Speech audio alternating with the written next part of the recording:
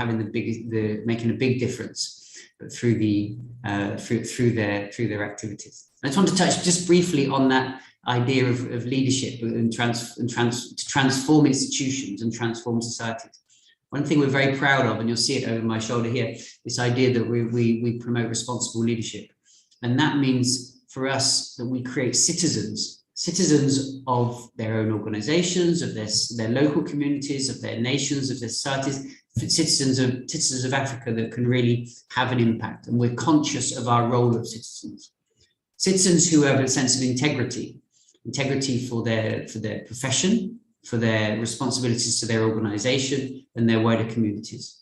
They're accountable for their actions, take responsibility, perhaps when they make mistakes, but also for ensuring that we put in place good solutions, good policies and practices. But finally, and I think most importantly for me, the idea of stewardship. We're stewards of the things that we're responsible for today. I feel myself to be steward of the business school in terms of taking it to and handing it on to the next generation of academics and leaders. But our alumni around the continent are stewards of their respective organizations, of their communities and of their ecosystem, improving them and handing on in a better state to the next generation. And that way, I think we can achieve advances towards the Sustainable Development Goals, advances towards Agenda 2063, and really make a difference as a community. So once again, I'm really so proud to welcome you today to this summit, celebrating the vision of our colleagues 20 years ago to say, well, this is what we need to be doing as a business school, and this is what we need to be doing to shape the continental agenda, national agendas, local agendas. And I think there's immense pride as an academic to share the same space of those people, many of whom that you will have seen in your classes, and many of whom you'll see speak today in the events of the day. It's a testament to the vision of those colleagues that set this up. It's also a testament to you, our alumni, that are having that impact across the continent, the alumni that help us shape and continue to improve our programs, and the alumni that continue to promote our research and advocacy. So once again, have a wonderful event. I'll leave you in the capable hands of Reem and Natabi Singh for the rest of the day. Thank you so much. Thank you so much, Prof. Smith. I think let's give him a virtual round of applause for that. And thank you so much for those warm and welcoming remarks from the director of the business school at Stellenbosch. Colleagues, I want to concur with Prof. Smith to say that it takes one idea to change the world. And 20 years ago, academics gathered together at the business school to decide that there was a gap in the education market, and particularly on the issue of development finance, on how to teach that. And they collaborated and created this program. And we'll hear a little bit more about that today from those who were at the very beginning. And I'm excited because it means 20 years from now, some of the ideas that many of you here have, if you implement them, you don't know what you could have an impact on across the divide in Africa and in other parts of the globe, specifically when using some of the ideas that you've generated and the knowledge you've generated just from your research and some of the ideas that you've been able to gather as you have been an alumni of development finance. Let me not take long. Let me allow the introduction of our next speaker, the current program head of the development finance faculty. That's Professor Iwan Vermeuster. And he's a professor of development finance at the business school, and he currently heads up the development finance programs. His current research is focused on interdisciplinary projects on natural resources, rural development, and finance. He includes understanding interrelationships between access to energy, food production, and the governance of common resources. He's currently leading a Global Challenges Research Fund project on land and soil degradation in Ethiopia, which aims to improve how land conservation measures are designed to benefit local communities and increase safeguarding of soil conservation. In his recent years, he's been involved in a range of research areas. These have been funded by the UK Research Council, and they are interdisciplinary projects on sub-Saharan Africa involving partners from Ethiopia, Uganda, and Uganda. His last 20 years have been spent as a full-time faculty at Aberdeen And within the business school there, he was the deputy head of the school and the director of research and school director of resources. He's a senior fellow of the Higher Education Academy and the first director of the school's MSc in petroleum, energy, economics, and finance. Let's give a warm welcome to Prof. Ian Vermester. Thank you very much for that wholesome introduction. And just like Mark, I'd just first like to say that it's a privilege to stand here and welcome you, representing the faculty over that 20 years, all those current and former colleagues who were from back in line. You're going to see Prof. Azikona in a minute, but also the back, my predecessor, my immediate predecessor, and then Prof. Graham, and then Prof. Ajasi, and then further back from that.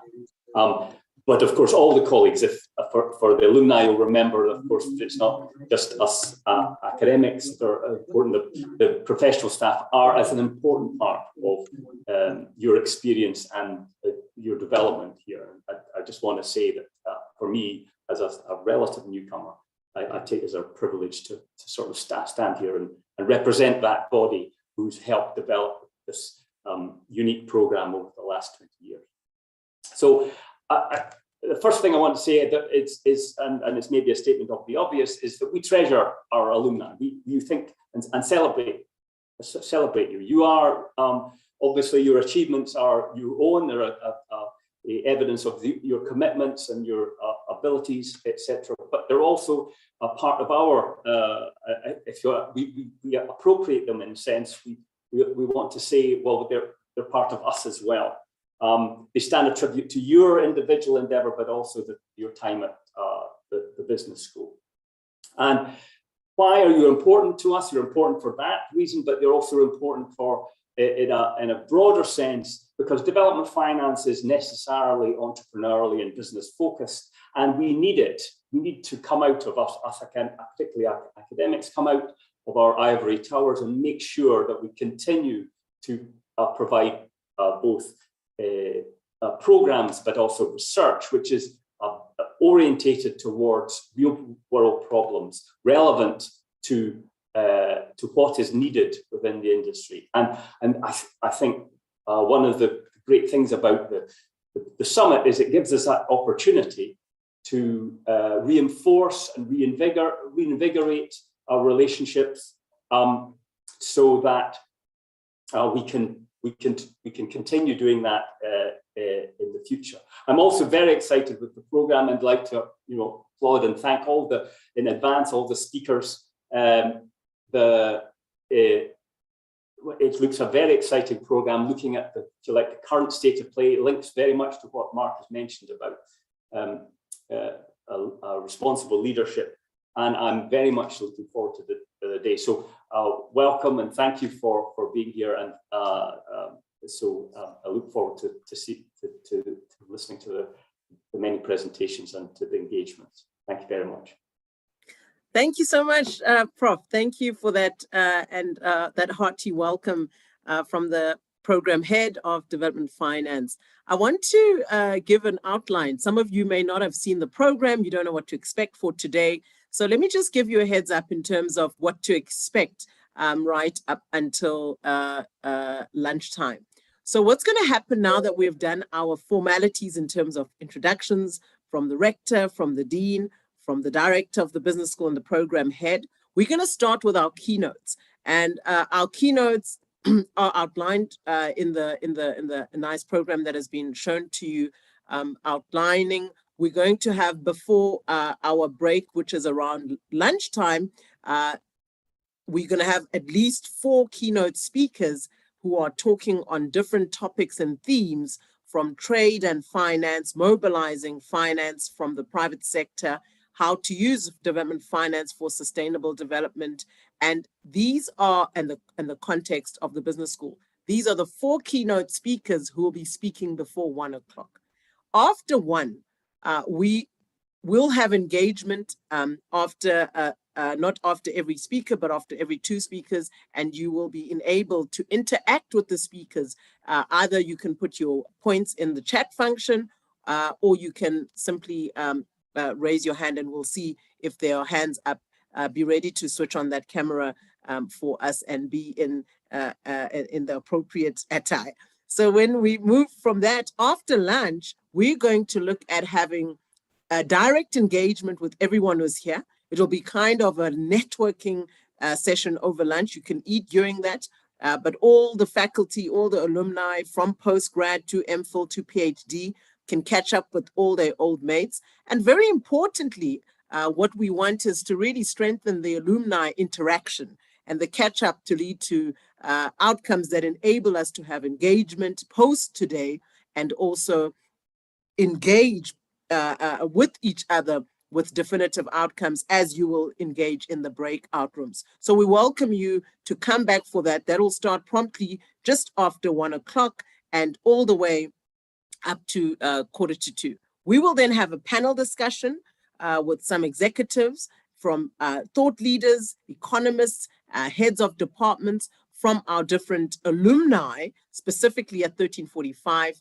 And after that, we have breakout sessions and we close the day with the final keynote at exactly 15:45 with a global speaker. So I just wanted to give you that round up and we will finish just before 5 o'clock today. So please be comfortable where you are and don't leave us. If you need to pop out, come back because we will be having you throughout the day right up until 5 o'clock today. So I just want to give you that outline in terms of what to expect. As I introduce our first keynote speaker, he's well known to many of you and our IT has put up the keynote for today. And you will know Professor Meshack Aziakpono, who is our next speaker. He's going to be providing us the context and the history of the last 20 years of the development finance at the business school. And I want to properly introduce Prof. Meshack, who is currently a professor in development finance and economics. Until March 2022, he was the head of the development finance program at the business school. Prior to joining the business school, he was associate professor of economics and the coordinator of the master's program in financial markets in the Department of Economics and Economic History at Rhodes University, South Africa. Prof. Aziakpono has been a consultant, among others, to the OECD Center, the World Bank, and the African Economic Research Consortium. He's been a visiting scholar to the International Monetary Fund in Washington, D.C. and INSEAD in Singapore. He obtained his PhD degree in economics from the University of the Free State, Bloemfontein in South Africa. His PhD thesis is titled The Depth of Financial Integration and Its Effects on Financial Development and Economic Performance of the Southern African Customs Union countries. It won the Founders Medal for the best PhD dissertation in economics in South Africa. He has vast experience in teaching, research, consulting, and postgraduate research supervision, and he is an NRF-rated researcher. I welcome onto the stage Prof. Meshack.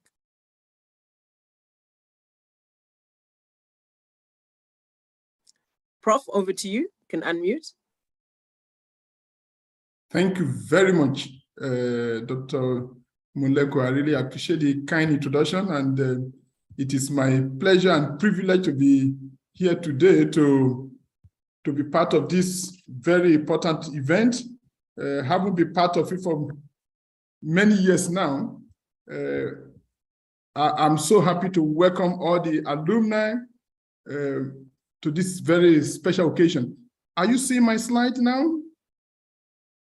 Yes, we can. Are you seeing the right one, or I should change it to the, is it in the right position? Are you seeing the full screen? You can swap presenter view. Good. Is it okay now? Yes, it's okay, Prof. Thank you very much. All right. So what I'm going to talk about today is a brief history of the development finance at USB.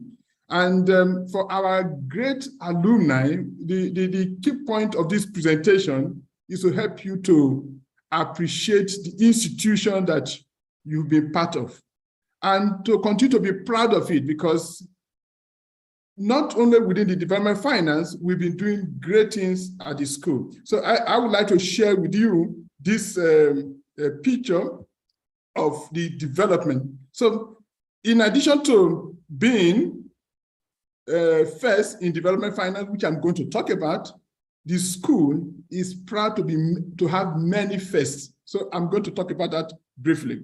And I'm also going to talk about the first when it relates to programs that we have in the school, not just the development finance. And then I will zoom on the development finance and to also highlight why is it that we need to focus on development finance education and training, which we led. And I will end with looking forward. What are we going to do in the future? Now, talking about Stellenbosch Business School. Like I said, it is a school with many firsts, and I'm going to talk first on the accreditations and the ranking. So the school, as many of you are aware, was established in 1964. And then as a school in 2000, it was the first business school in Africa to have EQUIS accreditation. Then in 2002, we have the international accreditation by the AMBA. It was the first in South Africa. In 2004, we had the full accreditation by the higher education department in South Africa. In 2005, from then on, we'll be receiving the Diamond Arrow Awards as the #1 business school in South Africa. That is a great achievement. So when you look at all the business schools in South Africa to be consistently receiving the Diamond Arrow Award by the PMR Africa as the best #1 business school in most of the time is an achievement. Then the accreditation for the EQUIS was reconfirmed again in 2006. And then our PhD program was accredited by Ndamba in 2006. And since 2007, Stellenbosch Business School was ranked as a 5-PALM business school, which makes Stellenbosch Business School among the top 3 business schools in Africa from then till now. And in 2012, we became the first business school of African origin to have the AACSB accreditation. With EQUIS, AMBA, and AACSB, we become the 3-crown business school.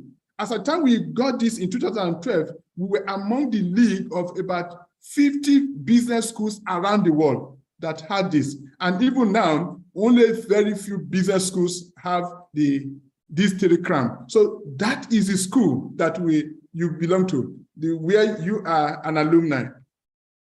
Now, coming to program development, one of the things that differentiates us from many business schools around the world or in Africa is that we are always taking the lead in innovating new programs.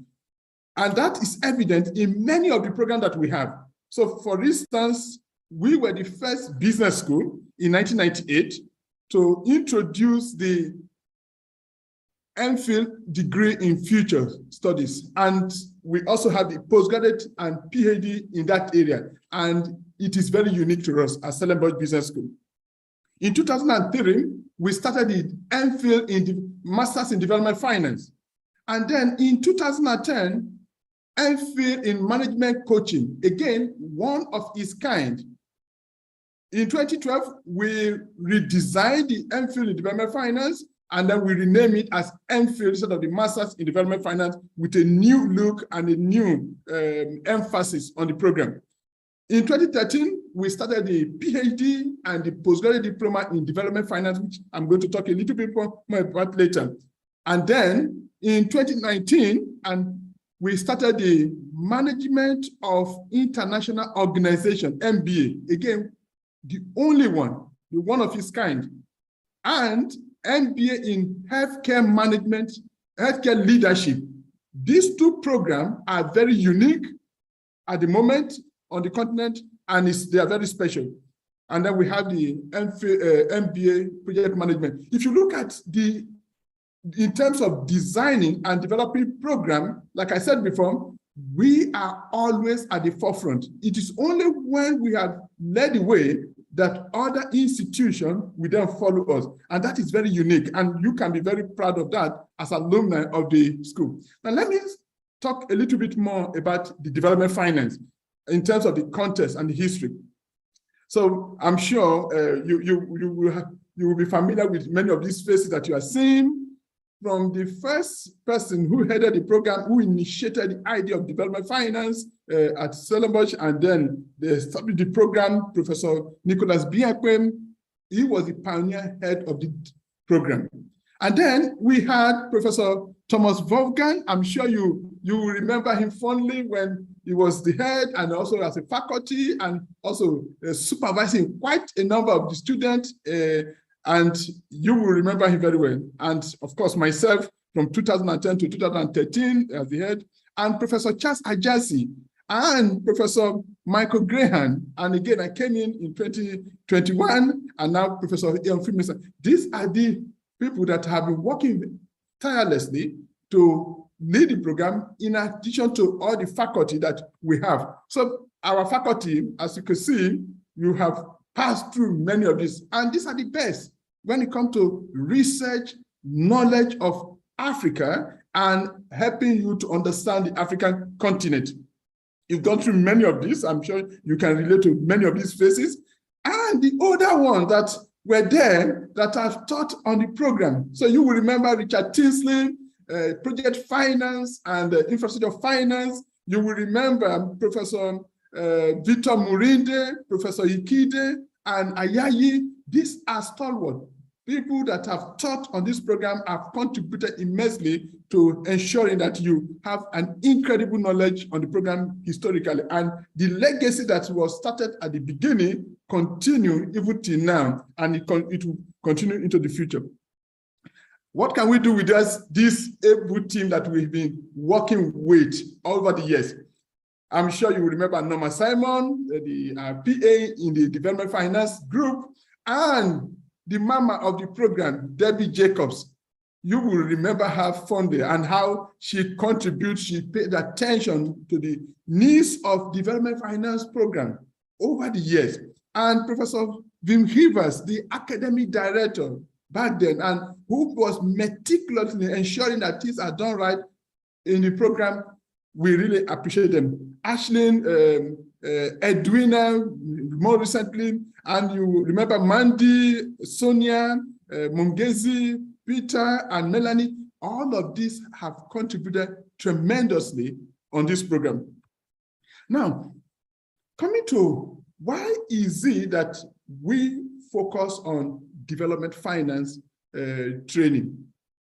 As Professor Mark have mentioned, Mark Smith has mentioned, the director, and the director has also mentioned, the need for training in development finance is very, very sacrosanct. While if you think in terms of achieving the sustainable development goal and the development goals in terms of eradicating poverty, hunger, affordable, clean energy, and many of the development needs that exist on the African continent, two things are required. One, we need vast amount of financing resources that need to be mobilized, that need to be managed, mobilized, and managed effectively in addressing these needs. Secondly, we need to provide finance to many segments of the society that has been neglected for too long. So these two elements will be so necessary to ensure that these sustainable development goals are achieved. Talking in terms of financing and mobilizing this financing, it could be from the public sector, it could be from private sector, whether domestic or international. And all this vast array of sources of financing that are needed need to be well mobilized and managed effectively in addressing the needs of Africa. The challenge is the capacity on the continent to manage to address this need has been very limited. And this is where the need for training becomes very important. The second part of this need has to do with the financing. So if we mobilize resources, the available resources, the question is, how do you provide this financing? If you think in terms of the emphasis, in terms of financing that has been put on over the years in Africa, emphasis has been put on those that have low risk and where there is a high cost recovery. And that is where the traditional banks, the bond market, the trust for a private equity has been focusing on. But where what we call the missing middle has been neglected for so long. This is also very important when it comes to education. Most of the finance training, economics training has often targeted this space of the market. Whereas this missing middle, where there is market failure, has been neglected in terms of academic offering and program over the years. And when we think in terms of the significance of this space, when we talk of the small, medium, micro enterprises that constitute over 90% to 98% of registered businesses in most countries in Africa. And when we talk in terms of the vast infrastructure need in Africa that need to be financed, and when we talk in terms of the vast smallholder farmers, the agri sector that need to be financed, and the first generation enterprises, youth enterprises, to ensure that there is a job for youth in Africa. To think that this space has been neglected when it comes to providing finance means that attention needs to be given to that place. Like I said before, unfortunately, most academic offerings have neglected this. And this is why we deem it necessary to develop this program to address this particular need on the continent. And when we talk in terms of the program, in terms of what is unique to us, so we will have seen some intervention that have come up prior to a time when we started the program in 2003 and continuously. One of the things that we observe is that when we think in terms of the training in this space around the world, or generally, the emphasis has been training of practitioner by practitioners. One key element that was missing is the critical understanding of the theories and the principles that underline the development finance practice. This is one thing that we thought we need to put a lot of emphasis on in our program, so that when you go through the program, you do not just go through the practical, the practice as it were, but you also need to understand the principle, the theory behind it. But in addition to that, we also felt that if you must understand development finance, given the fact that our emphasis is on Africa, you need to understand the context of development finance on the African continent. So the context of the sub-Saharan Africa became our key focus. So we are not particularly looking at development finance context globally. When we pull experiences and cases from the rest of the world, we do so to enhance our understanding of the situation on the continent, but the emphasis is on the African continent, such that when you finish or you are trained, you will be the best in terms of understanding the context of Africa, who would then be able to apply that knowledge as a third goal we have to the context of Africa specifically in evaluating, in formulating policy and implementing policy within the continent.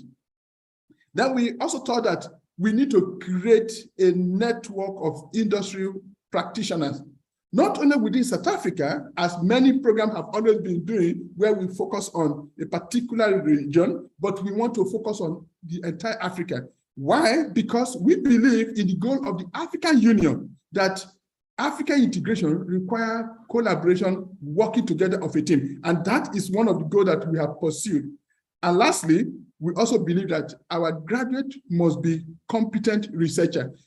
When we put this together, this stands out as a unique offering in terms of what we'll be delivering over the year. And we also emphasize the enterprise level. So we are not dealing with it in the broad macro level, but we want to look at it from a particular enterprise. So if you are in a government department, if you are in a development finance environment, if you are in a commercial bank environment, how do you implement what you are learning? That is the enterprise level, which we have been focusing on the program. Now, talking about the PhD, when we, after doing the master's program for some years, we realized that there was a need to introduce something differently, the PhD level. But why do we thought that was necessary? I remember in those days when we were trying to recruit academics, we advertised, we will hardly get any meaningful application. And we also realized that there is need for research and consulting at a very high level on the continent, those who will be able to take the lead in developing programs, in developing initiatives, intervention to finance, for financial interventions on the continent in the development finance space. How would you be able to build such capacity without a well-designed PhD program? Hence, we launched that PhD program with emphasis on third component. So we have advanced research techniques, advanced theory and practice of development finance, then advanced global development finance, which put together critical elements that are needed for research, for training, for consulting, that at a PhD level.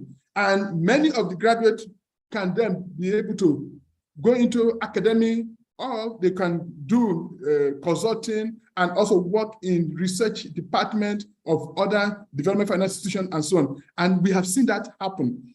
But with this approach that we have, it also has other benefits. I have shown you this picture because when you think in terms of many who do PhD program, even when they do it full-time, one of the challenges of PhD is the duration, how long people spend on the program before they finish. With the well-designed coursework and the well-designed structure of the program, what that has done over the years is to ensure that the duration of students on the program is very limited. You don't spend too many years. So when we started in 2013, the cohort of 2013 spent on average 3.6 years. The 2014 cohort spent 3.8 years. The cohort of 2015 spent 4.1 years. And then the 2017 cohort spent 3 years. This is the effort we have made. Because of this intervention, the structure of the program, students do not spend forever in doing a PhD program, which is a unique experience in terms of when you compare that with other PhD programs in the business school environment. In fact, in Africa, and where, especially when you deal with people that are also working as well as pursuing a PhD, this is a very important an achievement of the program, which is unique. In addition to that, the research has covered a variety of topics or critical issues that affect Africa from different countries, and topical issue, contemporary issue that are so important for the development of Africa. We've covered quite a number of them. Some of them are highlighted here. But very interestingly, is the publication research to demonstrate the impact of the quality of work that is being done. Between 2017 and 2021, over 40 research publications in very important top journals. Some of them are highlighted here, that the work that are done in this research by the PhD student have been published in, which is incredible in terms of output, in terms of the quality of publication that has come out of it. So I can tell you, you can be proud of the institution in terms of the development finance, the context, why we develop the programs, and where the program is going and the impact the program is having and it will continue to have. What about the MPhil in development finance, which has been the major one?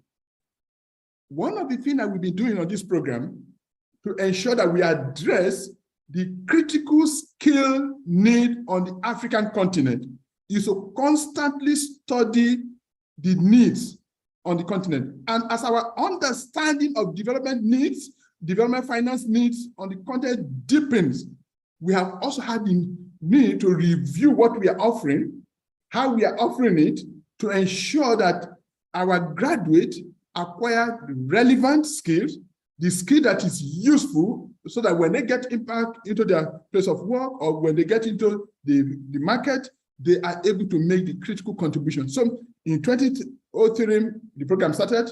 In 2012, we relaunched a redesign program. In 2020, we modified it.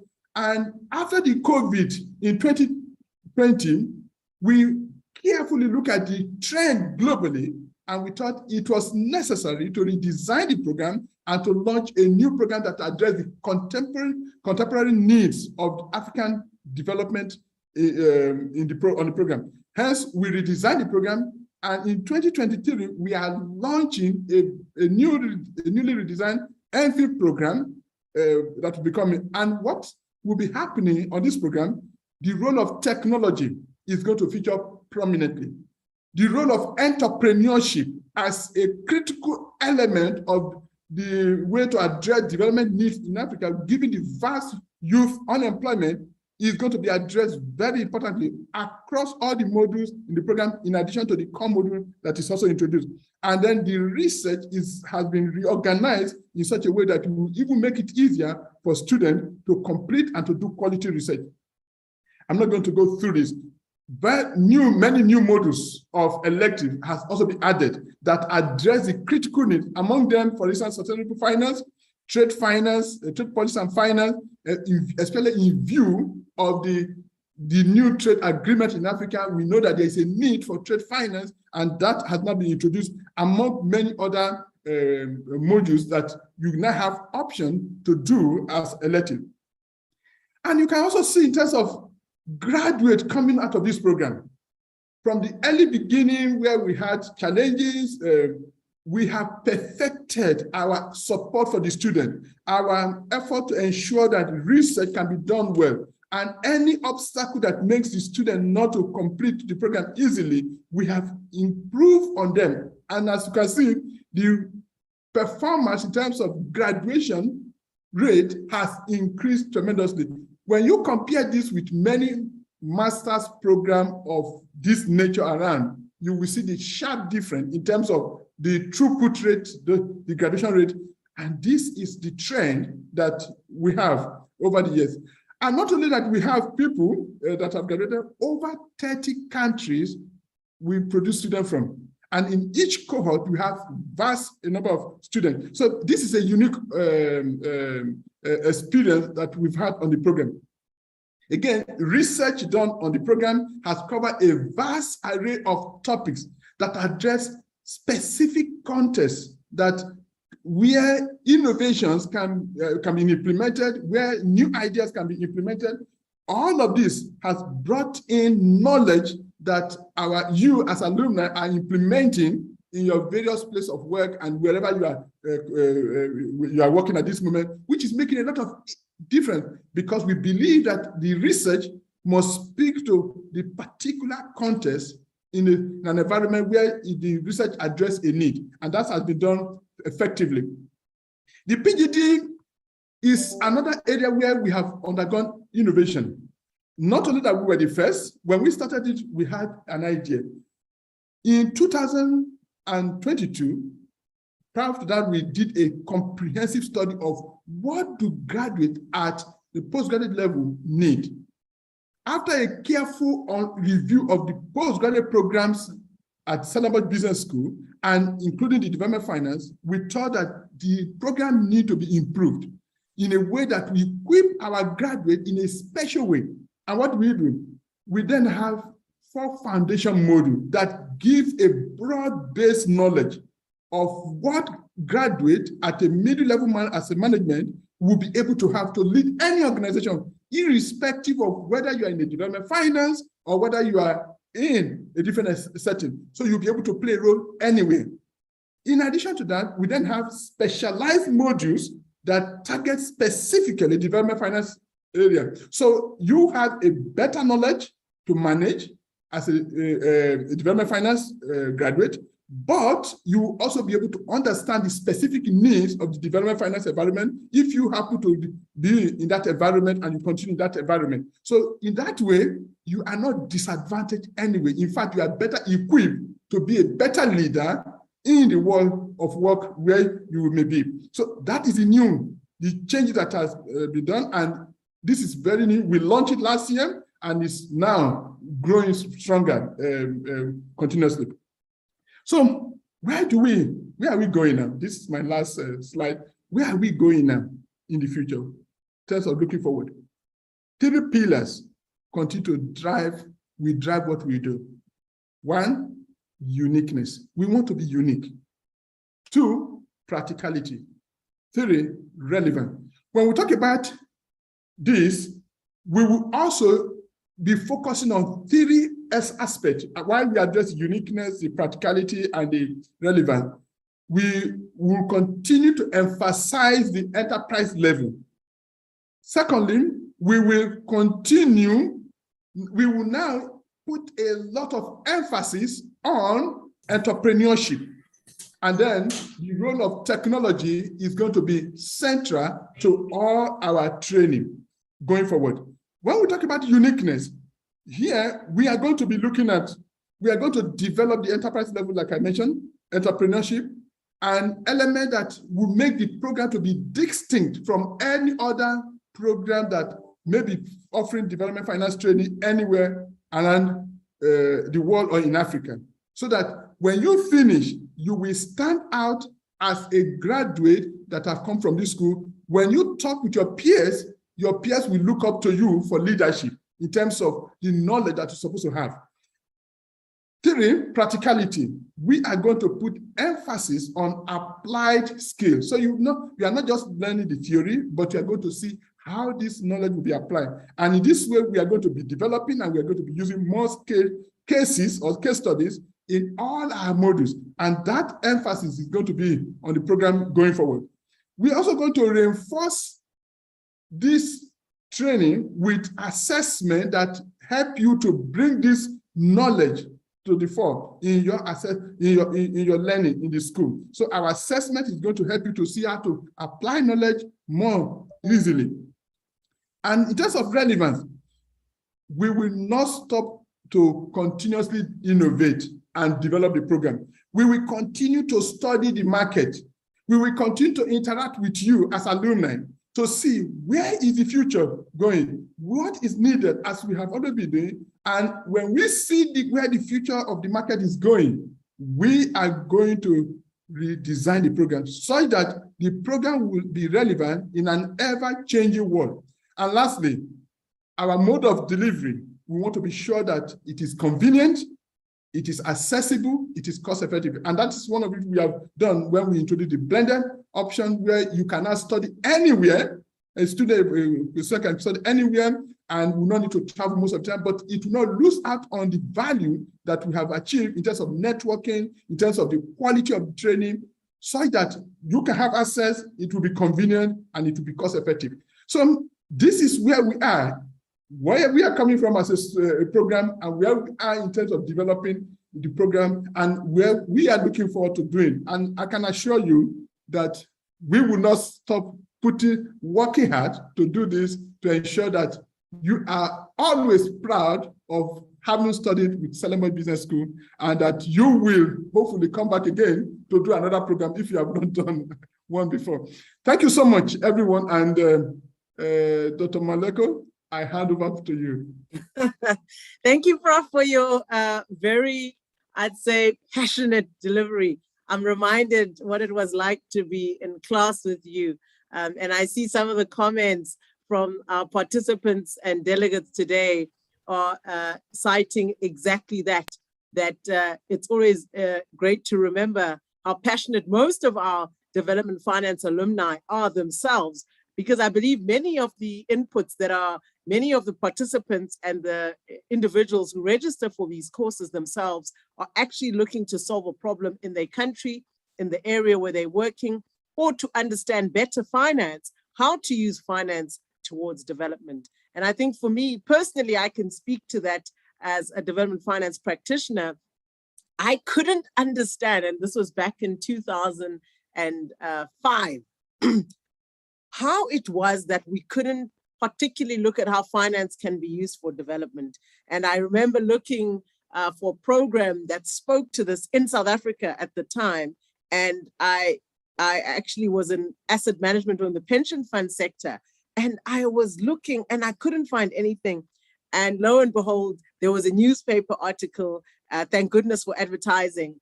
And it said Stellenbosch Business School. I'd never even known about Stellenbosch Business School that time. And then I saw development finance. And I looked at the program and I saw the courses, and it was like a light bulb moment came up for me. And I believe for many of us as well, who went through, whether it's the postgrad or the master's or the PhD program, but really it's been for me life-changing and about impact. And I think that's what is really special about the development finance program. I want to thank the Prof for that very inspiring submission, and also to please ask that the team make available his presentation to our participants today, because I think there's some serious nuggets there that we would like to look at after today, and maybe even consider some people may want to register for development finance programs post, given what has been presented today. So if Christelle and the team, Lizelle, could make that available to our participants, that would really be encouraging and important.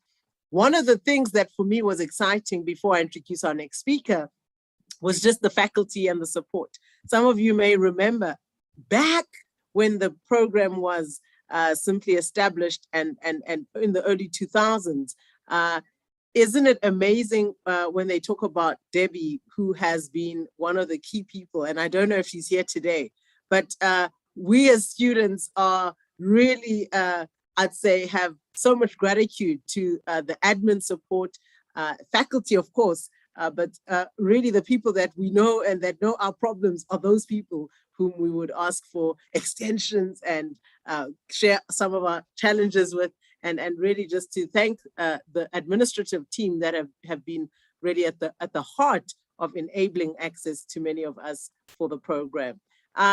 Without further ado, let us move to the next keynote. And the next speaker for our session today, who's going to talk a little bit on the African Center for Development Finance, is Dr. Elizabeth Nanzeri. As I introduced Dr. Elizabeth Nanzeri, she's the head of our Africa Center for Development Finance at the Business School and the inaugural World Bank AERC Visiting Scholar. She's been hosted by the World Bank's Office of the Chief Economist, African Region in Washington, D.C., USA. She's joined the Business School from University of Oxford, which she joined in 2016 as a postdoctoral Newton International Fellow. She holds a PhD in economics from the University of Cape Town and a Master's of Arts in Economic Policy and Planning from Makerere University. She's a development economist, and her research focuses on financial sector development, financial inclusion for firms and households, remittances, agricultural policy, and finance for Africa. Previously, Dr. Nanzeri served as the CEO of South Africa's Savings Institute, coordinating financial sector policy practitioners, research houses, and civil society on savings in South Africa. She's also the director of the Association for the Advancement of African Women Economists in South Africa. Born in Uganda, mother of 2 boys, Elizabeth has lived mainly in the US and Europe and has transversed for more than 20 countries in Africa and Latin America. Without further ado, Dr. Nanzeri, over to you.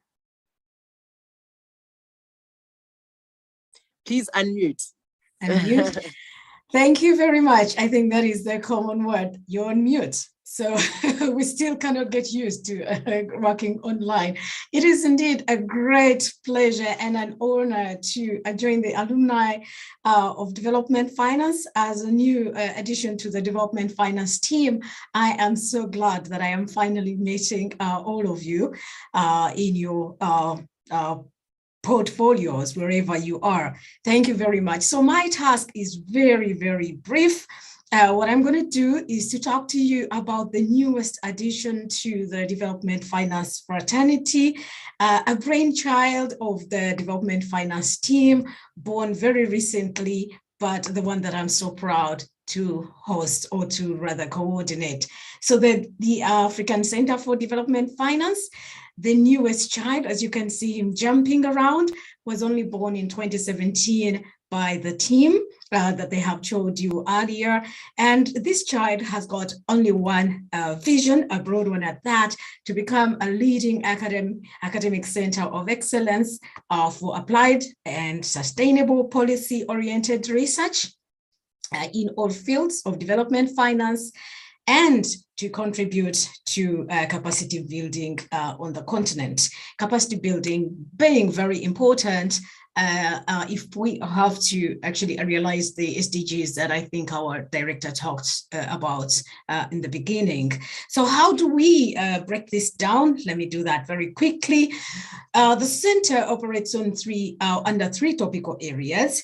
One is going to be the development finance in its entirety, all your financial requirements for development purposes. You have seen a lot of modules that speak to finance. You're talking about trade finance, infrastructural finance, project finance, there is house finance, all that we need to realize or achieve those development sustainable development goals. And the second topical area is inclusive finance, issues in banking. I'm sure you can all recall that that module. That is where we indeed look at inclusive finance or financial inclusion, those of you that attend the summer school or the summer term. This is a topical area that the center focuses on. The third topical area is financial markets development. This is very critical, given that now we're talking about the continental free trade arrangement, which is going to require that at least our financial markets work.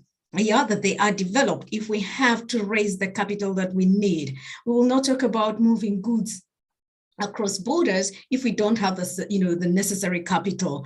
We cannot continue going down the route or the rabbit hole of debt and accumulating debt. We can indeed mobilize our own resources. However, we need the infrastructure, and financial markets being one of them. So how do we operationalize all of this? How can you get involved with us? How can you work with the center? The center was, in essence, created so that everything that we cannot offer you through the program, because you only have a limited time with us, we can do through the center. Let me show you how you can get involved with us. We have three functional areas. Please look closely and see how you can engage with us. First, under capacity building, we do host a lot of executive training programs. You can reach out to us, the center, and we will train your staff, we'll train your employees, we'll train all you people, you workers, the practitioners that you have. We do have workshops specifically, targeted towards a certain group of people, subgroups, a particular subject, a particular topic of interest to you. You can reach out to the center and this will be done for you. We also envisage hosting a doctoral and postdoctoral positions. At the moment, we are about to open a few of them. So there we are, continuing on the capacity building that you get or you cannot get through the program itself. We also engage in applied research, which is either commissioned or collaborative. And again, this is where you can engage with us through your units, wherever you are. We love you, the alumni, because you are indeed in our development finance ecosystem. So engage with us for applied research. All those topics that you were so passionate about and you were not able to accomplish in those 6 months that you undertook your research assignment. And these can actually be picked up on a larger scale, and we really get to the bottom of what it is that you want to address. And finally, knowledge dissemination. We are helping to launch our working paper series. Professor talked about a lot of output, research output. We don't want this research output to sit in the library only, because it's really pertinent. It informs policy. So we want to put it out in working paper series type, and will generate policy briefs that at least policymakers can reach out to, tap into, and make use of the knowledge that you have generated. The recommendations, because we ask each one of you to come up with policy recommendations. So converting your work into at least some small policy briefs would be a good platform. And as part of knowledge dissemination, we have webinars and conferences, and I'm proud to alert you to the Development Finance Forum, which we just had last year. So that too was launched in 2020, taking advantage of COVID.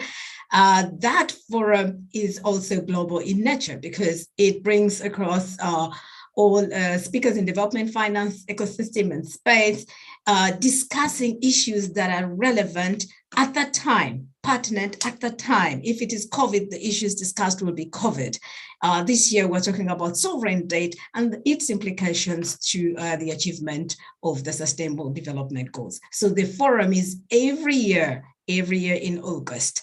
Blogs, this is where we're calling up upon you, our alumni. You have a lot of writing skills that you have accumulated writing skills from us and elsewhere. You're closer to society, to the happenings in this world, probably than we are. How about we start blogging? Blog with us on the African Center for Development Finance. We got space for that. What does our network look like? Of course, everybody's involved. The alumni are everywhere. You are all in these crystals that you see here.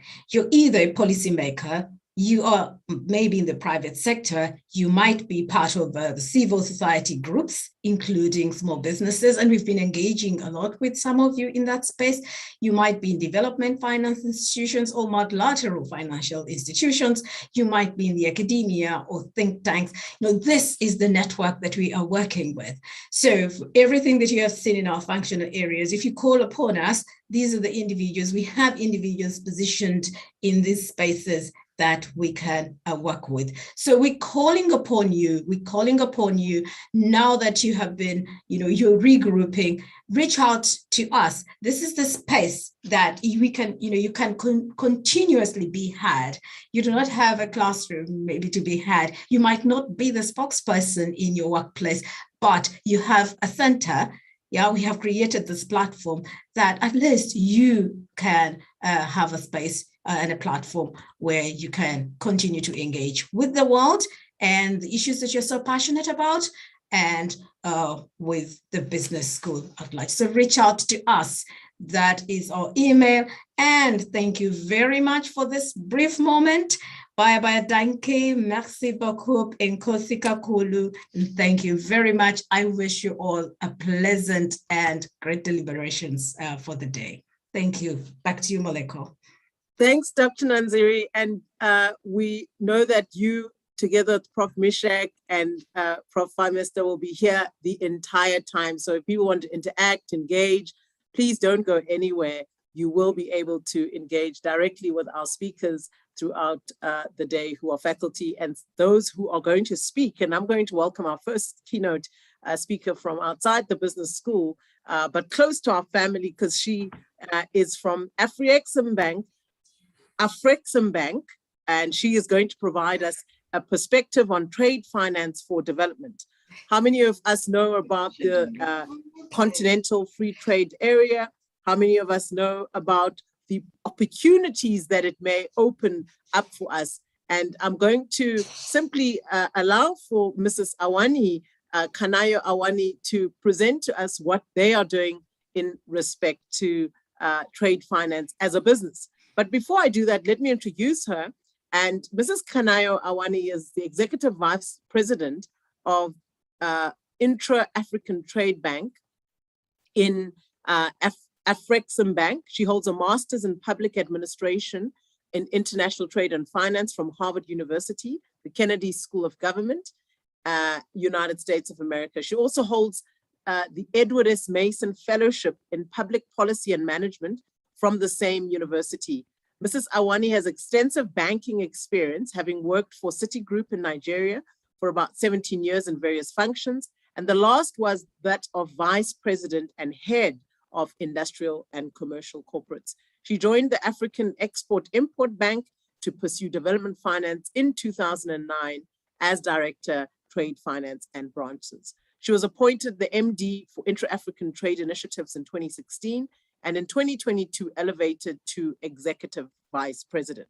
She leads the bank's efforts in implementing its intra-Africa trade and industrialization strategies in support of ACFTA.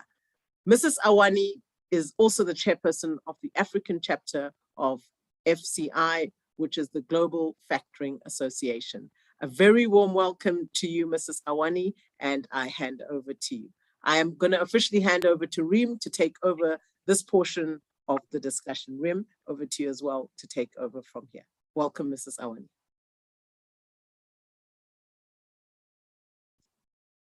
Do I go ahead?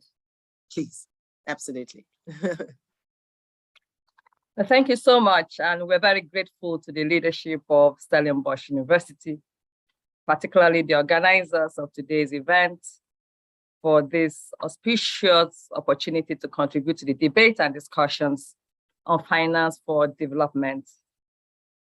I'm also, many of you will have noticed that I'm replacing my colleague, Mr. Dennis Danya today. He had to go for an urgent appointment. But let me state here that the relationship between Afreximbank and Stellenbosch, this premier university, is becoming stronger and stronger. One of your faculty members earlier mentioned by Professor Aziapono, and that is Professor Charles Ajasi, recently concluded a successful full-year sabbatical with Afreximbank. And this has culminated in a major project to develop a framework for capturing and reporting African direct investments, what we choose to call ADI. The project is of immense consequence in measuring the size of cross-border investments and formulating policies to boost this investment in the context of deepening African integration. The project and other ongoing discussions will further strengthen the code of standards that bind our two institutions.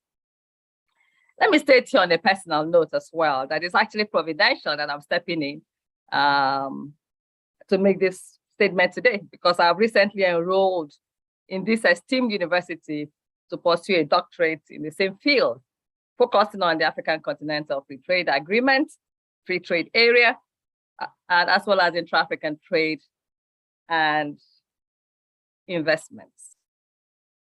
So distinguished ladies and gentlemen, so the connection between finance and development is a subject that has occupied the attention of finance and development economists since the early 1900s. Integral to the finance and development nexus is the role of international trade finance. For instance, the World Bank explained that aside from the trade contractions in the 1930s caused by protectionism and other trade restrictive measures implemented during the Great Depression, major trade disruptions and contractions have coincided with major financial crises. The global financial crisis of 2009 led to a 12% contraction in the world trade. So the importance of international finance to global trade stems from the fact that 80% of all trade requires some form of financing, implying an estimated global trade finance market of about $14 trillion US. In Africa, with the total trade at about $1 trillion US, the potential trade finance market could be as high as $800 billion US. However, the African Development Bank in 2012 estimated the continent's trade finance gap at over $110 billion US per annum. A finding reaffirmed in a more recent, I think 2020 trade finance survey jointly conducted by Afreximbank, United Nations Economic Commission for Africa, UNECA, and the African Development Bank. While we all agree that trade finance impacts development, that may be misleading when taken holistically without considering its underlying trade. For instance, the impact could depend on whether a bank is financing imports or finished or intermediate goods, or whether it is supporting exports of commodities or supporting exports of value-added or manufactured goods. traditional trade finance provided by commercial banks is mostly of the plain vanilla type, with very minimal performance and credit risks. In Africa, commercial bank will typically provide trade finance for commodity exports and then for imports of manufactured goods because of the involvement of globally reputable trading companies such as Olam, such as Trafigura, and others who are assumed to possess better credit risk. Industrial intermediate goods and capital goods receive minimal support. So do exports of value-added goods, due in part to market uncertainties associated with access to global markets for African value-added exports. International finance is channeled to support in export of commodities and import of value-added goods. While presenting less risk, while it presents less risk to the lender, it may then generate economic growth in the short term. But for sure, it does retard long-term economic development.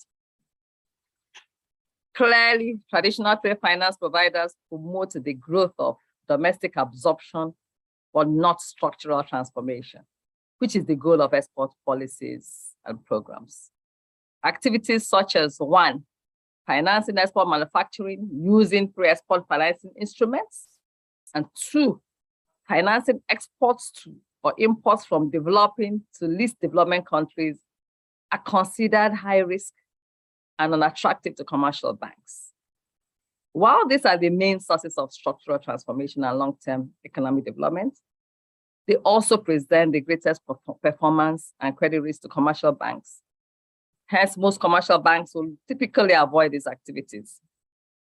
Evidently, in the late 800s and early 1900s, developed countries needed to find new markets for their products to sustain the ongoing industrial revolution. At the time, Soviet Union was a significantly larger market, but was considered high risk. Commercial banks will not support exports to the Soviet Union and other developing markets. Export credit agencies, including export finance, export credit insurance, export credit guarantees, and Exim banks emerged as instruments to catalyze the growth of industrial exports. ECAs were principally designed to undertake export promotion by providing financing or risk protections via credit insurance or credit guarantees to corporates or commercial banks to enable them to expand export manufacturing and enhance access to markets that were generally considered high risk. Most scholars and policymakers have attributed the growth of manufacturing industries in the developed world and a few developing countries to the strategic role of export credit agencies. The most conspicuous is the role played by Chinese ECAs, China Exim Bank, and China Exports and Credit Insurance Corporations, also called Sinosure, the country's trade and guarantee agency, trade insurance and guarantee agency, in lifting China to become the largest trading economy across the world. China Exim Bank was, for instance, the global China Exim Bank was, for instance, the principal institution that implemented the Chinese government's Going Global policy, which has made it the single largest trading partner to developing countries. It is thus not surprising that the rise of China to become the largest trading economy coincided with the emergence of China Exim Bank as the largest provider of export finance globally. While the national ECAs created in Africa in the 1970s and 1980s have not been very successful, the Afro-Exim Bank initiative has proven to be the most consequential project undertaken by African governments. The bank was created in 1993 as Africa's response to the global financial and economic crisis of the mid-1980s to facilitate and promote intra and extra-African trade. Afrexim Bank is a market failure bank. As Africa's foremost ECA, Afrexim Bank promotes the expansion, diversification, and development of African trade. Since its establishment, Afrexim Bank has actively promoted the expansion of African trade through various tools and initiatives, including improving access of commercial banks to trade finance, availing letters of credit confirmation facilities, especially filling the void created by the recent mass exodus of international banks from Africa, as well as de-risking the trade and investment financing activities of African commercial banks and their corporates. So on that particular point of supporting commercial banks and financial services sectors, over the last 2 decades, the bank has approved $71 billion in favor of African financial institutions specifically, which enable them to finance African trade and investment. Again, in line with its trade facilitation role, Afrexim Bank has equally been at the vanguard of promoting trade development and market diversification. 2 principal functions of ECAs that constitute the base of structural transformation. In terms of trade diversification, the bank is a principal supporter of the African Continental Free Trade Agreement implementation. In addition to supporting the operations of the AFCFTA Secretariat and negotiations of key protocols, Afrexim Bank has created a number of flagship programs to facilitate trading under the Free Trade Agreement. For instance, it has created an African Trade Gateway, a digital ecosystem comprising of a Pan-African payments and settlement system that enables cross-border payments in African countries. A buyer and seller can trade with each other in Africa, in their own national currencies. The African Trade Gateway, or ATG as we call it, also includes a customer due diligence platform we call MANSA platform. It facilitates the conduct of KYC and customer due diligences at least cost as a way of improving customer and investor confidence. We also introduced under the same gateway an AI, artificial intelligence-enabled trade information portal and trade regulations portal that enhances access to trade and investment information that helps predict supply chains and harmonize and ease the search costs of all trade and investment regulations. Needless to say that in support of the AFCFTA, the bank also introduced the landmark Intra-African Trade Fair, which has helped to support and break down the barriers of access to trade and market information, one of the key inhibitors to intra-African trade. Furthermore, Afrexim Bank was mandated by the African Union to support the establishment of an $8 billion AFCFTA adjustment fund to compensate countries for revenue losses due to the tariff removal and help them adjust smoothly to the implementation of the AFCFTA. That the facility, the adjustment fund, will also support the private sector to retool and expand their productive capacities, such as trade and trading in Africa can be expanded. The bank has approved $1 billion to support the fund. Aside from all this, the bank is also promoting the emergence of a facilitative environment to financing trade enabling infrastructure. We are working with strategic partners to identify the gaps in intra-regional trade carrying infrastructure and mobilize resources to close those gaps. We recently conducted a study on trade carrying infrastructure gap in the Southern African Development Community, SADC, and proposed priority investments to fill these gaps and are helping to mobilize funds for those. The bank is also assisting various African countries to build, refurbish, and expand their ports, seaports, and airports. We're very active in mobility as well, the structure that links African countries, as well as upgrading border posts to improve their preparedness for AFCFTA-linked cross-border trade. Afreximbank is equally focused on supporting the structural transformation of Africa's production and exports in higher value-added and manufactured exports through directly financing the creation of manufacturing facilities, imports of equipment or technologies, as well as provision of working capital for procurement of raw materials. There is no doubt that the abundance of natural resources in Africa, growing labor force and rising middle class create opportunities for supporting agro-processing and light manufacturing industries, as well as the service sector. We have the conviction that industrial development and export diversification can reduce overdependence on raw commodity exports. It can improve the quality of manufactured products and value exports, reduce volatility in foreign currency earnings, and support a balanced GDP growth while also creating jobs.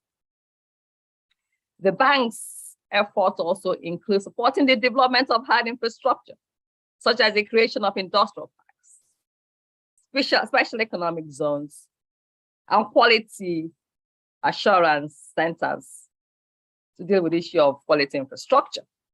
We're also addressing the soft infrastructural issues impacting industrialization and export development through advocating for conducive policy environments.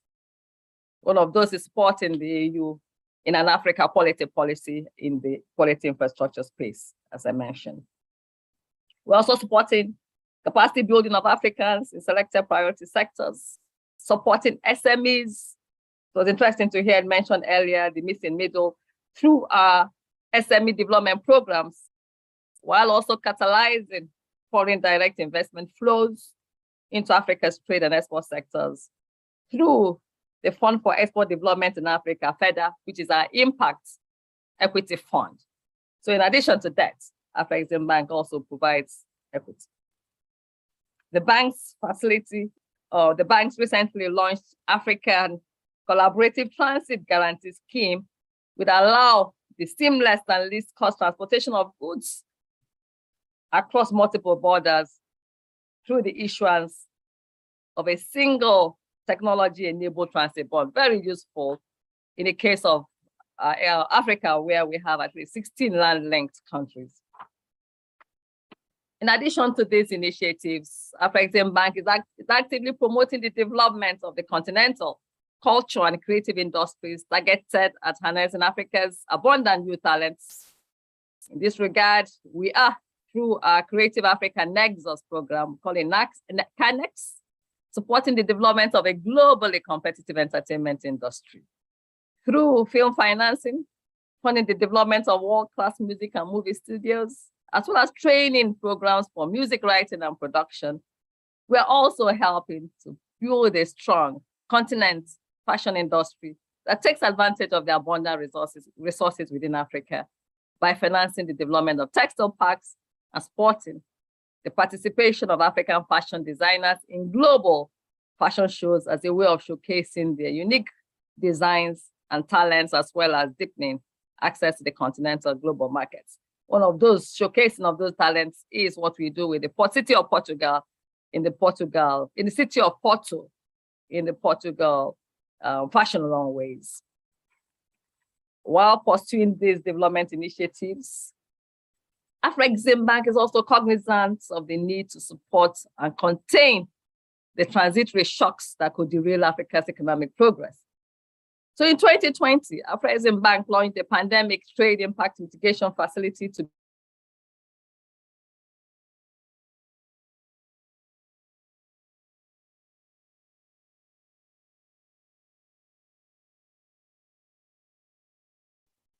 Mrs. Kanayo, I think you went on mute. I don't know where I stopped. Where did I go on mute?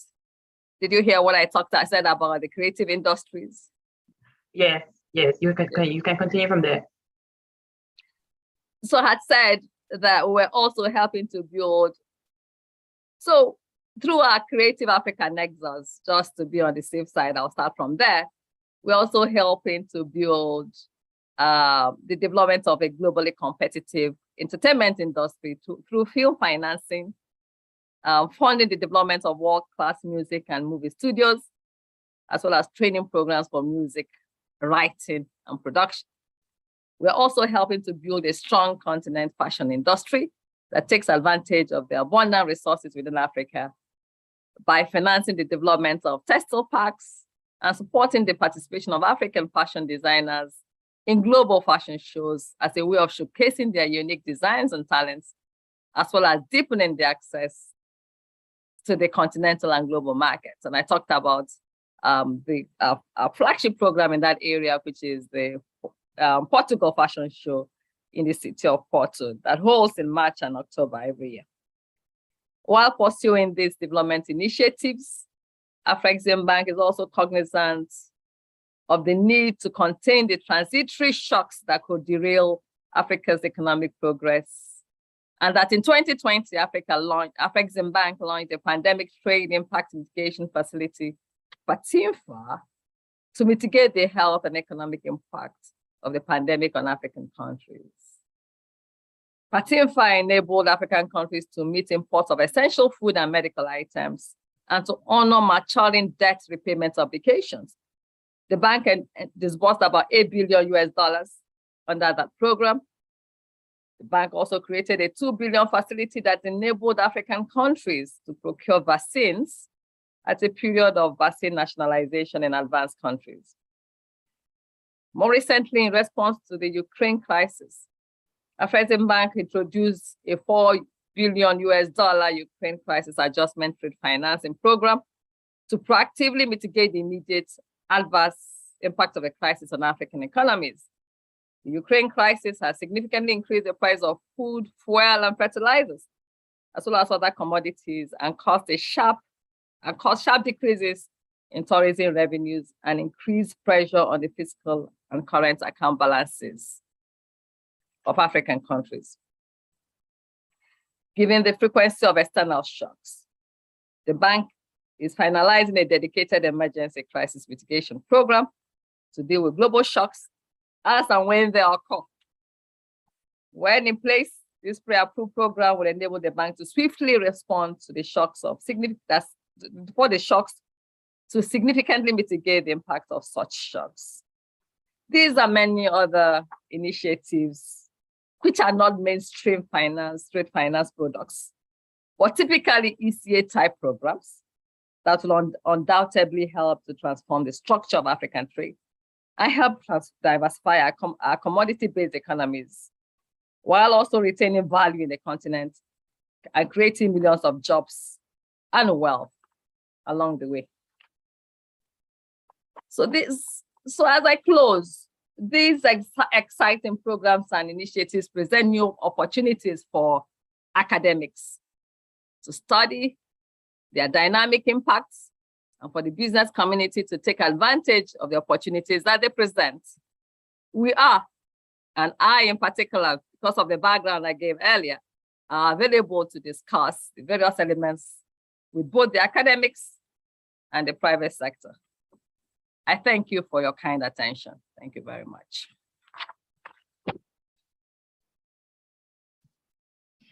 Ms. Kanayo, thank you so much for that. It's truly inspirational to see the evolution of institutions like Afrexim. I think what's been really coming out is actually the whole concept of evolution, the evolution of business schools, particularly Stellenbosch, the evolution of the private and the public sector and institutions like Afrexim. It's so great to see the practicality of what can be done for the development in Africa. And so great to see that there's so many opportunities in terms of synergies and partnerships between research and public and private sector as well. So thank you so much for that. And thank you to all of our speakers for the morning slot. I would like to open now the floor for the engagement. So if anyone from the audience has questions to any of the speakers, please feel free to put your hand up. I see there were a few comments shared, which I will also post to the speakers. But I'll give a few seconds. If anyone has any questions to the speakers, please put up your hand, kindly introduce yourself and pose your question, and who would you like to pose it to?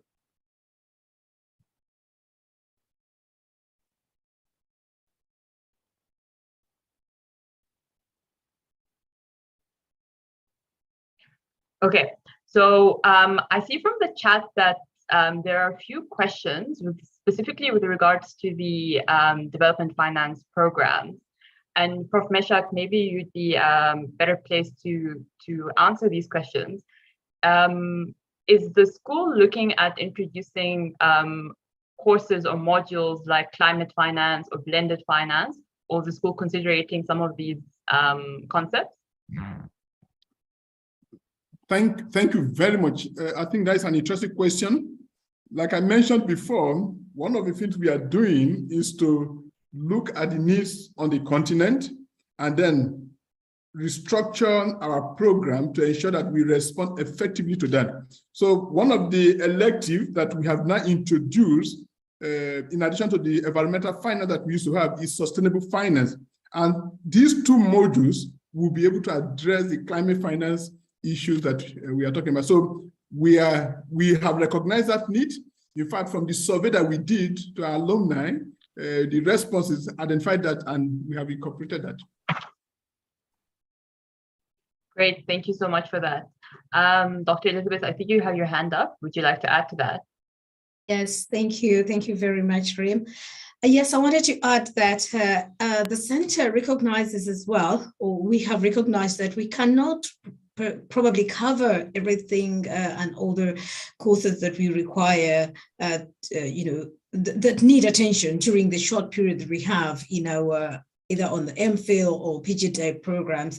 So part of what the center does are summer courses, and therein some of those short courses are covered. And this actually allows more participants in, from your workplaces, alumni over there. So within your, you can meet a diverse group of people, all interested in that aspect. So yes, we're looking at such modules as climate finance, disaster risk financing, all those short courses or modules that we would not otherwise be able to cover within the period of the programs, PGDAPE or MPhil. So just wanted to complement what Prof. Meshach is saying, that we do have another platform, and that is why the center was created to kind of fill the gap where the modules are not able to completely exhaust what the requirements are of the market. Thank you. Great, absolutely fantastic. It's so great to hear that there are various platforms where this can be offered. I saw a hand up from Sophia, and I was wondering if she'd still like to pose her question. No, thank you so much. It was in response to the doctor when he was mentioning that climate financing or blended financing was an elective or was embedded in as an elective. So, but after the previous speaker, where she highlighted that some of these courses will be embedded in the short course or summer schools, then I'm good to go, because sometimes out there we just want a refresher kind of courses so that it aids our implementations or our work that we are currently doing. So I was just suggesting that probably there must be made short courses so that it saves an immediate need and want just to boost their experience, and also some kind of on-learning course that assist them while they are carrying out their task at work. Thanks, and over. Thank you very much. Would you like to address this? Yeah, thank you. So let me mention that in addition to what I said before, and Dr. Nansiri mentioned in terms of short courses that we can develop and offer through the center, one of the things that many of the alumni chapters are doing is when they identify a critical need for training or a refresher course, they would invite us to tell us, in partnership with the chapter, to offer an alumni refresher masterclass that target that need. So what I will encourage you to do is to liaise with your alumni chapter. If you feel that this is something that that can be provided as a short-term intervention via the alumni chapter, that will also be a possibility. So experts will be brought in, whether within the camp, within the school, or in collaboration with others, to offer a few hours or half a day master class that will benefit the alumni. And sometimes we also open it to other participants, their friends, and their colleagues who can join such a session to benefit from the knowledge that will be shared. So that is another avenue that can offer it. But I will encourage that you liaise with the leadership of your alumni chapter to see whether we can work together to do such a training, specifically for your chapter. All right, no, thank you. Okay, so can I please call on Susiko? You have very interesting questions, very lengthy questions. So can I please call on you to pose the question?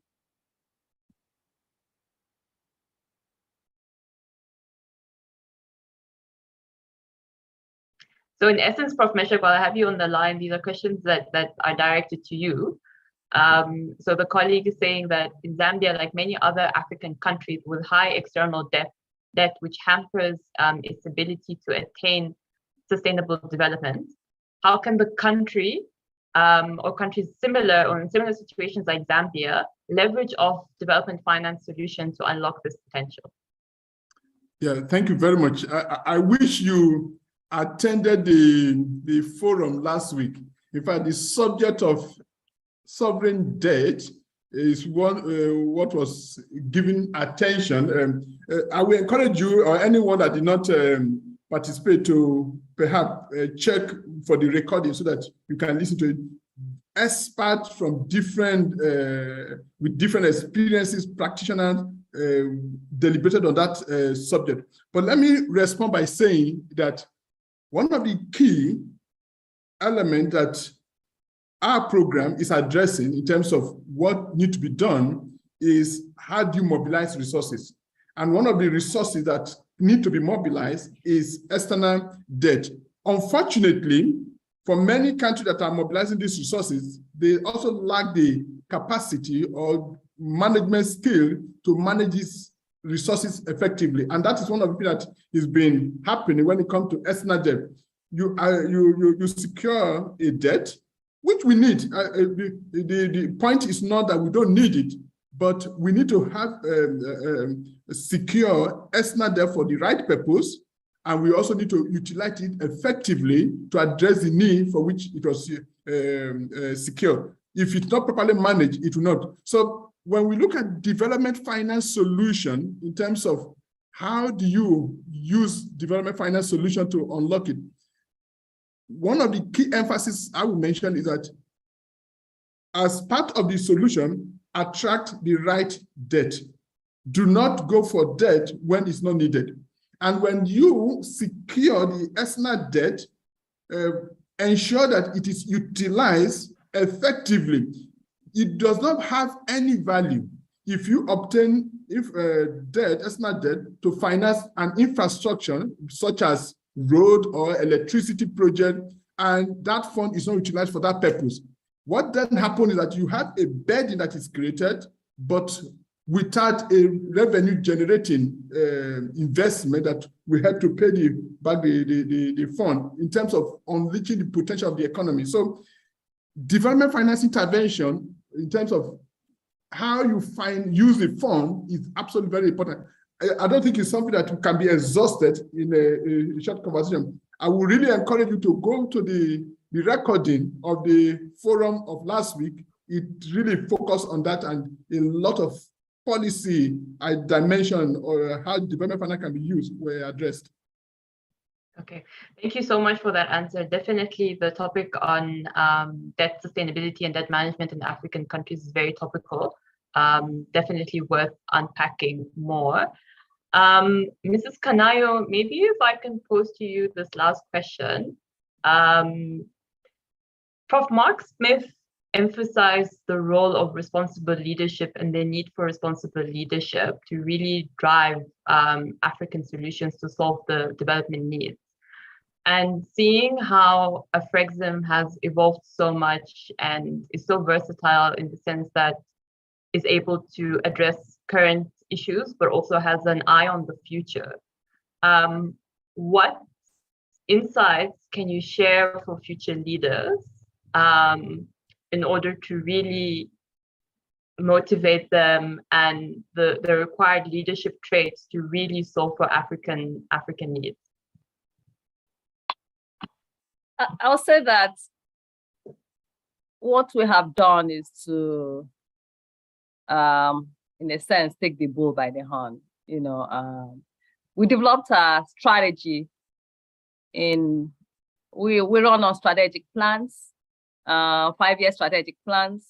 We're on a correct one we call Plan 6. The bank is 30 years old. We'll be 30 years old next year, actually. The previous plan we call Plan 5, Plan 5, we called it Impact 2020-21, Africa Transformed. We decided to challenge ourselves, you know, to say, what can we do to, in that strategic planning period, to ensure that we contribute to the transformation of the African continent. In, you know, and we always tell ourselves that if not us, who? You know, luckily we're a financial institution, so we do have certain backing owned by African governments largely, and as such, it becomes easier for us to gain access to African governments. It becomes easier for us to convene and you know, develop thought leadership as well. That strategy was hinged on 4 main pillars. And that, you know, one was to promote intra-African trade. We did say to ourselves that there will never be a shortage of markets for African commodities in their raw form. There will always be a market out there. We drew a correlation between deeply integrated economies, you know, and growth and prosperity and development. So you think about EU, you know, and then you think about, you know, the Americas, you know, as well as Asia.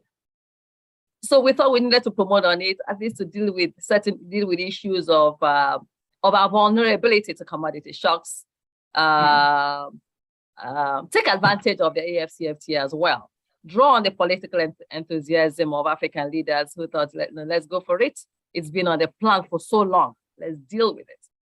And that's why they're thinking about Agenda 2063, the Africa we want. The Africa we want, one of the pledges was the AFCFTA. So we decided to, you know, to back that because we believed in it and we had done studies to support that promoting intra-African trade was going to be, you know, a key driver of success for the continent. Absolutely, absolutely. What's closely related to that is also, I know, you know, time is of the essence, is industrialization, because we know that today there are narrow supplies to go around the continent. You know, we cannot sell commodities to ourselves. We must industrialize. So the next important pillar of our strategy was industrialization. And then the third was to maintain our trade finance leadership, as well as to introduce alternative financing instruments to support trade finance or trade enabling infrastructure. Well, we did that. You know, I did mention in my speech that African international banks were exiting. There's a flight of capital. Every time there's a problem somewhere, you know, we bear the brunt. So we decided to introduce other finance, other instruments, you know, alternative, focusing on driving things like factoring and forfeiting on the continent as well. And finally, we knew that we needed to be sustainable, financial sustainability, yes. And the financial performance was key for us. And in this current strategy we call Plan 6, we decided to also extend to consolidate on those. And that's Absolutely. What I can say to us, that it was just a can-do spirit, you know, apply ourselves to say that, you know what, you know, let's go for it, let's just do it. And I think that's what's gotten us here. Thank you so much. And on that note of the can-do spirit, I'd like to thank everyone for their interactiveness during the first session. I think now we'll be going into a short break and a video on the campus tour. So can I ask the technical team if the video is ready?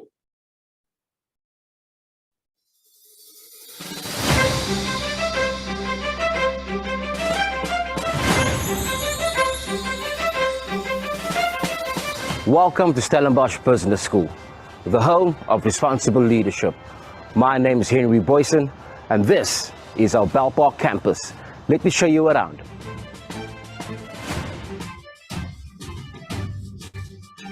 So this is where your journey starts at Stellenbosch Business School. Meet our lovely ladies at the front desk, Charmaine and Suzette.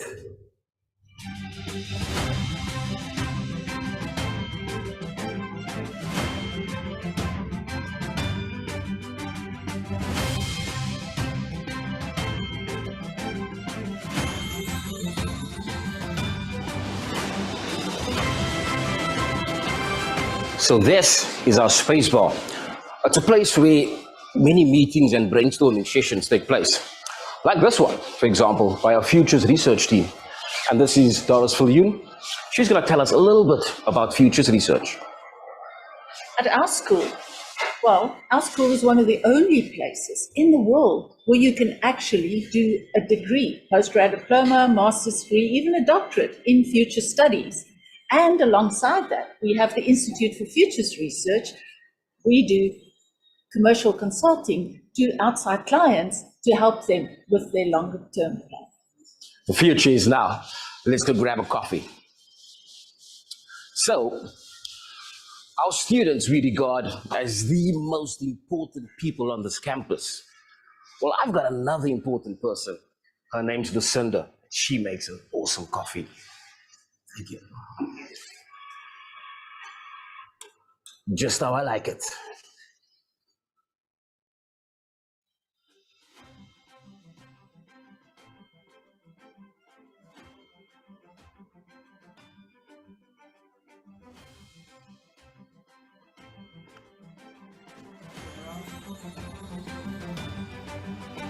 So this is our library, and here you can find academic books, research journals, and pretty much everything to make your learning journey more comfortable. So Stellenbosch Business School specializes in blended learning, which essentially means that you can join your lecture from anywhere in the world, or simply, if you prefer, join us in class. And Ruben over here, he's part of our IT department, is setting up this very lecture hall for one of those sessions. So the head of our MBA program, Dr. Jacob Forsking, invited me over for lunch today, and you know, he's been with this place for many years, and that's quite special. And thank you, Doctor. Doctor, just a quick one. Why do you consider Stellenbosch Business School to be so special for you? Henry, I think what stands out mostly for me about the place is that people that come here can live their values, and people that also apply to work for the business school are people that align with the values of the school. And as you would know, the vision of the school is to be a creator of value for a better world. And I think that really resonates with a lot of people, and it's one of the reasons I love working there.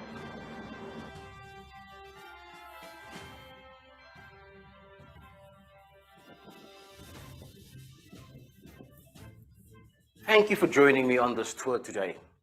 I'd like to leave you with the words of the late Nelson Mandela, where he says that education is the most powerful weapon you can use to change the world. But this is not goodbye. In fact, this is welcome to Stellenbosch Business School, responsible leaders for a better world.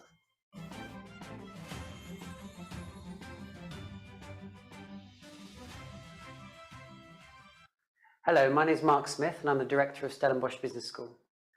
I'm very proud to be introducing the development finance events we have coming up to celebrate 20 years of the programme. In an African context, in the business school context, development finance is a key activity. It really combines the expertise that you get from a business school, but also the needs of Africa, the continent, and individual countries linked to the SDGs, but also the 2063 goals. Development finance brings together how we produce new projects, how we deal with inequalities, how we promote new businesses, how we promote entrepreneurship, how we deal with remittances across countries, financing, whether it's microfinancing or large-scale projects. It really captures many of the challenges, many of the opportunities for working and doing business and learning about the African context. So we're really looking forward to these events and welcoming you to join us here in the Business School. This summit is a prelude to the celebration of 2 decades of postgraduate training in development finance in the school. And it also coincides with the launch of the MPhil in development finance, which will be taking place also next year. MPhil in development finance in 2003 marked a remarkable journey of the training of developing capacity on the continent in an area that had been neglected for so long. And the postgraduate diploma and the PhD in development finance was launched in 2013. Together, these 3 programs form the heart of our development finance training on the continent. I'm going to talk about 3 aspects of the training here that are very special. This program addresses a critical skill gap on the continent. And when we talk about the critical skill gap, that has to do with providing finance in a market where there is market failure. From the beginning, we set it as a goal, as a principle that we will target students from across Africa rather than limiting to a particular country or with a region within our region where our school is located. And this is in line with the African Union objective of African integration, which we thought is very important. So we believe that by bringing students from across Africa together, to work together and to learn together for a period of 2 years, it will help them to develop relationships that can be leveraged on after graduation for businesses and for other integration arrangements on the continent. That's why we are very happy that we now have over 1,000 alumni on the African continent that have gone through this program that occupies senior management positions across the continent. And this we need to celebrate.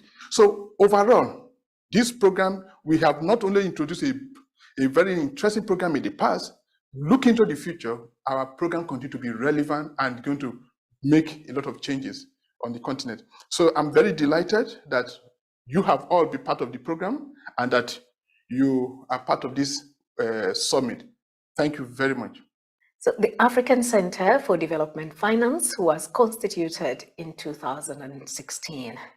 It is a research, educational, and service institution of the University of Stellenbosch Business School. The center conducts theoretical and empirical research, as well as policy-oriented investigations. And these are supposed to be responding to current challenges in financial development and economic policy. We also undertake projects and consultancies commissioned by clients in the public sector space. We also provide non-degree programs in financial areas and financial institutions as part of capacity building in Africa. In other words, the center has 3 pillars, operational pillars: development finance, inclusive finance, and financial markets development. So to operationalize these pillars that we have 3 functional areas. 1, capacity building. Under capacity building, we offer training programs for development finance practitioners. We also offer workshops, summer courses, doctoral and postdoctoral scholarships. The second functional area is applied research, which is either commissioned by our clients or collaborative with our clients in the public and private sector space. Our third functional area is knowledge dissemination. And the knowledge dissemination, we have working paper series, we have policy briefs, we also host webinars and blogs. And talking about webinars, we have a flagship event in the center, which is the annual Development Finance Forum, which was launched in 2020. We look forward to engaging with you, to hosting you on our webinars and the forum, and to making Africa a better continent. Thank you.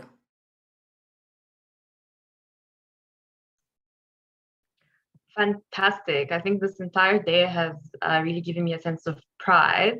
I'm proud to be affiliated with the school and proud to be African.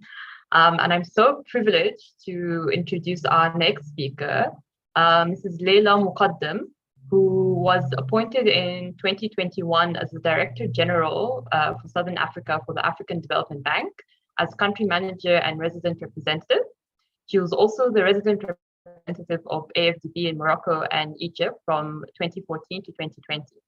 And prior to that, she held various positions of Regional Resident Representative in Senegal, and was also head of financial institutions, where she designed innovative financial solutions for Africa, including the likes of the Africa SME Guarantee Fund, the AFDB Finance Initiative, and the Women in Business Initiative. She managed multi-billion investment portfolios in 35 African countries, with a particular focus on infrastructure and financial services sector. Prior to her affiliation with AFDB, she was a long-term financial advisor to IMF. She started her career in the Ministry of Economy in Tunisia and has an MBA degree in finance and international trade. She also sits on the board of Afrexim. Ms. Leila, it's such a pleasure to have you today. The floor is yours. Thank you very much. I would like to thank the organizers for inviting the African Development Bank to this important conversation on scaling up development finance for sustainable leadership and development in Africa. These are critical times as the effects of the COVID-19 pandemic are receding, and it is important for both shareholders and multilateral development bank leadership to speak with one voice to encourage MDBs to implement bold and innovative policies to step up sustainable development investments. To build back better and stronger after the devastating effects of the pandemic, Africa must implement strategic and innovative ideas to scale up quality infrastructure across its 54 markets, to expand markets, grow productivity, push the industrialization agenda, and attract more investments. Africa's total infrastructure financing needs are estimated at between 130 and 170 billion per year, with average annual commitments of $78 billion, and a financing gap of between $52 and $92 billion per year. As you know, the significant deficit in Africa's infrastructure leads to increased production and transaction costs, reduced competitiveness of businesses, and negative impact on foreign direct investment flows to the continent. According to a report by the Infrastructure Consortium for Africa, the ICA, infrastructure investments in Africa has remained around an average of 3.5% of GDP, compared to about 7.7% of GDP, for example, for China. To make a dent in closing the infrastructure gap, Africa will need to increase this ratio to at least 4.5% of its GDP. The only challenge to this is that investments in infrastructure in Africa have mainly been led by governments, working with multilateral development banks, with the African Development Bank playing a leading role. Bilateral investments also are notable, but unfortunately, private sector has been underinvesting into African infrastructure. 2019 data shows that private investment commitments to public-private partnership projects within low and middle income countries globally accounted to $97 billion across 409 projects in 62 countries. Of these commitments, Africa's share was approximately only $7 billion, a very small portion of the total. It is therefore imperative that the continent mobilizes more private resources to support its development. And we were discussing the debt sustainability issue. It's part of the solution to let the private sector and to enable the private sector to finance infrastructure. So let me now present what the AFDB is doing to enhance the investment regime for instance, public-private partnerships and participation of global and regional domestic institutional capital in private and PPP infrastructure projects across Africa. I think those examples will speak more than speech.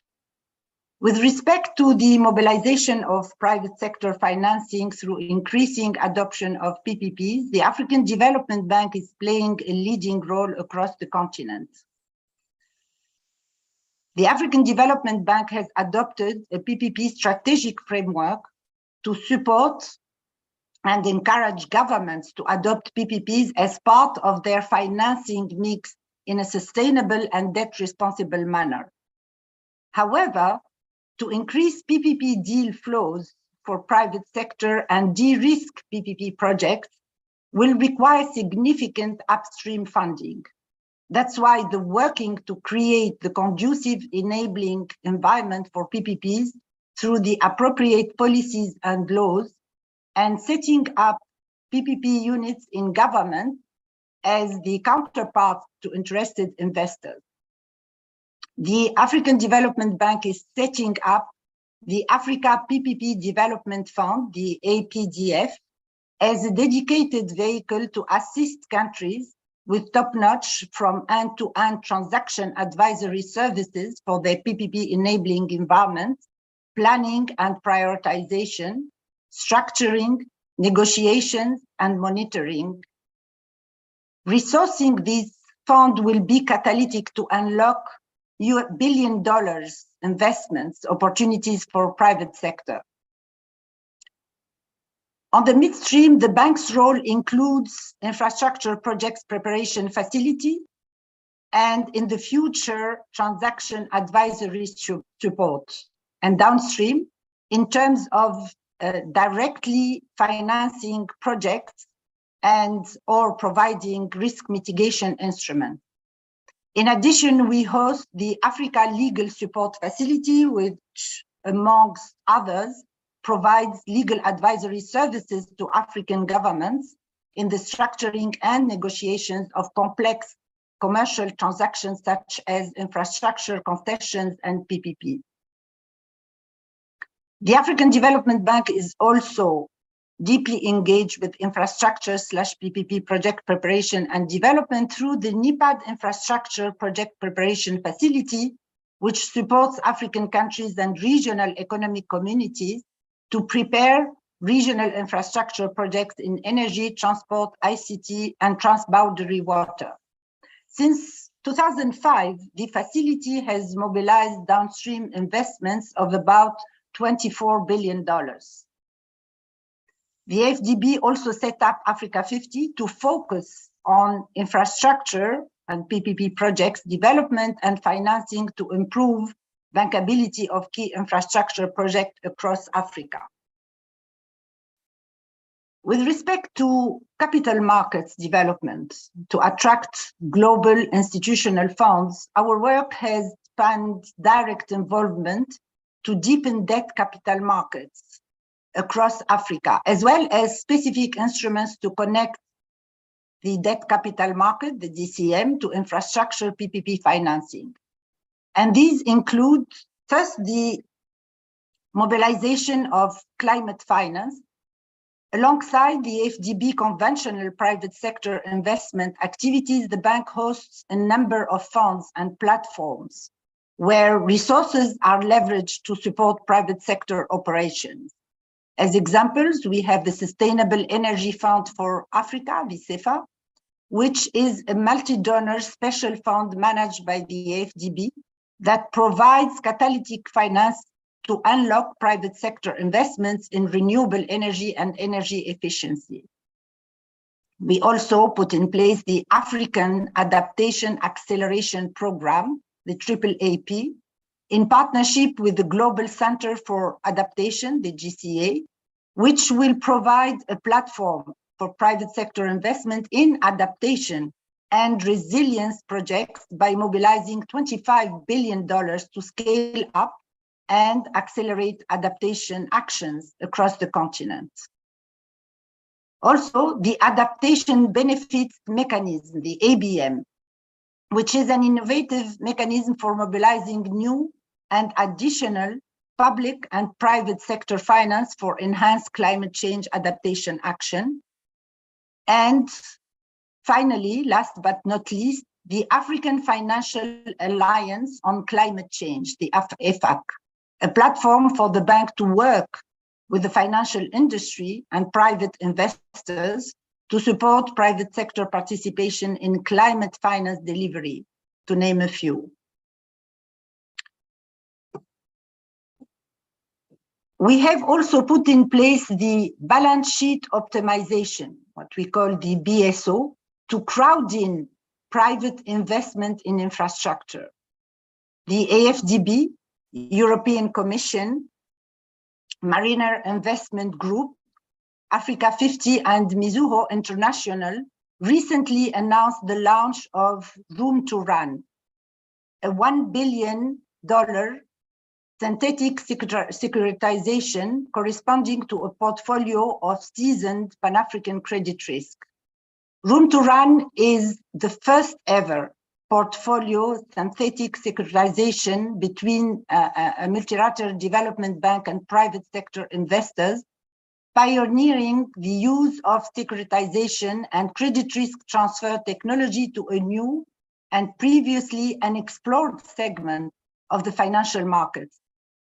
Structured as a synthetic securitization by Mizuho International, Room to Run transfers the mezzanine credit risk on a portfolio of approximately 50 loans from the AFDB's non-sovereign lending book, including power, transportation, financial sector, but also manufacturing assets. We have also put in place the Alliance for Green Infrastructure in Africa. The AFDB, in partnership with Africa 50, the African Union, AUDA NEPAD, EBRD, EIB, Agence Française de Développement, other members of Team Europe, the US DFC, Bridge International Investment, the Rockefeller Foundation, and others founding members are formulating this Alliance for Green Infrastructure in Africa. The overriding objective of the Alliance for Green Infrastructure in Africa will be to leverage the private sector to transparently develop transformative infrastructure that sustainably bridges Africa's infrastructure deficit in a climate resilient manner, whilst minimizing sovereign debt accumulation, especially during this period of limited fiscal capacity across Africa. A key objective of the Alliance is to raise $500 million project development fund to generate up to $10 billion in a sustainable green infrastructure investment opportunities. Efforts are targeted at getting the AGR, the Alliance for Green Infrastructure in Africa, launched at COP27.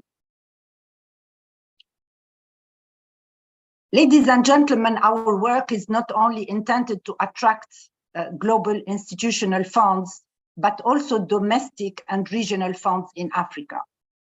In 2019, the estimated aggregate assets under management for African pension funds and insurance investment pools was around $1.8 trillion. Connecting these funds to infrastructure financing is key, and our work in this regard includes, first, the AFDB provided Tier 2 capital to InfraCredit Nigeria, another market innovation.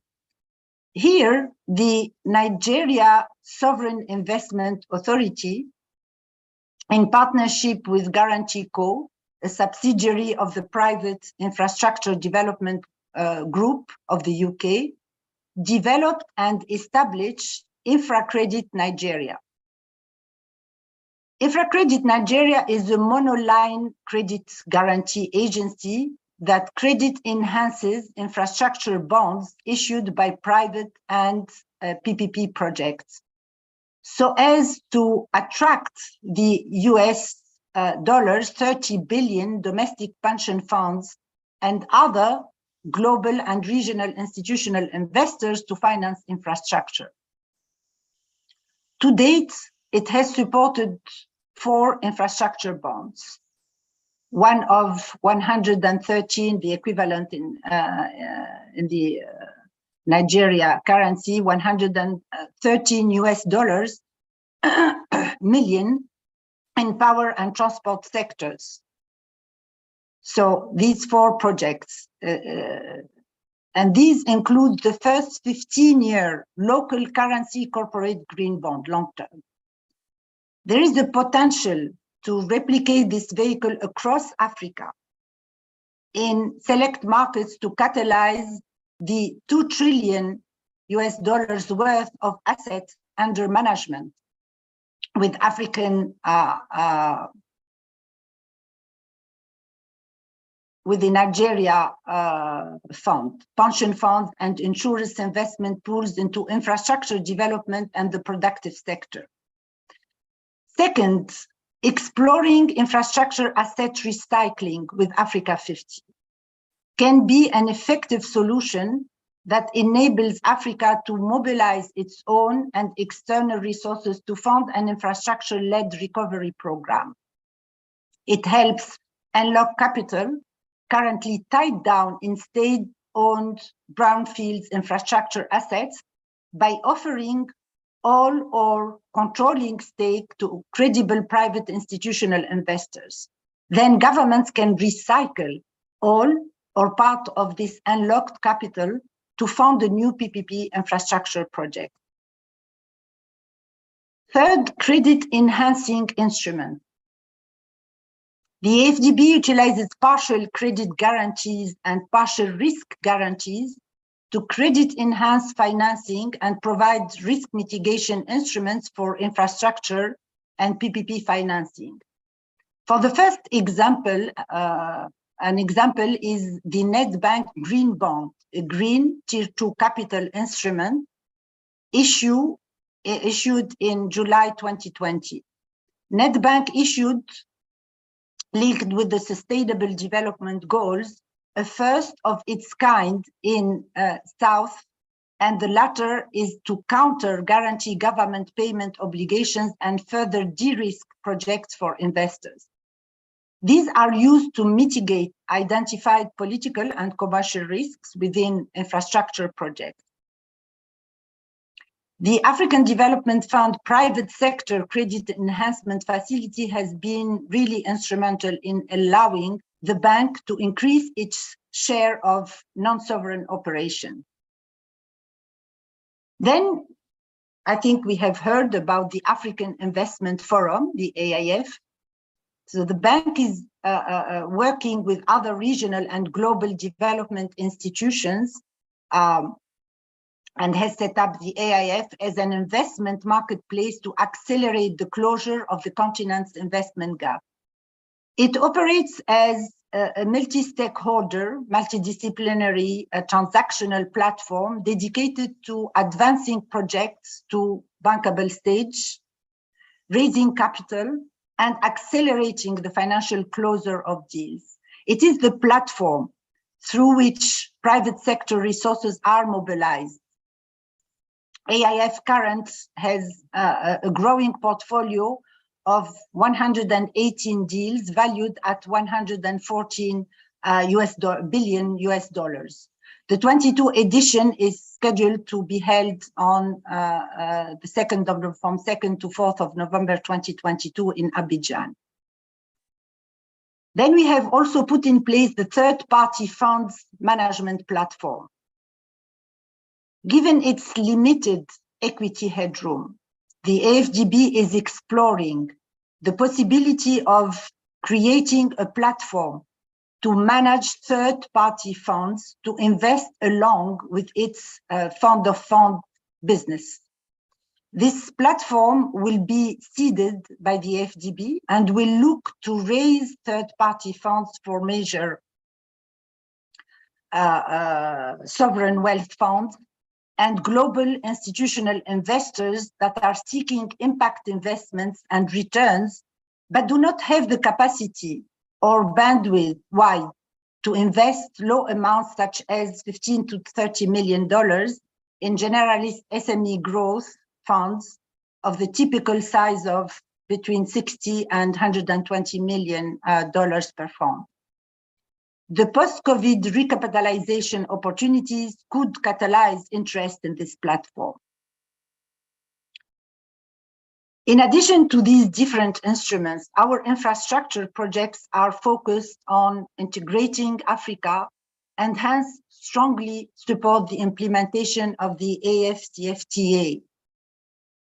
The AFCFTA will transform investment opportunities for foreign direct investment, single market of 1.2 billion people, and total GDP of circa 3.5 trillion of US dollars. A true game changer, super increase in market access and reduce transaction costs for this access. In the next 2 years, the FDB will make $2 billion available for the AFCFTA related integration project. These investments will leverage additional $2 billion in co-financing. So ladies and gentlemen, I will stop there and looking forward to your comments and questions. And thank you very much for the opportunity to let me share what the AFDB is doing with different partners. Thank you very much. Mrs. Leila, thank you so much for sharing your insights on all that AFDB is doing. I think everyone on the call has an appreciation of how fast the financial sector is moving, but it's great to see that financial innovation is moving at the same pace. With that said, I would like to welcome our next keynote speaker, Mrs. Nena Nwabufo. She's currently the Director General for East Africa Regional Development and Business Delivery Office, and doubles up as the Country Director for the bank's country office in Kenya. She's responsible for leading and advancing the bank's group strategic objective of achieving significant and transformational development impact in 13 countries in East Africa by ensuring operational efficiency, effectiveness, and overall healthy portfolio in the region. As a Nigerian citizen, she is a versatile and seasoned executive with over 30 years of professional experience in treasury, financial management, budget, programming, planning, performance management, human resources, corporate services, and other country and regional operations. Prior to joining the African Development Bank in August 1991, she worked as a treasury management expert at the Chase Merchant Bank and Capital Merchant Bank in Nigeria. Mrs. Nena holds a Bachelor of Science degree in economics from the University of Lagos in Nigeria and has a Master's of Business Admin from the Henley Management School in the UK. Mrs. Nena, it's a pleasure to have you today. The floor is over to you. Thank you very much. Thank you. Distinguished ladies and gentlemen, good morning, good afternoon, and maybe good evening, depending on where you are connecting from. I want to start by thanking the Stellenbosch Business School for the opportunity to speak at today's summit. It's indeed my great pleasure to speak to you after listening to very thoughtful opening remarks and insightful contributions from other speakers. I'm also delighted to note that the theme of this summit is focused on issues of financing for sustainable development and leadership in Africa. The hosting of this important summit could not have come at a better time than this period when Africa is struggling to achieve its financing targets for meeting the Sustainable Development Goals, that is the SDGs, amidst a global pandemic and the crisis in Ukraine. Working with the African Development Bank, my task is to speak to you on development finance for sustainable development and leadership in Africa, which is actually the theme for this summit. To begin with, let me say that funding development projects in Africa is at the core of the African Development Bank's mandate. Since its establishment, the bank has been supporting the continent to transform the economic landscape, spur development, and propel shared prosperity in our countries.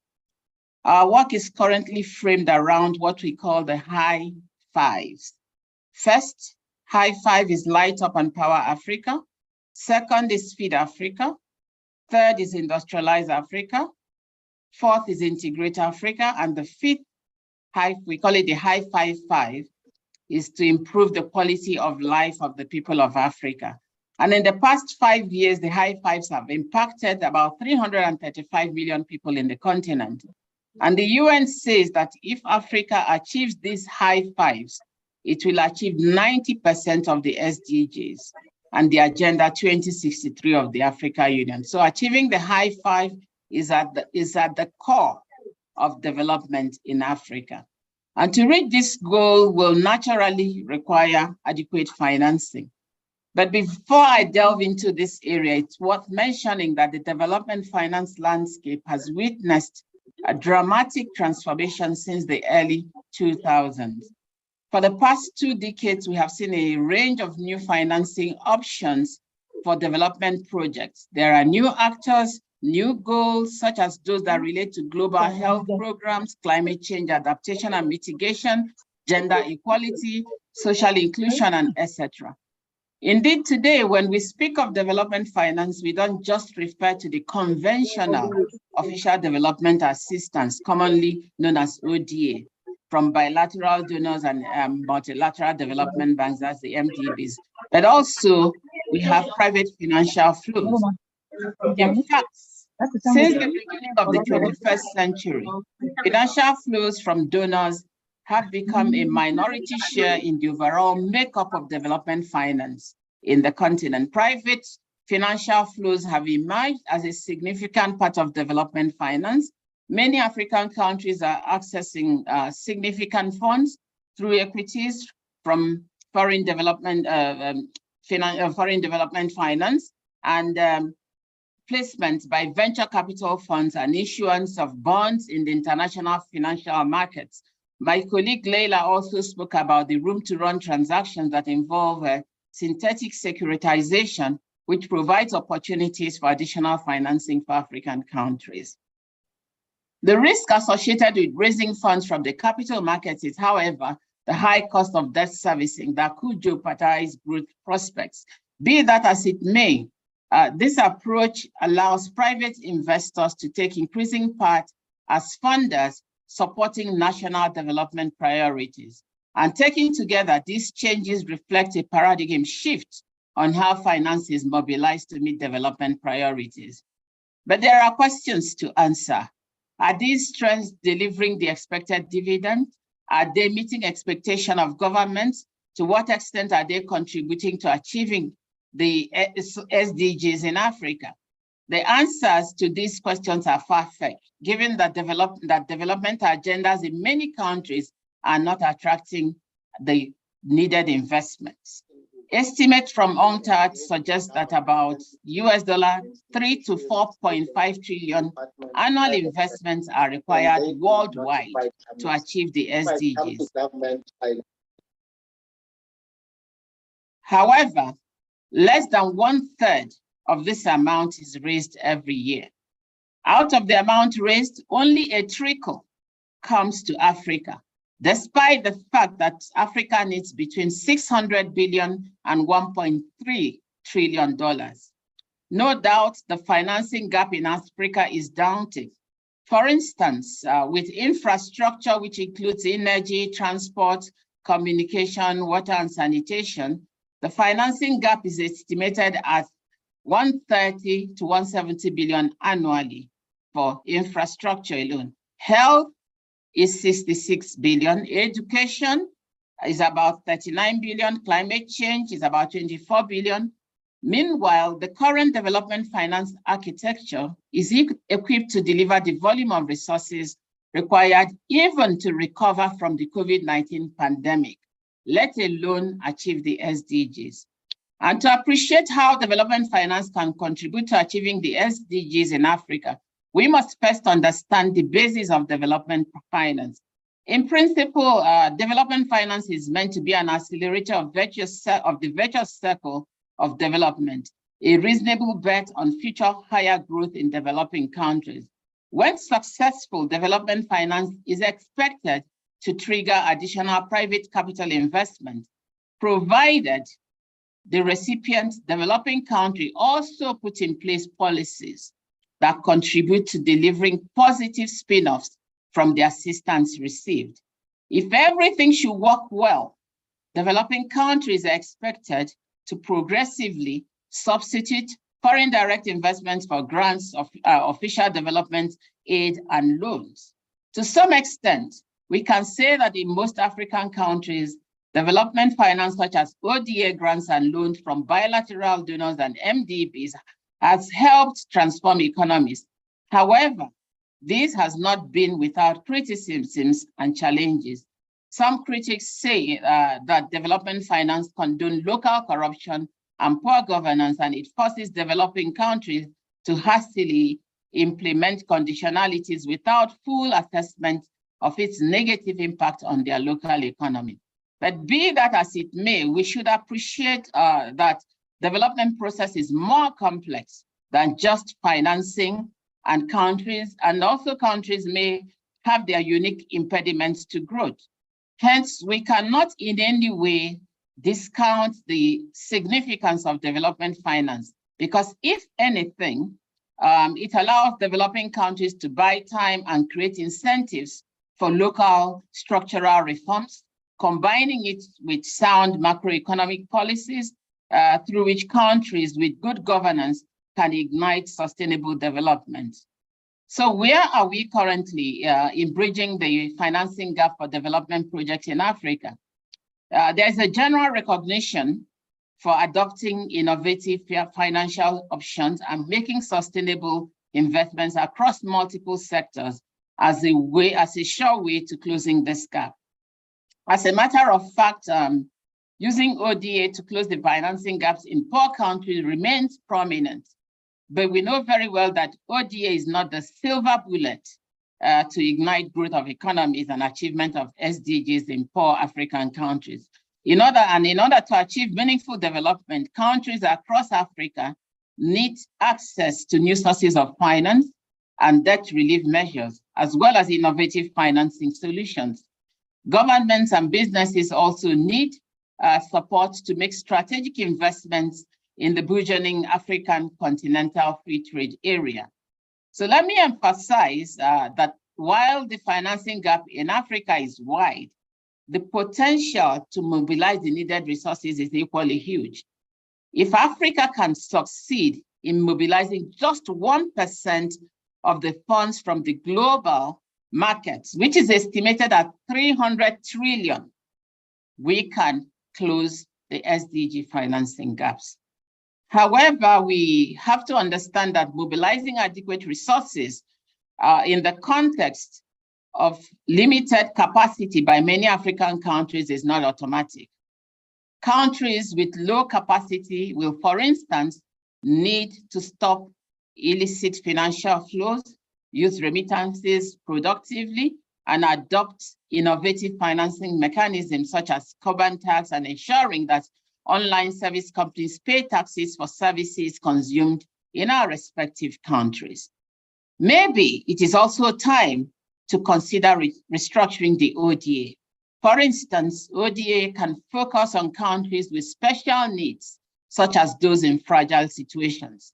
About 3/4 of ODA can go to the countries belonging to these groups to support government budgets, provided that an accountable and effective tracking system is in place.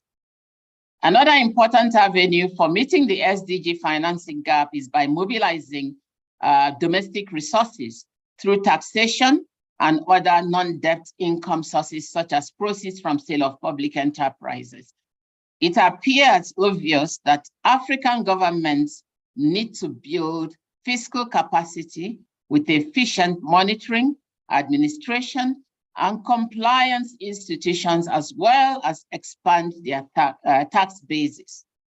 Our countries need interventions to improve the tax base from a position of raising only 20% of GDP or less in some countries in taxes, and move towards raising about 40%, as is the case is in some OECD countries. But how can this be achieved, given that there exist several constraints to domestic resource mobilization, such as hard to tax African economies? A lot of it is made up of informal sectors, which are hard to tax, and there are behaviors that impede domestic resource mobilization, and low institutional capacity issues that also are a challenge. So some of the policy recommendations for governments will be: one, promoting voluntary compliance with tax policies, improving the business environment through better legislations, ensuring efficiency, and building capacity of institutions that are responsible for financial management and tax administration.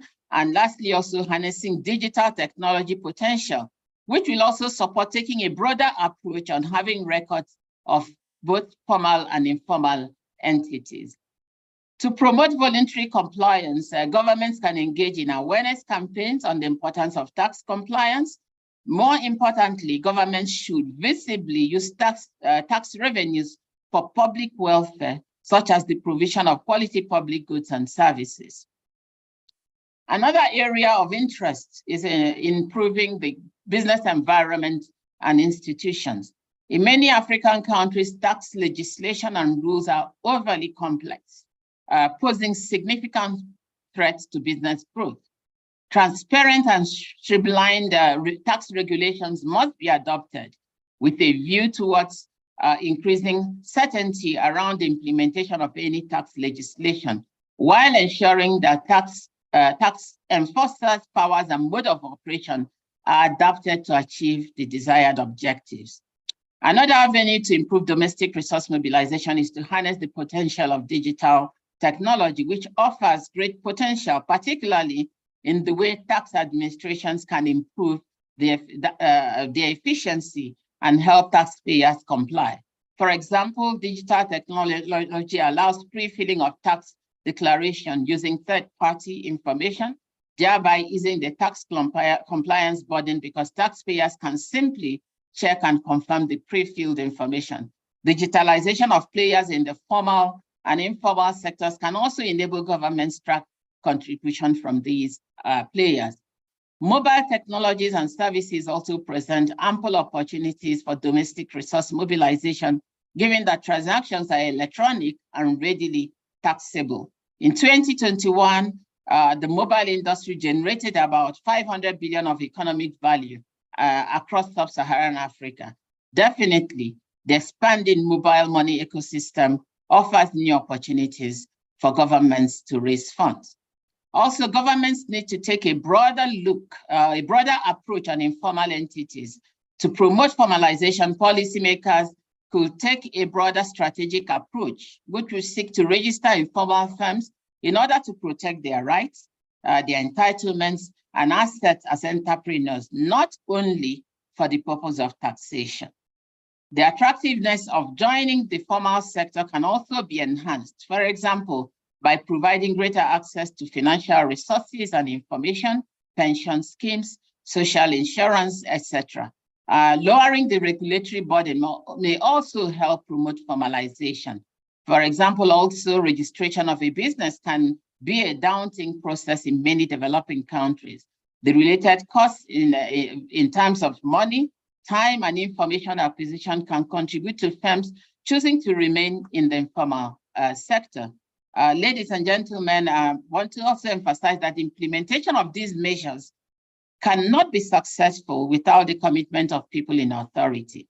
As the line between financing for development and sustainable leadership continues to blur, the latter has become a direct part of a country's core development success and related economic results.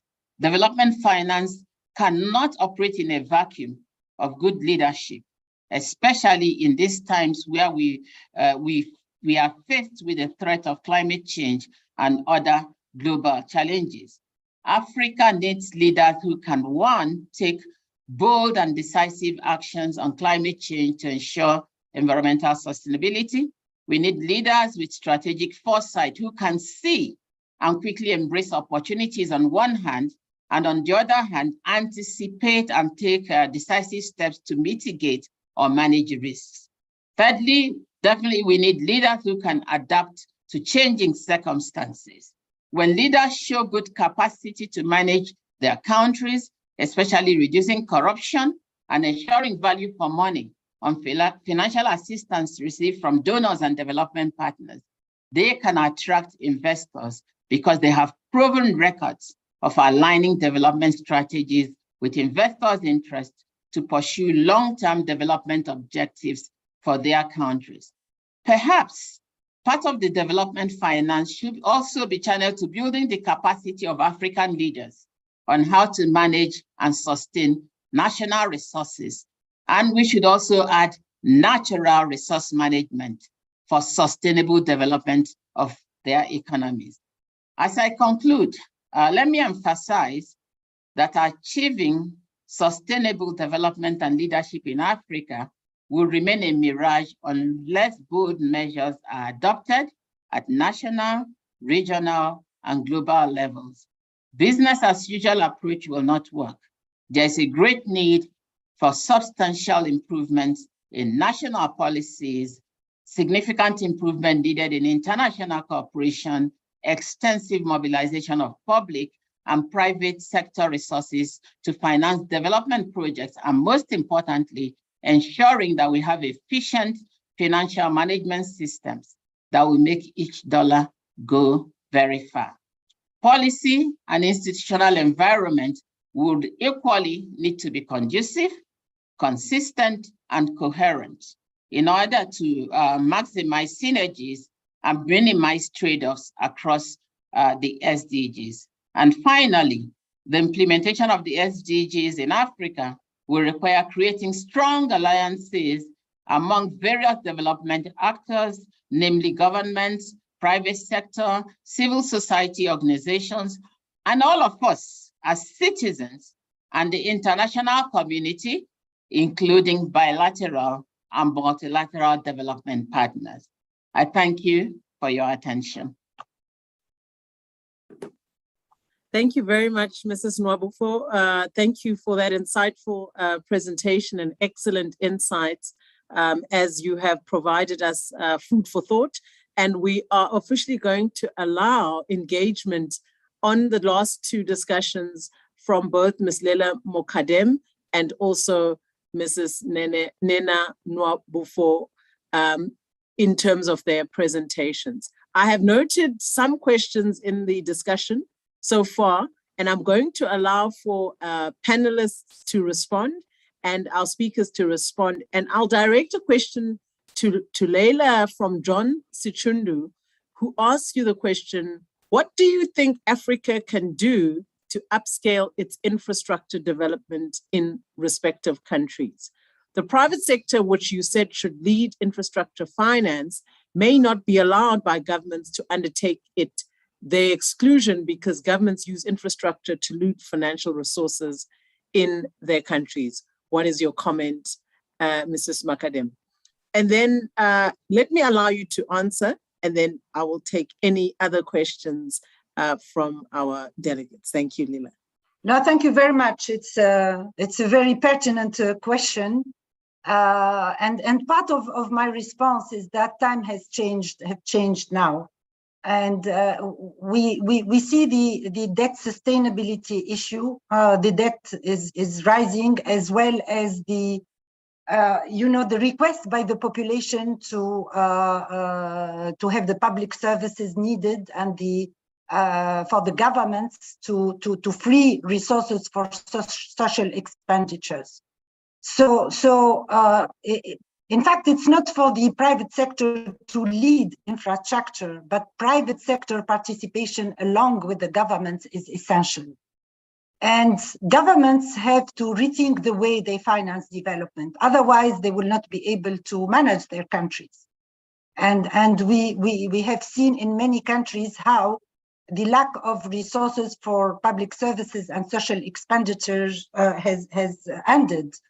So it's also a sort of for governments to be, they are aware that they need to change, and we have seen, in fact, in terms of the reforms that have been put in place, the way the governments now want to be innovative. I have given some examples that they have no other choice than to enhance private sector participation in financing. Private sector participation, but also institutional investor, sovereign wealth funds, and other institutional investors. So it's I think if we look back at Africa 30 years ago and now, in terms of mindsets of the government, it has drastically changed.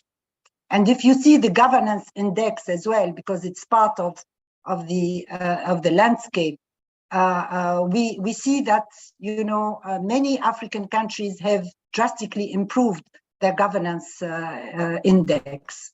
So that's my question to a very broad, my answer to a very broad question. Thank you. Thank you for that very comprehensive response. And I'm hoping for some hands this time around. And there's a comment maybe to our second speaker on the issue of leadership. And I know that there was a big comment that she made on the issue of leadership. The issue that was raised was Africa requires currently transformational leaders. And I think it's in line with the comments that have been made on the pursuit to promote these interventions. And I think I'm trying to understand the question, but they talk to traditional financing models, for example, insist on collateral security. I think if I make that into a question on the point made about transformational leadership is, what kind of leaders do we need to transform traditional financing models? Because I think that's really the question, because the current leaders we have, they simply they go to the commercial banks, they remain with the setup structures, financing mechanisms, products. What type of leaders do we need to change these traditional financing models, particularly when we're looking at development finance? And then I'll take Lawrence and Daniel, who have their hand ups. Be ready to ask your questions after the answer. Thank you, Mrs. Nwabufa. Now, like you said, I did talk about leadership when I spoke. And what does a transformational leader do? Transformational leader sits down and asks themselves questions. What am I trying to achieve? What is my current state? Where is the gap, and how do I meet those gaps? But it's not just enough to do that, what strategists will call SWOT analysis. The next step is to take decisive steps to make sure that you achieve that objective. So a transformational leader in Africa, after assessing that, will sit down and say, okay, what are my sources of financing? And how far can those sources take me? Now, after assessing my sources of financing, what are the things I need to do in order to get additional financing? And that's where some of the things I talked about come in. Because you may do all the SWOT analysis you like. If lenders and bilateral governments cannot trust you, if there's too much corruption, studies have shown that a lot of money meant for development finance find their way out of Africa. So we are not getting, the $1 is not doing what $1 is supposed to do. So a transformational leader not only does that SWOT analysis and maps it out, but they make sure that they entrench financial management, strong financial management culture. They wipe out corruption. They set the example. Because if you are not clean in your dealings, you cannot enforce your ministers, your leaders, to do the right thing. So, and once they know that these are your own standards, they know that if they don't meet it, they are out. And if the ministers apply the same standards, then people under them. The problem we have in Africa is that we preach and we preach, our leaders preach, but they don't do. So a transformational leader does that and makes sure that they have a strategic way of bringing about development. There was this example of collateral from small. Of course, a lot of the SMEs are not able to provide collateral, but you found that in some governments, some countries, the government partners with development, with the development partners to create financing for SMEs. Because the way we lend to government is different from the way we lend to private. With a private company, you need to be sure that you're going to be paid. But governments, I've never seen any government disappear. The most that can happen is that they fold into another country. However, yes, governments may have their sustainability issues, but they don't disappear. So governments a transformational leader will find a way to support their SMEs to grow, because SMEs have been known to be part of the key engines and drivers of growth. And we can see actually in Africa, the difference between transformational governments and those that are still embedded in politics, ruling by politics, the wrangling, the drag on development. So you can see the difference between those that have democratically instituted policies that drive development and those that are still wrangling in the politics of development. And these, you can see the wide difference in development in some of these countries. Thank you. Thank you. I think that was very concise. And in answering your question on the type of transformational leader that is required in our institutions, whether it's public or private, and what are those requirements? Can I allow for Lawrence and then Daniel to come in with your questions, and we will then take the responses. And I've also noted 2 questions in the chat. If we can just note those, both to my speakers, are the DFIs in Africa equipped to address the needs as identified? And what needs to happen in order to be better positioned to effectively address these gaps? Don't these institutions need to establish collaborative arrangements? That's from Zama. And then the other question was from let me just see, 7549, I don't know who that is. But the question is, what are international development finance institutions doing in Africa to enable accelerated project preparation and ultimately investment decisions? I won't read the whole question, but I think one of you can answer one of the questions. Let me pose the question on what are international DFIs doing, maybe to Mrs. Mekedem, and then to Mrs. Nwabufo, the question of the DFIs in Africa being adequately addressed to identify the needs. If you can just note those as you answer, but I'll allow Lawrence and also Daniel to come in with their questions. Okay, Lawrence, thank you. Oh, okay. Yes. Yes, I want us to take the 2 questions and then we'll come back to the speakers. All right, thank you, Mrs. Mokadem. Thank you so much. Mine is a very precise question, but yes, noting that the presentations are identifying the common challenges which are faced by the developing economies, in particular the African continent. You know, listening, and then this comes to my mind to say some of the challenges can be solved by mere acting or doing the right things. Here we're talking about transformational leadership. And then I'm asking myself to say, what is it that is preventing Africa from adopting a common currency to advance economic development? That's my legal question. All right, thank you. Let's take that. And then let's take the question from Daniel.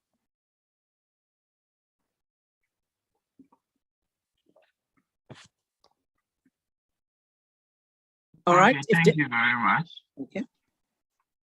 My question is, with what Madam Leila was talking about, when Madam Leila was talking, she spoke about the 30 million domestic pension funds, which the African Development Bank has helped with, as well as investing $24 billion into the project. So with regards to all these investments, what are still the challenges we have? That is why we are still not getting a successful project done in Africa. Thank you, Daniel, for that. Let me allow Mrs. Mokadem, she was ready to answer earlier, while I see Nena still jotting down the question from the last speaker. Over to you, Leila. Thank you very much. I think the question was what the international GFIs are doing. Let me see the question. Are they equipped? In fact, technically we are equipped. We are the African Development Bank, but also our sister organizations. Technically, we have the skills, we have the capacity. So there are two things that needs to be worked on more, and that's what we are doing. The first one, and it's part of the question, is that one hand cannot clap alone. So the partnerships and collaborative arrangement is essential. And I have given in my presentation examples of how partnerships are important, first to mobilize resources, but also to address gaps and challenges together. And part of it is the resource, the local resource mobilization. In countries, the sovereign wealth fund, the pension funds, and all these resources that Nena alluded to, in terms of instead of staying in Africa, they are going to invest in outside Africa. So there is an issue also of trust that we need to build.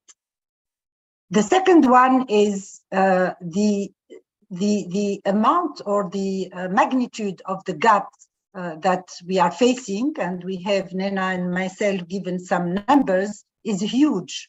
So the financial capacity of the Multilateral Development Bank has a limit. So in the case of the African Development Bank, we are working towards this room to run. We are working towards, availing resources, additional capital resources, in order to be able to leverage these resources to finance the development in Africa. And one of the avenue that we are working on, and our President Adesina, is to use the additional SDRs to leverage our African Development Fund and to be able to mobilize resources. But the leverage effect is 3.4. If it's $34 billion of SDRs, we can reach 3 or 4 leverage effect. And you can see what sort of resources will be available for Africa. And third, last but not least, what is important, working technically on availing resources is feasible, and that's what we are doing. But what is important is to understand also our role. And our role lies in particular with innovation, with de-risking instruments, with capital markets development. So financing projects is part of our DNA, but it's more demonstrating that projects are viable. So this demonstration effect, for instance, when we finance infrastructure, energy projects, is important. But we are not meant to finance the whole gap, but rather to work on innovation, on resource mobilization, and on partnership. Thank you. Thank you for that. Nena, over to you. Okay, thank you. I'm going to try to answer some of the questions. The first one, there was a question about what's stopping from Africa from having a common currency.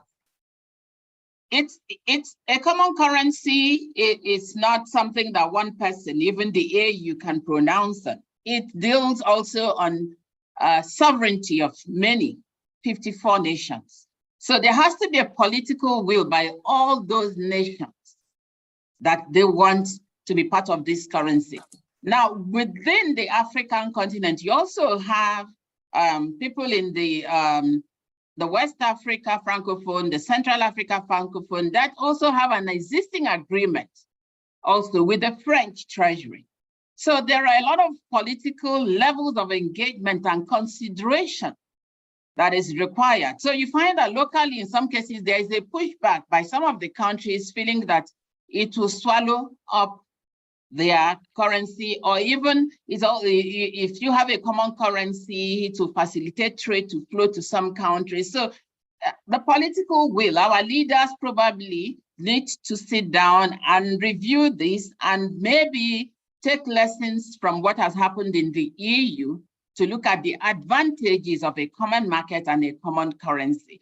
The fact still remains that if I, as a Nigerian, buy something from my neighbors, Togo and Benin, they expect me to pay in euro or dollars. So at the end of the day, our balance of payments structure is geared towards favoring other countries. And we are holding our reserves and everything. And these reserves are helping build countries that are outside Africa. So I think that conversation has to be held with heads of state. I'll tell you that in recent times, there is the issue of even having a common central bank and common currency in the East African community. But deciding on even where that central bank would be is becoming decisive because everybody wants it in their country and it can only be in one country.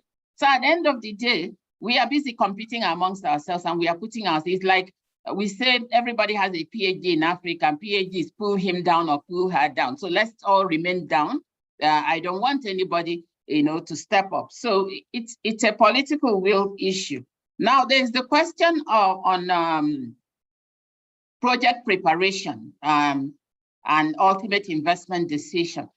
I think what we have found out in the bank is that when a project is prepared hastily, you have quality at entry issues. So while you may prepare it very quickly and gain time, the implementation is going to be very slow because there are things that you have not managed. In East Africa, for example, and across Africa, we are very big on infrastructure. Today, as previously in the past, nobody cared about project affected persons, environment issues. So some years back, you just agreed with governments and built. Today, for you to build any infrastructure, you have to assess who are the people that are affected by the project. Even ordinary budget support that you're going to give to a government, which is just to support their budget, the government has to tell you what they are doing with the money, and you have to assess what is the impact. Like when we did COVID budget support, these are going to be used to buy medical equipment. You have to assess what is the impact of that medical equipment when it is used and disposed of. How is it going to impact the environment? So a project preparation is not that we like it taking longer, but there are conditions that we have to meet before the people who provide us the funding will accept those projects. You have to make sure that civil society organizations are involved, the project affected persons are involved. You have to prepare an environmental and social impact assessment. You have to prepare a project affected persons report. And you must disclose these. For us, if it's a category 1 project, it's 120 days. If it is a category 2 project, it's 30 days. So you must meet all those before you can move forward. And when you have a huge railway project, railway, for example, is very complicated. There are a lot of things involved in it. And if it's multinational, you have to carry all the countries along. So it's not like we want to delay, but we need projects to be well prepared to make sure they are well implemented and they meet their objectives. Now, what we look for as development banks is different from what the commercial banks look for. When you go to a commercial bank to ask for loan, they ask you what you're going to do with it, but they are looking at your cash flow. Are you able to generate enough money to pay them back? And once you can show good cash flow, you are good to go. We are development focused. What we are looking, what is the development impact? And the development impact is not just to build a road, but what about the people that are going to be displaced by that road? How do you make sure that they still have a means of livelihood? What about the women that are selling on that road? When you displace them, how do they still sell? And when the road is finished, how can you provide better facilities for these women so that they can sell more and support their families? These things are not things you can do in a hurry. You need to sit down. You need community engagement at every level, local people, villages, local government level, state or county level, and then federal level. So these are the things that we need to do. Now, like Leila said, somebody said we are driving the commercial banks. But we said we need about 130 to 170 billion. That's a lot of money. We're not getting enough of what we need. The needs are huge enough for anybody who has money, commercial, private, whatever, the diaspora to come in and support. If we are driving people out of business, how come Africa is still underdeveloped? The market is huge to accommodate everybody, and we do collaborate. There are some projects that we work on. We work with the Agence Française de Développement, we work with KfW, we work with the EU, we work with private banks like Standard Chartered Bank. There are some projects that and in fact, part of our KPIs in the bank is that you must show that you have mobilized additional resources from other development partners. So we cannot say that we are not, somebody made a comment about collaborative arrangements. Those arrangements are already there. It's just that the level of financing that is flowing into Africa is still not enough for us to see the impact that our population needs and we expect to have in Africa. Thank you. Thank you so much, Mrs. Nwabufo. Thank you, Nena and Lila, for those inputs. And I'm going to allow one more question, primarily for just engagement. Isaac, I see your hand is up, and I'm going to allow you not more than 30 seconds to just quickly point your question and to direct it to the relevant speaker. Quickly, Isaac, over to you. Thank you very much, and good morning from Ghana. In the face of this heightened global trading conditions, due to COVID and also the Russia-Ukraine war, I wanted to find out that the development banks, have they actually done something in terms of the ESG compliant when it comes to their financing? And also, is there any changes that they have done in terms of their financing models? I think that'll be all. Thanks, Isaac. Maybe let me allow Nena first and then Leila. I didn't quite hear the question. He was a bit faint. So if you can repeat it for me. Thank you. So his question, Isaac, was saying is that with the global shocks, he mentioned COVID and the Russia-Ukraine situation, the geopolitical situation, have there been an impact on the financing model and or requirements of the banks? I wouldn't talk about finance. We are in development finance and we use modules and whatever to adapt. What we have done is to adapt to this situation or change our programs. When COVID came in 2019, we thought it was a problem of China. But by mid-March 2020, we realized that our countries were in trouble. And so what we did was, instead of all the roads and water and sanitation projects that we planned for that year, we began to see how we could repurpose them, because governments were shut down. Governments needed money. They were not generating any income. Businesses were shut down. Those that have seaports, airplanes, airports were shut down.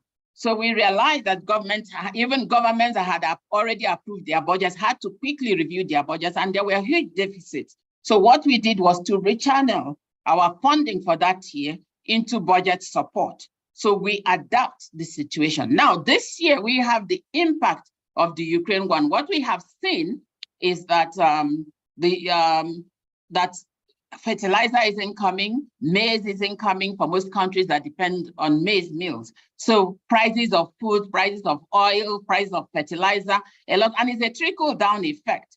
So what we have also tried to do this year in the bank is to say, how can we support we are not supporting to import food, finished food for people to consume.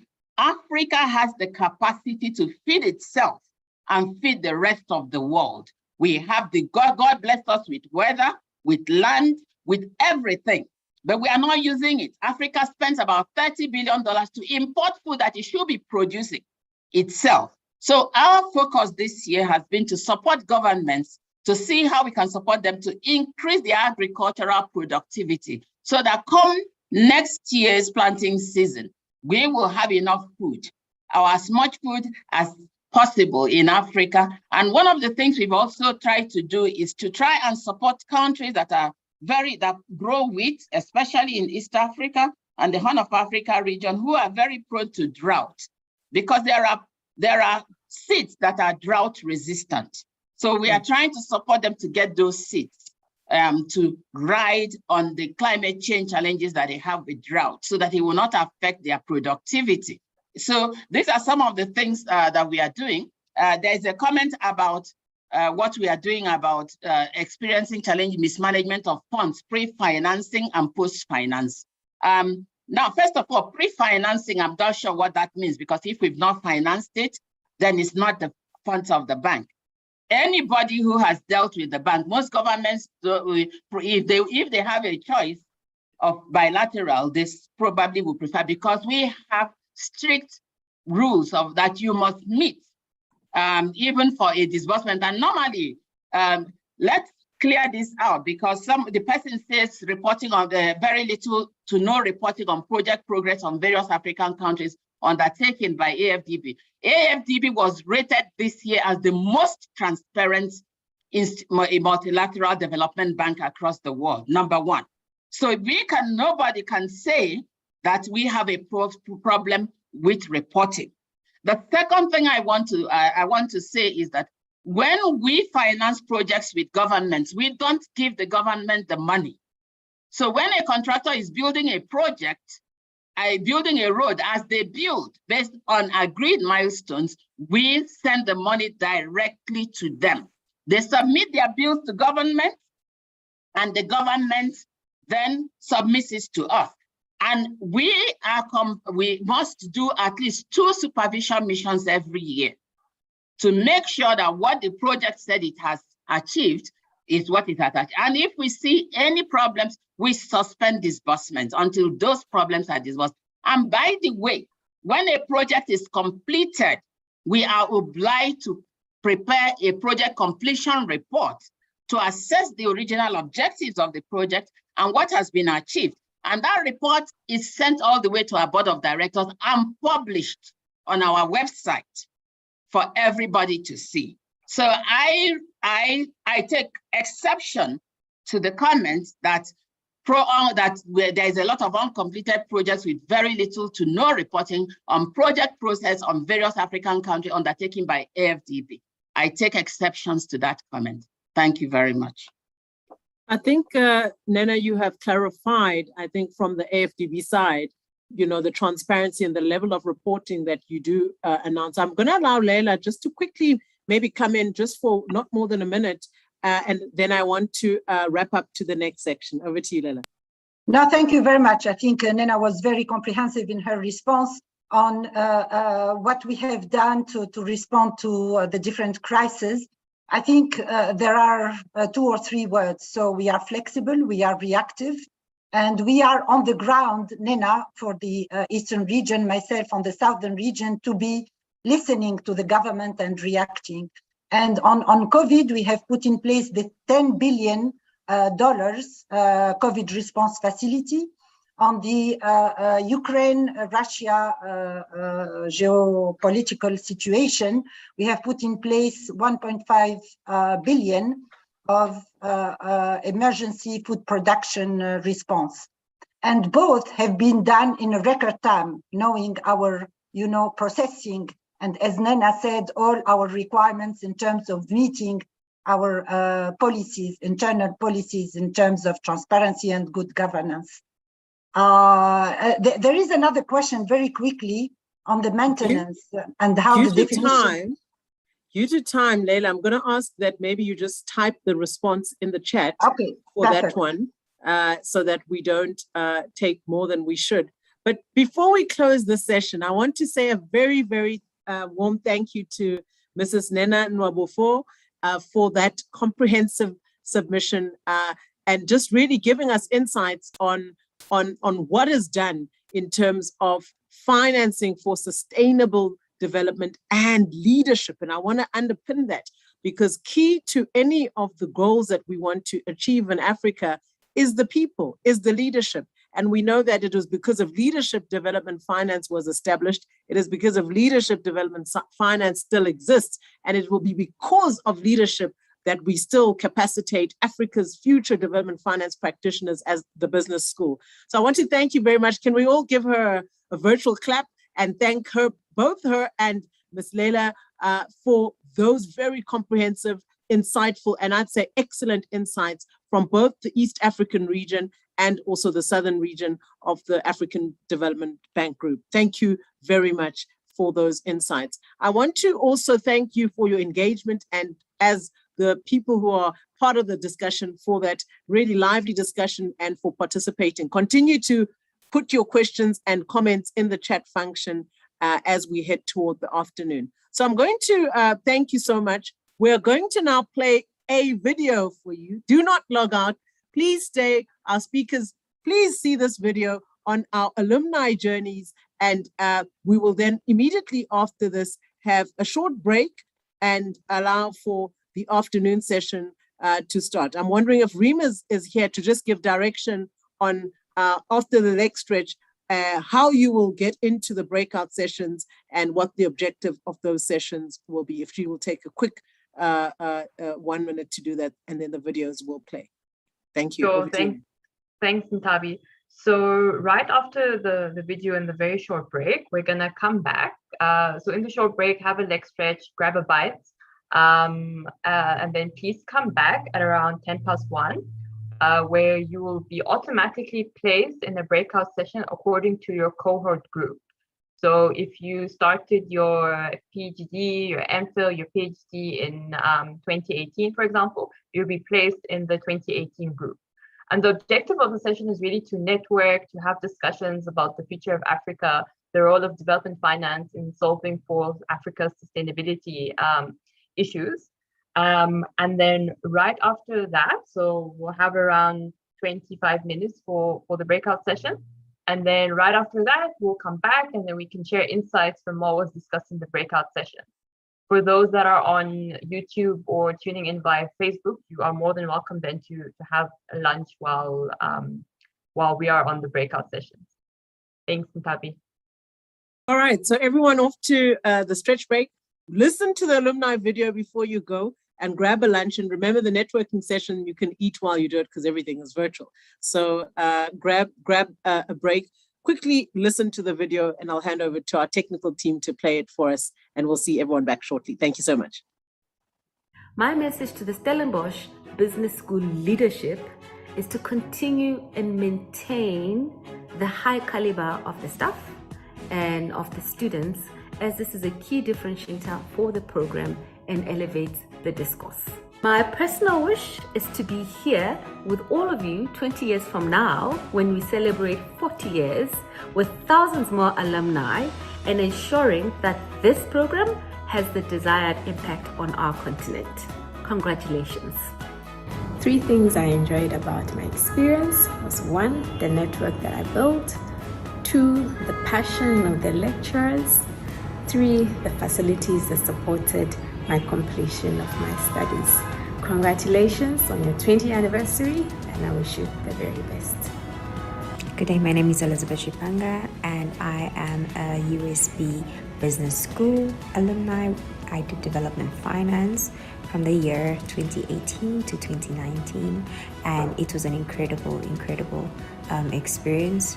So much value add, and it gave me a different perspective in terms of what's happening underground, and how developmental issues can actually be addressed, looking at it from a different perspective, in terms of focusing on the areas that could actually lead to impact in terms of financial institutions. It was humbling, and I learned so much. I mean, my network grew incredibly, and yeah, I'm happy today to say that I am in practice in terms of what I've studied and what I've learned and the knowledge I've gained with that experience, and it was very humbling. Thank you. Greetings everyone, my name is Nico Moloto. I am the Director of Corporate Affairs at PepsiCo based in Cape Town. I'm a proud alumni for Development Finance. I'm also looking forward to this upcoming Alumni Summit where we will learn from various experts, but also looking forward to the engagement that we as the alumni would have and the lessons that we can learn from each other. And most importantly, I'm interested in how we can apply various solutions of development finance in our various countries or in our various areas of development finance. I'm looking forward to this session, and I hope this session is a beginning of many other opportunities where we can hear from each other and potentially look at collaboration opportunities. Thank you. So basically, my message is there is a lot of work to be done on the continent, and I believe every development finance graduate has a responsibility to improve the outcomes, socioeconomic outcomes, the level of economic development, and primarily financial sector reforms in their country with the expertise that they've gained, the knowledge that they've been able to acquire through the development finance programs, whether postgraduate, masters, and especially the PhD level. Let's use our research, let's use our economic understanding, let's use what we have learned to change the economic development trajectory of our continent. And education that doesn't change the continent, for me, is problematic. Our education should be used critically to actually advance outcomes that change the trajectory of our continent. So I'm hopeful that everyone who's here as a development finance practitioner uses what they've learned to change our continent quite substantively in the next 10 to 20 years so that we see a change in a different Africa. I am Andisani Masindi. I enrolled in the MPhil in Development Finance program in 2019 and graduated in 2020. What I really enjoyed about the program was the opportunity to engage with students from various backgrounds in different African countries on the issues impacting development in Africa. And what the program did for me was provide me with the knowledge that I needed to identify an area that I can contribute towards. The group assignments allowed us to dig deeper into a particular issue and develop innovative solutions for that challenge.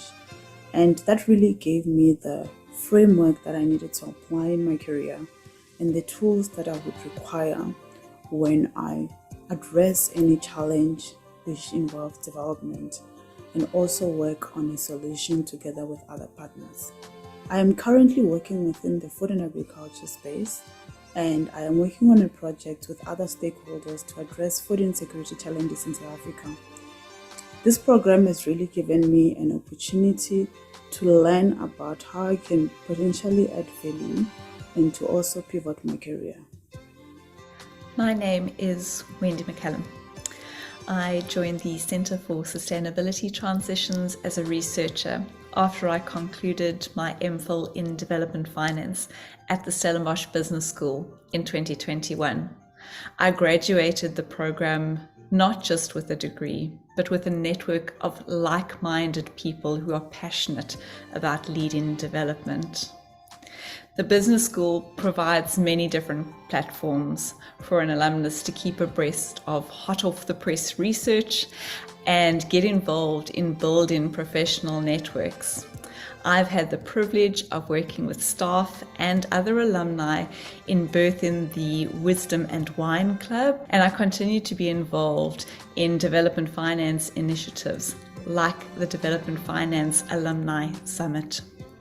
To the leadership of the business school and the exceptional development finance team in particular, congratulations on 20 years of challenging and molding leaders in the development finance space.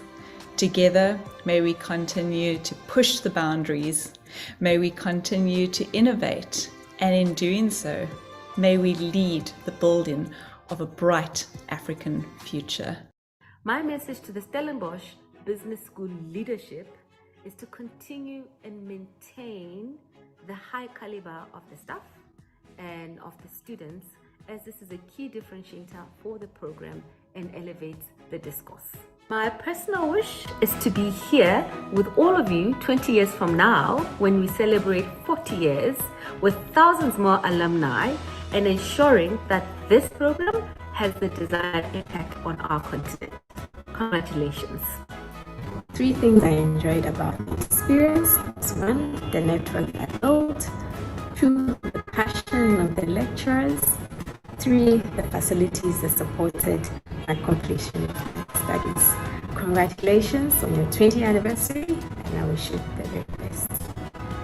Good day, my name is Elizabeth Shipanga, and I am a USB Business School alumni in Development Finance from the year 2018 to 2019, and it was an incredible experience. So much value add, and it gave me a different perspective in terms of what's happening underground, and how developmental issues can actually be addressed, looking at it from a different perspective. In terms of focusing on the areas that could actually lead to impact in terms of financial institutions. It was humbling, and I learned so much. I mean, my network grew incredibly, and yeah, I'm happy today to say that I am in practice in terms of what I've studied and what I've learned and the knowledge I've gained with that experience, and it was very humbling. Thank you. Greetings, everyone. My name is Nico Moloto. I am the Director of Corporate Affairs at PepsiCo based in Cape Town. I'm a proud alumni for Development Finance. I'm also looking forward to this upcoming Alumni Summit, where we will learn from various experts, but also looking forward to the engagement that we as the alumni would have and the lessons that we can learn from each other. And most importantly, I'm interested in how we can apply various solutions of development finance in our various countries or in our various areas of development finance. I'm looking forward to this session, and I hope this session is a beginning of many other opportunities where we can hear from each other and potentially look at collaboration opportunities. Thank you. So basically, my message is there is a lot of work to be done on the continent, and I believe every development finance graduate has a responsibility to improve the outcomes, socioeconomic outcomes, the level of economic development, and primarily financial sector reforms in their country with the expertise that they've gained, the knowledge that they've been able to acquire through the development finance programs, whether postgraduate, masters, and especially the PhD level. Let's use our research, let's use our economic understanding, let's use what we have learned to change the economic development trajectory of our continent. And education that doesn't change the continent, for me, is problematic. Our education should be used critically to actually advance outcomes that change the trajectory of our continent. So I'm hopeful that everyone who's here as a development finance practitioner uses what they've learned to change our continent quite substantively in the next 10 to 20 years so that we see a change in a different Africa. I am Andisani Masindi. I enrolled in the MPhil in Development Finance program in 2019 and graduated in 2020. What I really enjoyed about the program was the opportunity to engage with students from various backgrounds and different African countries on the issues impacting development in Africa. And what the program did for me was provide me with the knowledge that I needed to identify an area that I can contribute towards. The group assignments allowed us to dig deeper into a particular issue and develop innovative solutions for that challenge. And that really gave me the framework that I needed to apply in my career and the tools that I would require when I address any challenge which involves development and also work on a solution together with other partners. I am currently working within the food and agriculture space, and I am working on a project with other stakeholders to address food insecurity challenges in South Africa. This program has really given me an opportunity to learn about how I can potentially add value and to also pivot my career. My name is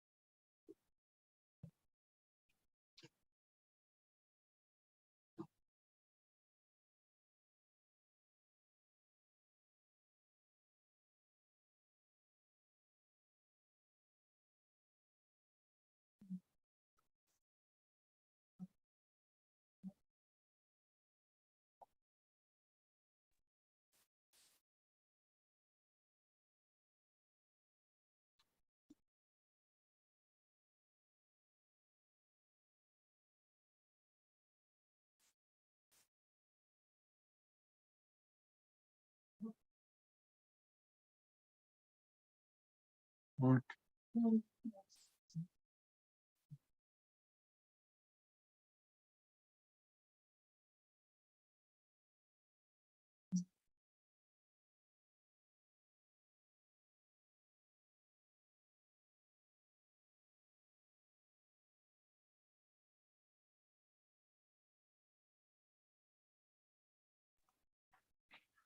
Okay, ladies and gentlemen, welcome back to the Global Development Finance Summit. I just wanted to reiterate how the breakout sessions are going to work. So as you see on the screen, there are 12 groups for the different cohorts, and you'll see the groupings on the screen. So cohorts 2003, 2006 are in one breakout group, and so on. But then from 2016 onwards, each cohort is a single group. Now, if you scroll down to your screen where you have share screen, record, and so on, you'll see the more button with the 3 dots. If you click on that one, it will give you an option to join a breakout. And if you click join a breakout, then you have the different groupings. And then you can join the breakout based on the cohort that you're from. And it doesn't matter if you are from the postgraduate diploma or the master's or the PhD, all cohorts, it's like degree agnostic. So we hope you enjoy the breakout groups. Remember that the objective is really to discuss and engage and network while having a bite, catch up with your colleagues, but also discuss the current status quo of Africa's development needs and the future of Africa and how development finance can solve for it. So I hope everyone joins the breakout room and see you soon. Or we'll be back at 10:35.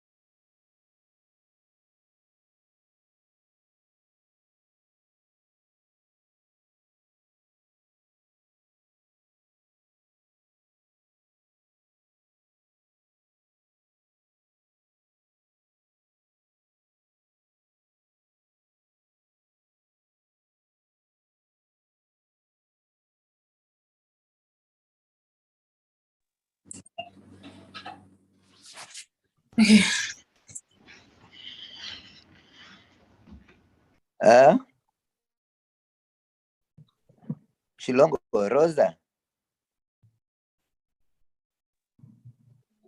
Rosa, can you still hear me? Reem, yeah, I can hear. I think we are.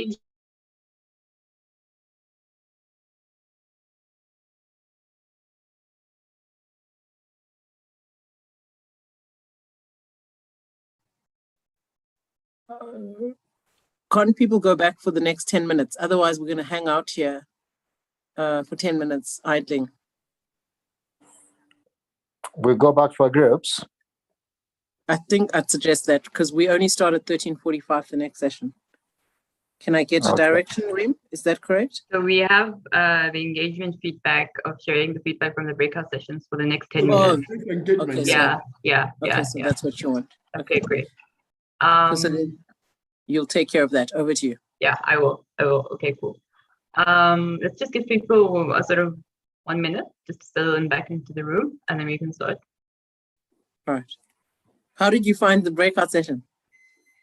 So I was in my cohort. So I was in the cohort of 2018.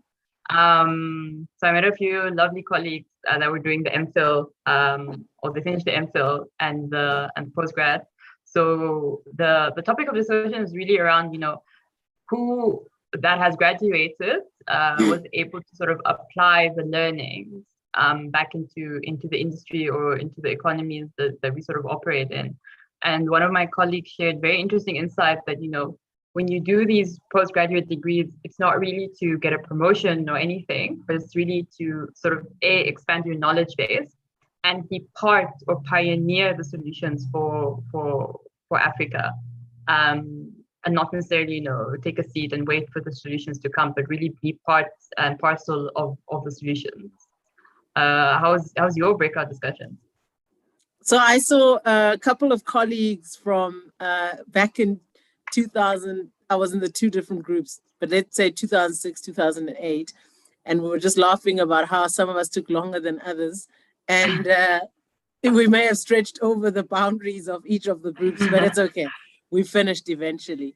But I think it was really great. I think we just had a nice time to catch up. I found that in some of the groups, people were networking, finding out where everyone is now, sharing some contacts. So you may see in the chat functions, some of the colleagues sharing contacts between each other, primarily because we want people to start networking beyond today. So I think that was quite nice. So I see someone from the group 2020 to 2021 shared an interesting link. So maybe can I ask you guys to sort of share what you guys discussed and what the link talks about?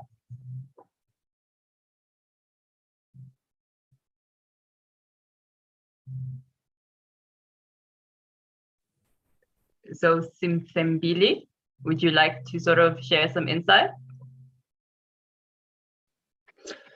Hello, guys.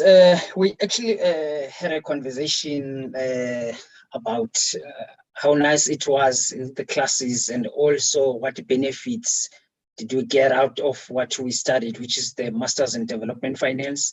And we asked each other if did it open the doors? Are we now currently in our jobs earning those $1 million and stuff like that? And yeah, also like I'm currently sharing this link now because some of the guys were asking how to go about to register as a member from the Chartered Development Finance Analyst. So yeah, I'm one of the members as well. So then I was sharing and I've given them the information like how to go about, how to register, what is required out of you. So yeah, as you can see here, I was just dropping that link because like we ran out of time before I did that. Thank you. Thank you. Great, fantastic. And I'm hoping we can hear from some of the early cohorts that were like the first groups in development finance, the group 2003 or so on.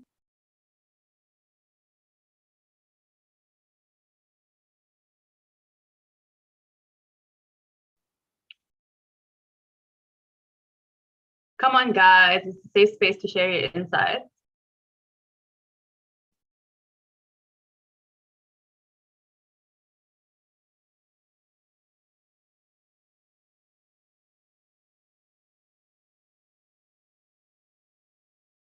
Okay, it seems like people are a bit shy, but I'll probably call out a few random names. So maybe Douglas, can you perhaps share sort of insights from the breakout session you guys had?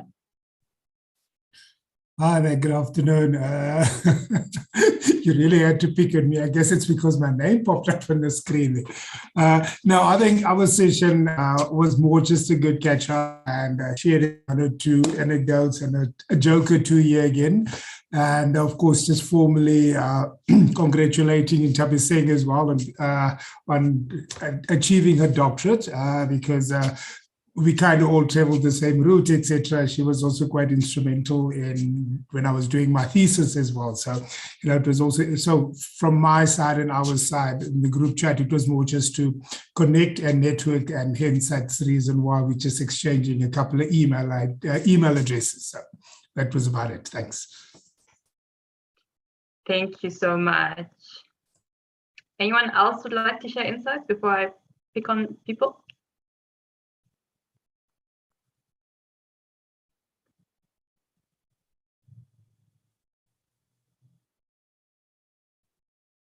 Prof. Meshach, I mean, you're moving around the rooms quite a lot. Like, what did you hear and what insights did you gain? Yeah, it was quite interesting to see all the faces after many years. I was in I think the 28 and up to 9 or so, where Dr. Issa Magu, Lucy Jaino, and Ntabi was actually there too. And it was quite interesting to see how over the years, the learning that they've acquired here has made a lot of transformation in their life, which is very good. I also want to mention, probably for everybody, because I couldn't get into some of the rooms, there is Alumni Connect. Krista has posted it on the link. Please register on the Alumni Connect for the Development Finance Program, because it's one of the ways to connect after this. And the feature of that Alumni Connect is so good that it will make it possible for everyone to be connected, and then eventually you can get to know the profile of people and then where they are, what they are doing, which will enable everyone to connect in the future. So please take a moment to connect. The link is on the, I think it was posted earlier, but Krista will post it again. Thank you, Rin. Okay, great. Thanks, Prof. Meshach. I think for the sake of time, we can move on to then the next part of our discussion today, which will be the corporate voices and the corporate panel that we have.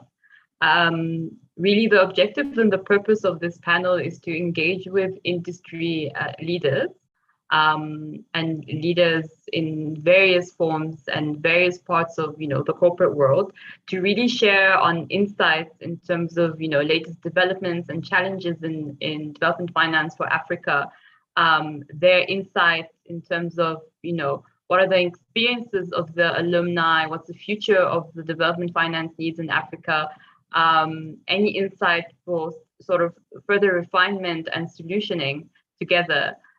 So with that note, I'd like to hand over to my colleague Ntabi, who will introduce the panelists, and then we can kick off with the panel questions.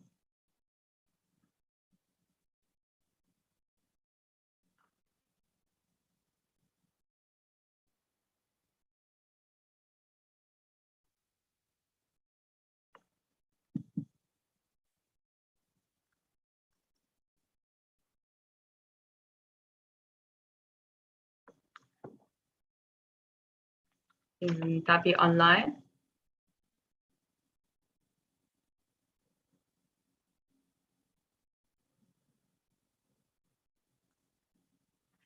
Okay, perhaps she has a little technical hiccup, but I'll then proceed to introduce our panelists. So I'd like to introduce our first corporate panelist, who is Patricia Ujangule. Patricia is the Managing Director of Uganda Development Bank. She's a professional accountant with 17 years of experience in banking and development finance. Prior to that, she worked as the Chief Audit Executive at Uganda Development Bank and Senior Internal Audit Manager at Standard Bank Group. She has specific competencies in strategy development, execution, risk management, corporate governance, management, stakeholder management, development finance, especially within the context of Africa and developing economies.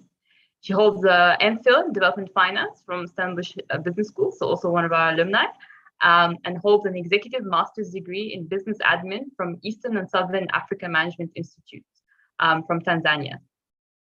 And a bachelor's of commerce from Makerere University in Uganda. She's completed several leadership and management programs and is currently undertaking her PhD studies in development finance. She's a member of the board of the Uganda Development Bank, Busitema University, Trademark East Africa, and Liberty Life Assurance Uganda, and a member of the management board of the European Union funded START facility, and serves on the boards of the Association of Development Finance Institutions in Africa and in the Association of Member Countries of Islamic Development Bank. Patricia, welcome to the corporate panel. I then like to introduce our second panelist, Dr. Olufunzu Somarin, who is the Regional Principal Officer at African Development Bank. He leads the bank's work on climate change and green growth in 13 countries within the bank's East African region, which includes supporting countries' access to climate finance for implementing climate actions and mainstreaming climate change within all of the bank's policies and programs. He leads policy dialogues and national or regional governments on developing policy frameworks for managing local and regional economic and social issues within climate change, renewable energy, resilience, and inclusive growth. Between 2013 and 2017, he coordinated the bank's work on addressing fragility and building resilience within the Horn of Africa. And in the last 10 years, he has been directly involved in the design, appraisal, and supervision of more than 170 development projects worth 15.4 billion USD. Dr. Somarin holds a PhD in International Environmental Policy from the Netherlands, and he's an alumnus of the Executive Education from Bradford, Cambridge, and Oxford universities in the UK. He gives guest lectures at King's College in London, African Leadership University in Rwanda, and Strathmore University in Kenya. And he's the recipient of the Eisenhower Fellowships for his work on climate change in East Africa. Welcome on board, Dr. Olufunzu. We're looking forward to your insight. I'd like to introduce our next panelist, Dr. Valetta Mifimkulu, who's a highly versatile and senior business leader who was appointed as the retail director for Absa Bank in Botswana since January 2020. Previously, she was the country head of retail banking in Standard Chartered in Zimbabwe and banking director for Barclays in Zimbabwe. She holds a Master's of Philosophy in Development Finance from Stellenbosch and a Bachelor of Commerce degree in banking. She's also an alumnus of the IMD Business School, having attained certifications in strategic development and leadership courses within the school.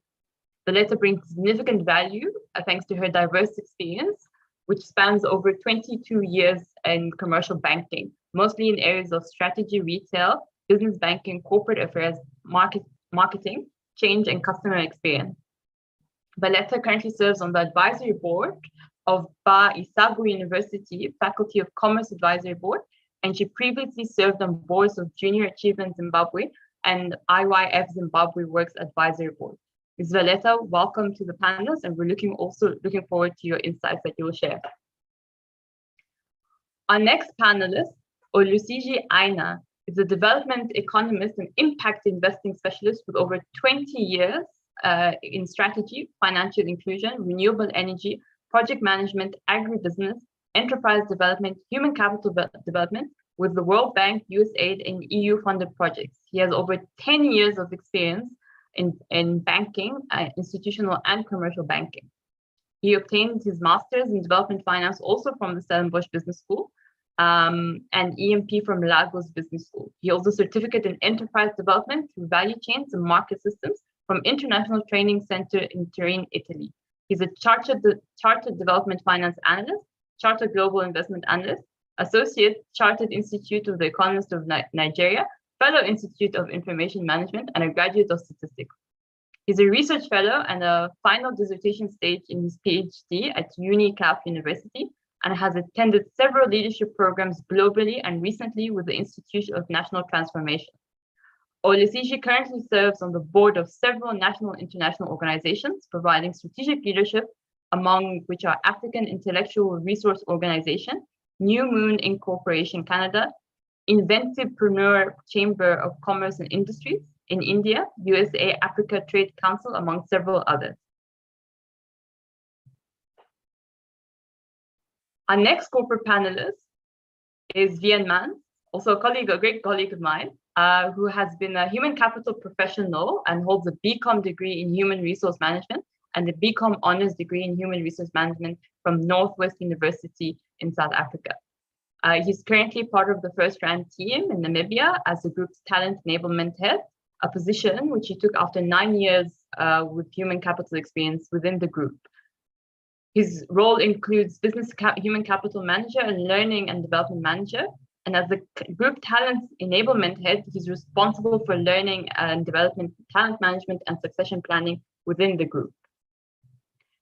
And last but not least, Mr. Jafet Justine, who is the Commissioner of Sovereign Debt Management in the Ministry of Finance and Planning in Tanzania. His expertise stretches in areas of sovereign, debt, fixed income, digital economy, policy advisory, and board leadership. He's proficient in development finance practitioner with wide experience in leading and managing and transforming banks at both national and international levels.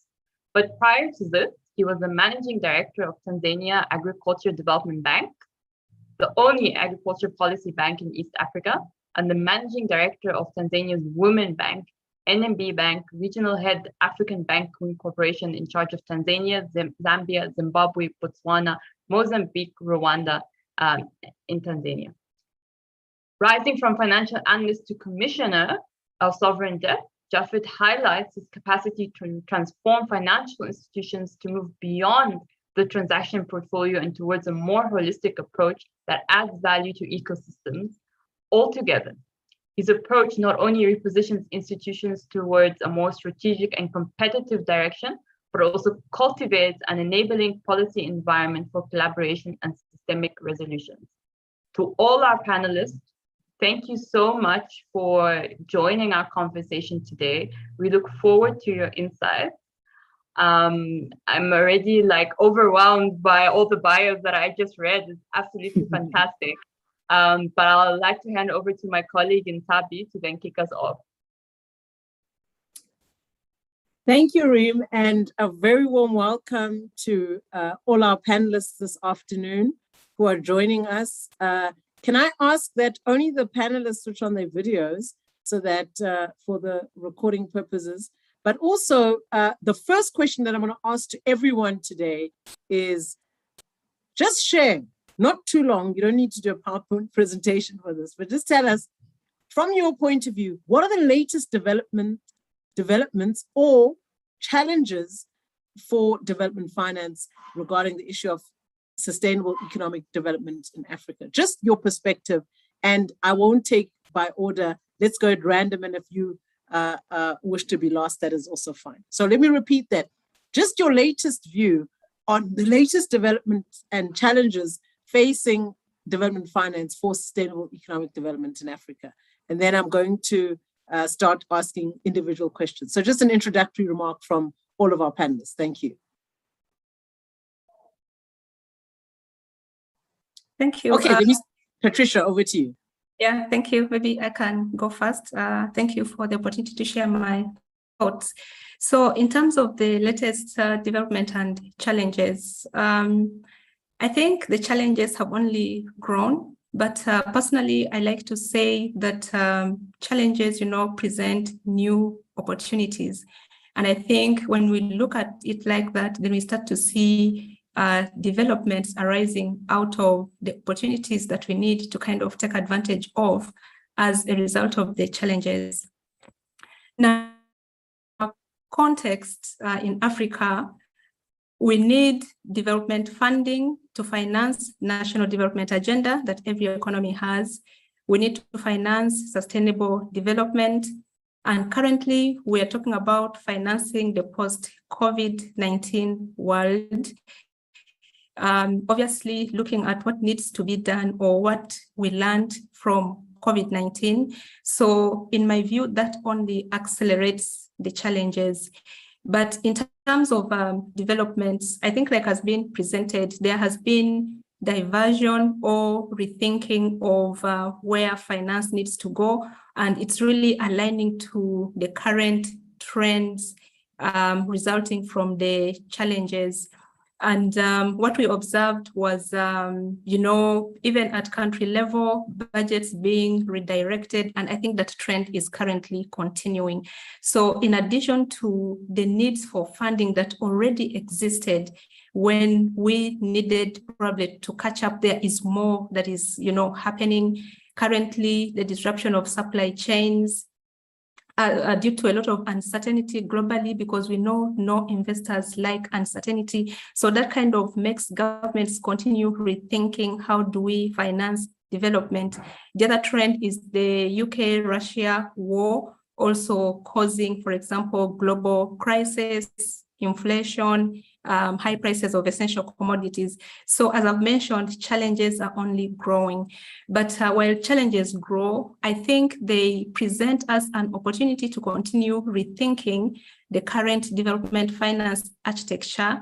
Shall we continue alongside what is existing, or shall we start thinking about what right architecture do we need to kind of provide resources that are needed for us to continue moving along? Different challenges keep unfolding. I think for now, I'll keep it there. Thank you. And I can probably pick up the conversation from there. I think my perspective really is, I think two interrelated Can I take areas. Olusiji and then Funsu and then Valeta in that order? Thank you.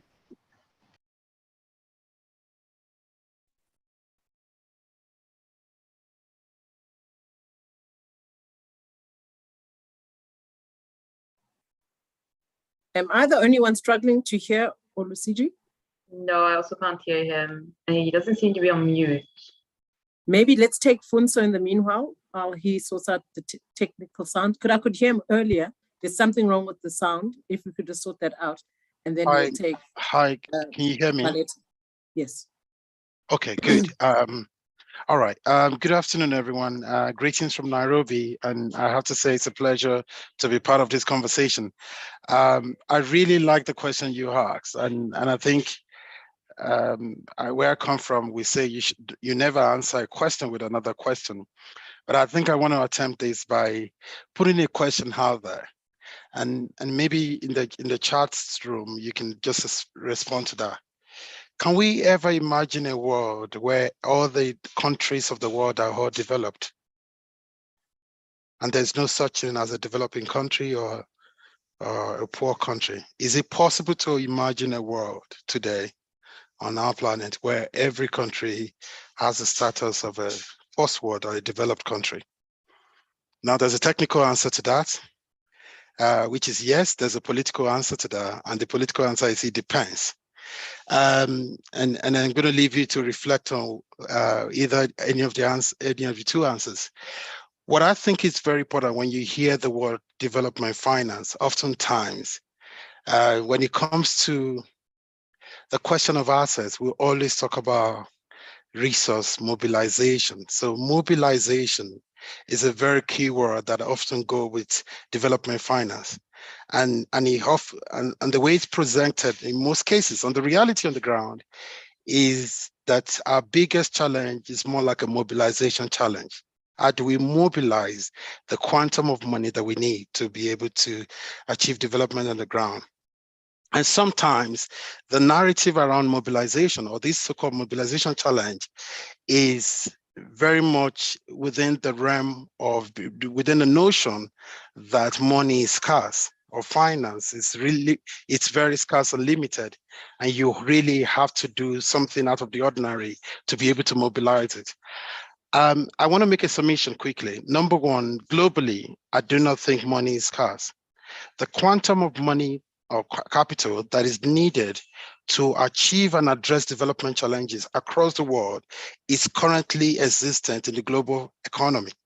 the global financial economy, the trillions of dollars that we need to achieve growth, we're not going to wait to do more trade and make profit. We're not going to need to print more money. That quantum of money currently exists. Our biggest challenge, and I like to call it so, is a distribution challenge. So, and it may speak to the mobilization challenge, because where you have a bit of inadequacy or limited capital in one part of the world, there is an abundance of capital in another part of the world. So our biggest challenge is how can we move money from where it is most abundant and perhaps less needed to where it is most needed and less abundant. Think about that. And I think everything we're doing in the world of development finance, whether the instrument we're using, whether the innovation we're talking about, it's about solving that distribution challenge, because we need to be able to move it. And this money is constantly available. And I want to leave you with a bit of a contest. There's a country called Norway with a population of 5.4 million people. 5.4 million people, Norway in Europe. This country has a sovereign wealth fund, not its annual GDP, sovereign wealth fund of $1.3 trillion. One country of 5.4 million people has a sovereign wealth fund over $1 trillion. Now, you're not going to go to Norway and tell Norway, look, we're Africa, we have SDG goals to achieve. You need to be able to know what kind of trade language, what kind of financial language do you need to be able to speak to be able to engage in Norway. A company in Saudi Arabia called Aramco made a profit of $93 billion in Q1. And I can go on and on and on and on to be able to show that in less than 18 months of dealing with COVID, globally, we spent $22 trillion to respond to COVID in 18 months. So money is not necessarily scarce. Money just needs to be evenly distributed. And I'm hoping we can reflect on that. So I'll keep it there for now. Thank you. Okay, thank you so much for that, Funso. Valeta, and then Olusiji, let's just check if your sound is back. If you can just try and see. We still can't hear you. I'm not sure. You know what I'd suggest? Just log off and log on and come back. And I think the tech team will just note you and pin you when you come back. Valeta, just. I'm hoping I'm audible. Now I'm worried about the sound. Okay, so I think interesting points have been raised already. I think for me, one area that probably is not new as a trend, but I think heightens related to Africa's growing young population and the trends we see in unemployment is really around the education and skills mismatch. I think we kind of look at the issues of development finance, and to the point that Funso made, it's not necessarily about the availability of money. It is what is it that we need to be able, number one, to attract the money, use it properly, and also to a certain extent, make sure that it is being used towards the purpose to which we raise it. And as we continue to kind of run traditional school curricula, I think for me begs the question of at what point in time do we need to be talking about the intelligent use of finance, of money, financial literacy education, and how we start addressing some of the skills and education mismatches that show up much later in life. And then at that point in time, you're facing significant challenges in terms of trying to redress and address some of the developmental challenges that we're talking about today. Thank you.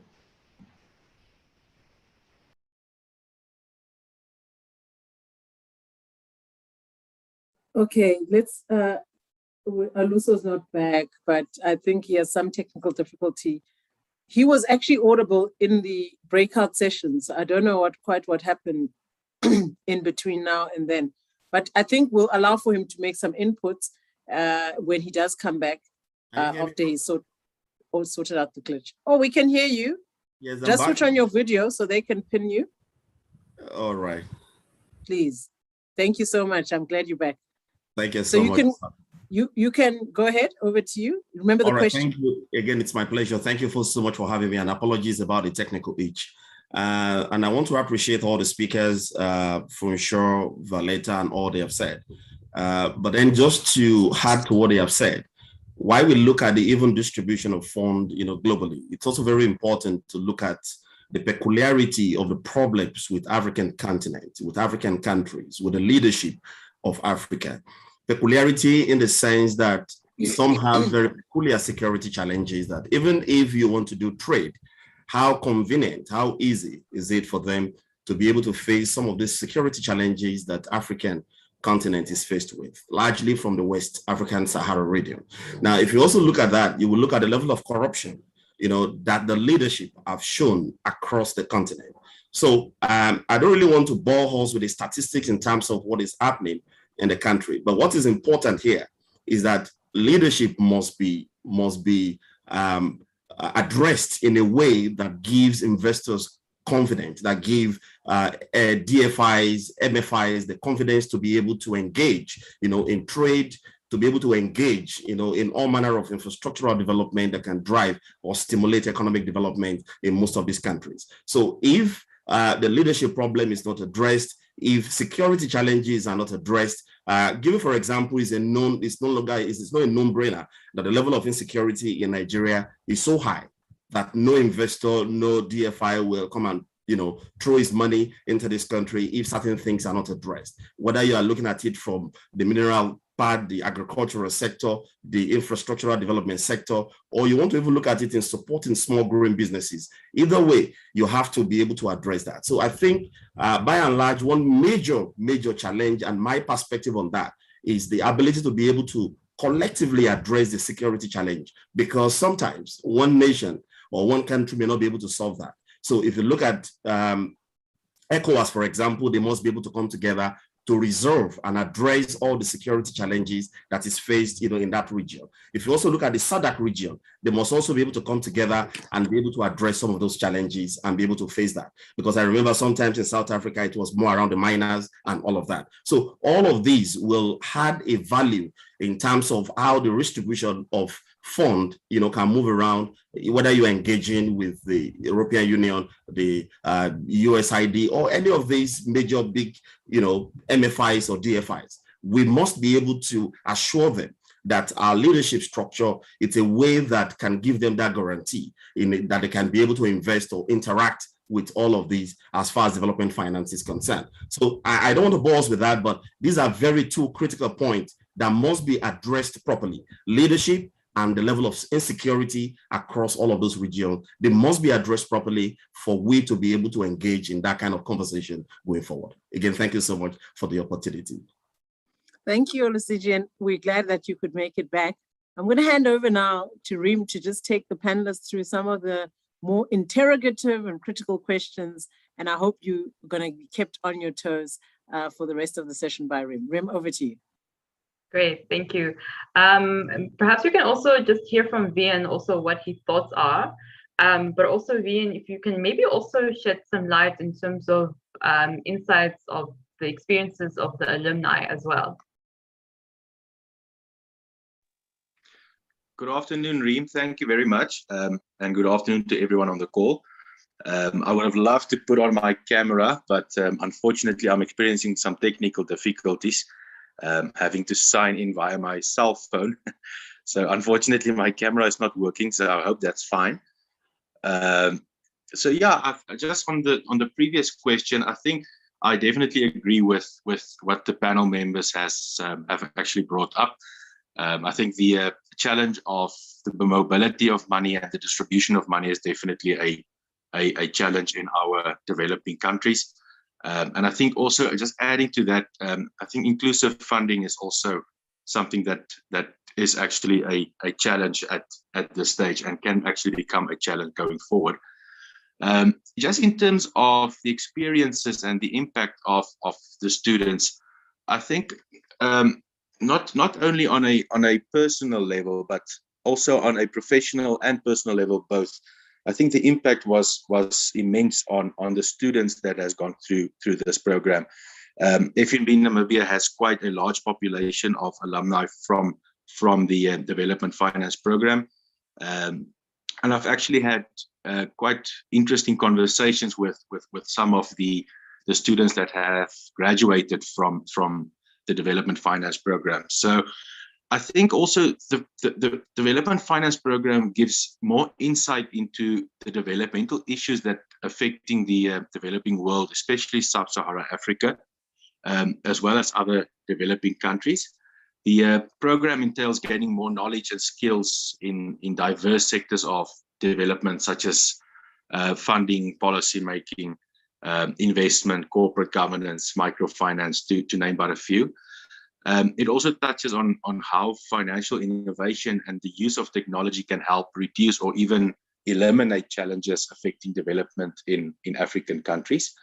The program leads to a much wider thinking around these challenges, and that's something that we've picked up from the students.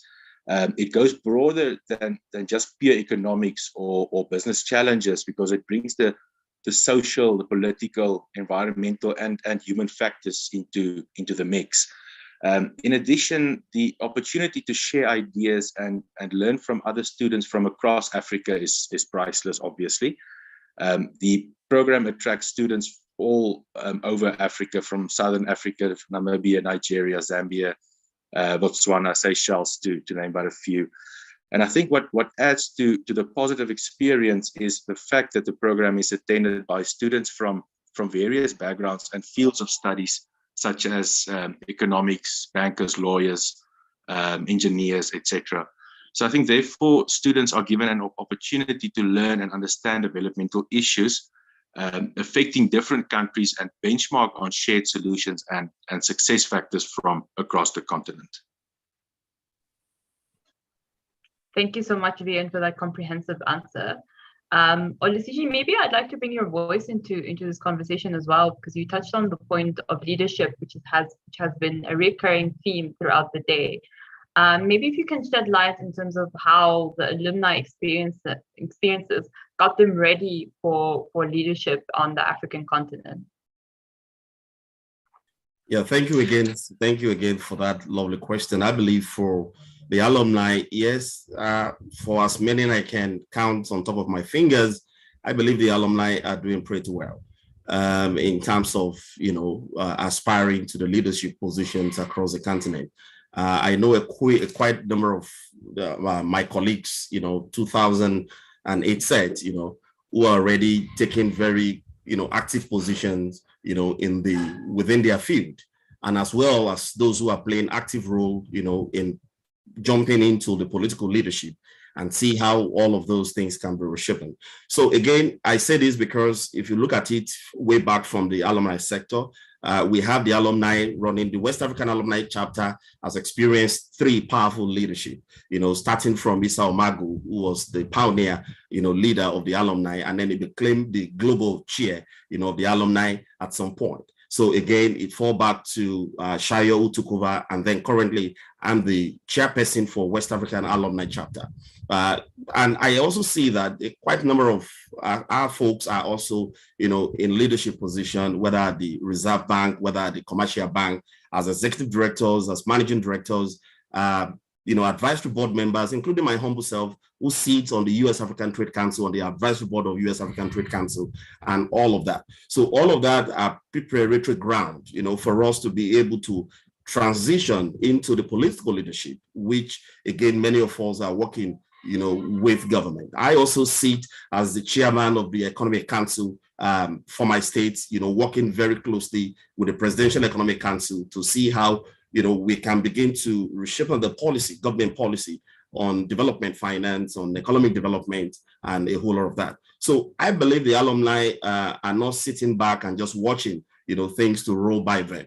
So if you look at it across Nigeria, Gambia, Ghana, and whole of that, I can mention at least quite a few who are actually taking that position. So the alumni community is doing excellently well. If you go to LinkedIn today and see the positions they occupy, executive vice president, whether you talk about AFC, you talk about IFC, and all of that. So they are actually preparing themselves, into that leadership position. And like I said, to be able to transition into the political leadership at some point. So I won't be surprised in 2023 if you begin to, maybe from the Nigerian perspective, you begin to see some of our alumni as federal minister, driving whether trade and industry, whether whatever it is, the portfolio they give to them. I believe they have the capacity to be able to drive all of that. So that is my perspective about that we can begin to count So the alumni are well positioned. We are looking at how we can work with other stakeholders within the continent to be able to, because a lot of things that we see happen here has to do with leadership and then policy implementation. So working with them very closely to see how all of those things can be, re-strategized in a way that can dovetail into an impact that a commoner, someone at the bottom of the pyramid, can begin to feel the impact of governance, of leadership. Because you might mention all of those numbers, all of those instrument, development finance. To an average man, he doesn't know what it means. As long as he cannot put food on his table, as long as he cannot go to the market, as long as he cannot have the basic health facility, you have not said anything. So we need to be able to walk through all of these and ensure that all of these things we're talking about here today may dovetail into economic impact, for the commoner, for someone at the bottom of the pyramid. Again, thank you so much for having me. Thank you so much for that answer. No, it's amazing to see that the Stellenbosch alumni are really the front line of development impact. And since you took us a bit into the future in terms of 2023 and beyond, Valletta, I'd like to bring you with me into the future for a bit. Maybe if you can share some of your insights in terms of the future of development finance needs in Africa. Thanks, Reem. So I think a lot has been talked about around leadership and governance. And I think when you look at this conversation in Africa, we cannot separate it from us as the people who lead Africa in terms of what we contribute. However, I think when I look at what we see, and I work in the commercial banking sector, I think importantly, the issues of governance, ethics are becoming very topical, particularly when you're looking at the flow of funds, right? In the sense that, you look at the number of controls or strengthening that we need to do around the areas of either illicit financial flows. So issues of governance, ethics are something that we cannot run away from, even as we try and see how we tap into global financing to drive the future of development finance. I think on the ground, working with people on the ground, one of the things that we do see is how do we get domestic finance to play a stronger role, and how do we, as the people on the ground, make sure that we are innovating enough. Particularly, I think if I look at the commercial banking sector, how do we make sure that, other than driving, financial inclusion, how do we continue to drive innovation, working with partnerships, driving cooperation to make sure that we are continuing to tap and make sure that even the domestic flows that we have, we are actually starting to turn them into the developmental needs. I think to a certain extent, there is an expectation and thinking that, the funding always needs to come from outside. But when you do look at domestic finance, whether the mobilization of it or the distribution of it, there is a role and an increasing role that we need to continue to play as the people on the ground. And therefore, whilst this is probably something that is tried and tested, I think we cannot run away from the need of, digital and technology in terms of how do we enhance distribution, how do we get the money flowing efficiently from, to the person at the lowest, level of the pyramid in order to drive Africa's financial needs.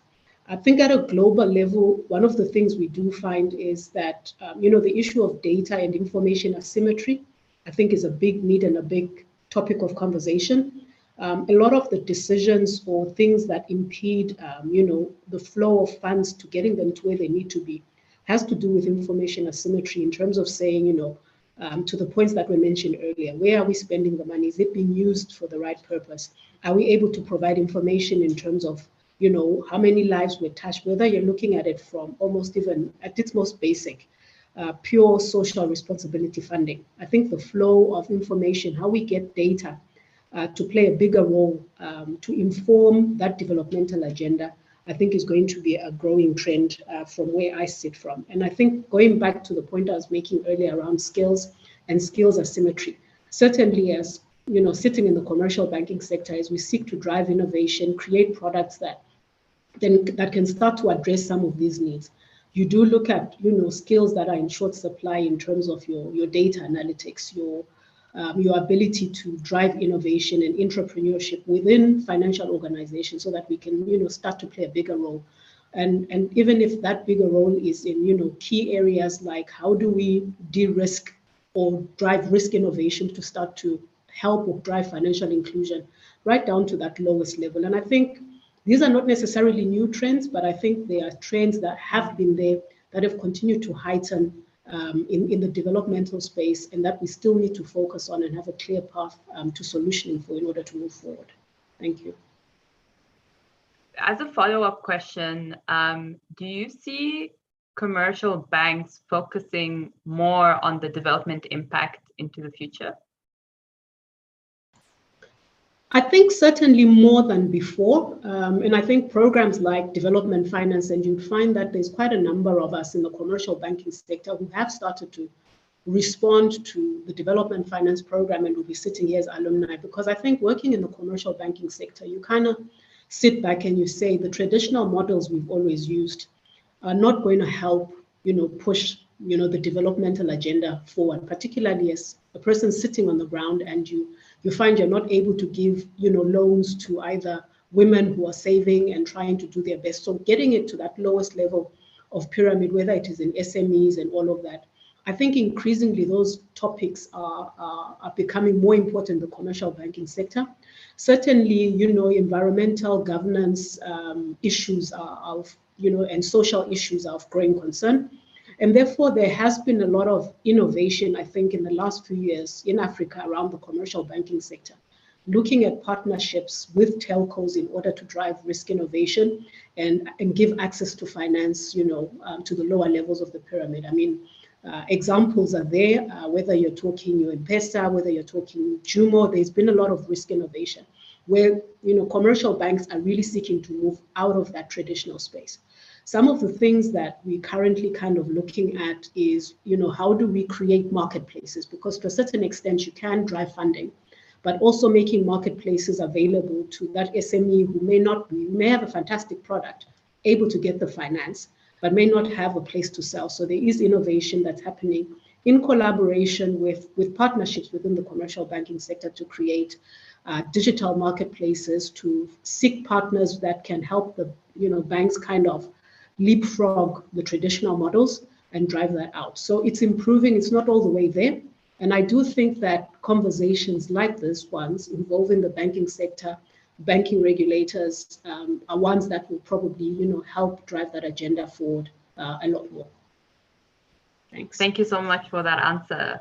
So maybe Dr. Olufunso, if I can turn to you, because I saw you there looking, to the corner, and that's usually a sign where someone's imagining the future. If I can maybe ask you to also sort of share your foresight in terms of Africa's development finance needs in the future. Thank you very much, Rim. I noticed that I'm the only one that is not part of the alumni group here. So please, I want to request if there's a chance to have an honorary degree from Stellenbosch Business School, I'll be happy to be a beneficiary of that. And please, I like your WhatsApp group. I want to be part of it. No, having said that, I want to say, and thank you, Violeta. I think you've really made a number of very valid points.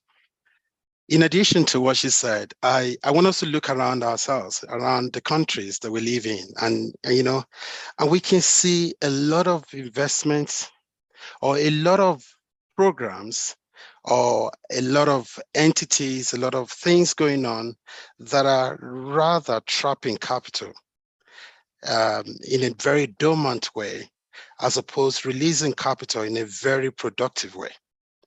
And I want us to reflect a lot on that, because I live here in Nairobi, and in many countries, an example here in Kenya is where you have a very structured saving mechanisms around groups. It's called SACCO, basically table banking among people, workers, and it's to the tune of about $40 billion.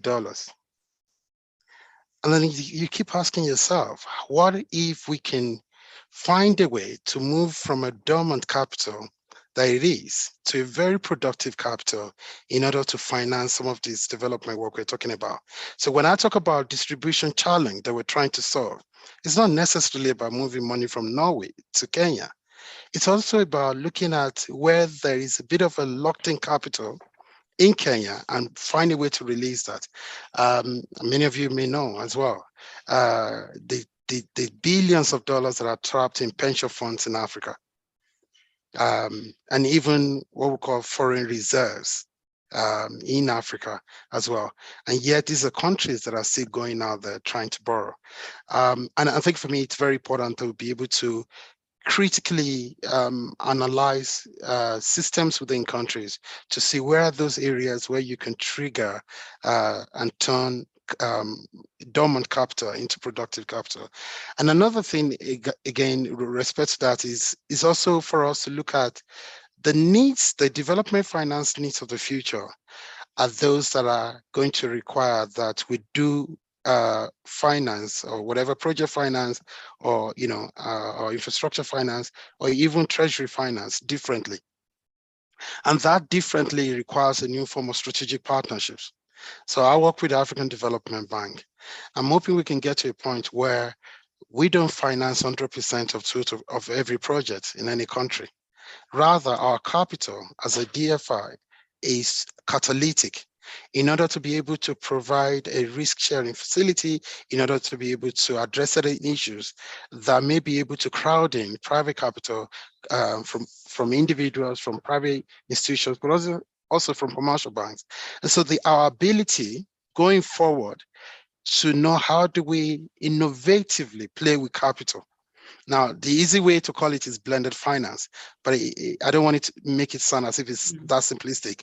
But how do we really use one capital to move the piece of the work from one level to another that makes it easy for another form of capital to take the work forward until you get to that finish line? I want to end by saying something that we have experienced. In my private life, I get a chance to deal with a lot of young entrepreneurs who are capital raising. And one thing you keep hearing is the people who have money, they will keep telling you, we cannot find projects to finance. And those who have project ideas will tell you, we cannot find money. These two categories of people are existing in the same system, in the same market, in the same ecosystem. And then you have to say, what is this? This is a paradox. How do you bridge these the demand and supply? And that requires, some of this innovative thinking that will help us to be able to facilitate a closer interaction between the supply of capital and the demand of capital. And I think we're going to get to a point where we're going to be rest assured that there's enough money in the system. The innovation is, how do we bring money together? How do we structure a new form of alliance, a partnership, in order to get things done? And I'm very sure that most of you here will be able to solve the problem for us. Thank you. Thank you so much for that answer. I really like that point on innovation being how we bring money together. So thank you very much. It's food for thought, definitely. Patricia, maybe if I can turn to you to possibly share some insight in terms of what can be expected in the future of our graduates, given the specific challenges that Africa is facing right now, and actually the whole globe is facing right now.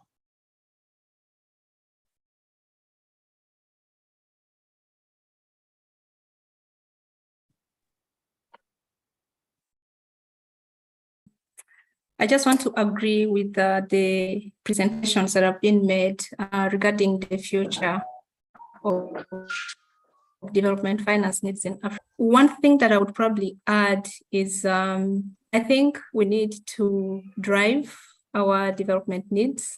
We need to set the agenda as Africans. We need to develop policies for Africa and be in charge and take responsibility of that. I think we understand our context better as Africans, and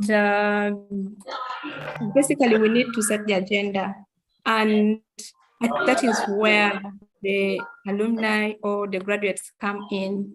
And given the opportunity, what is it that we can do for our countries, and leveraging on the knowledge that we are getting from the development finance programs.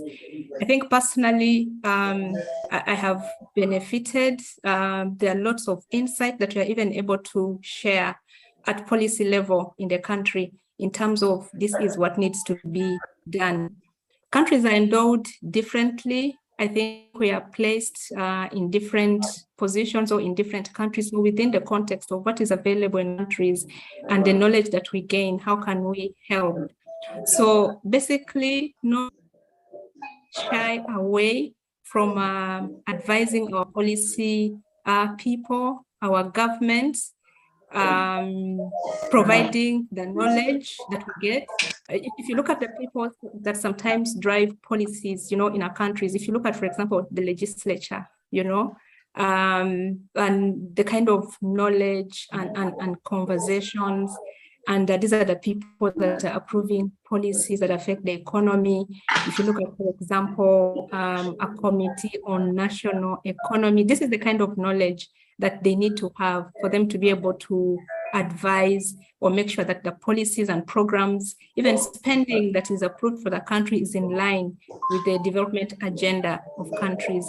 So I believe there is a gap that our students, our alumni can fit in. And so the issue is, how do we get them there? I think from the school perspective, can we kind of find a way of also trying to provide these linkages, saying we have students, we have graduates, we have knowledge, how can we help position so that, you know, the knowledge can be used in different levels within the countries? I think that's what I can add in terms of what we can do, what our students can do. And I think this is one of the ways that we can begin to take charge of the development agenda in our country and the continent. Thank you. Fantastic. I'd like to call on Jafet. Are you still online? Yes, I'm online. Okay, great. Yeah.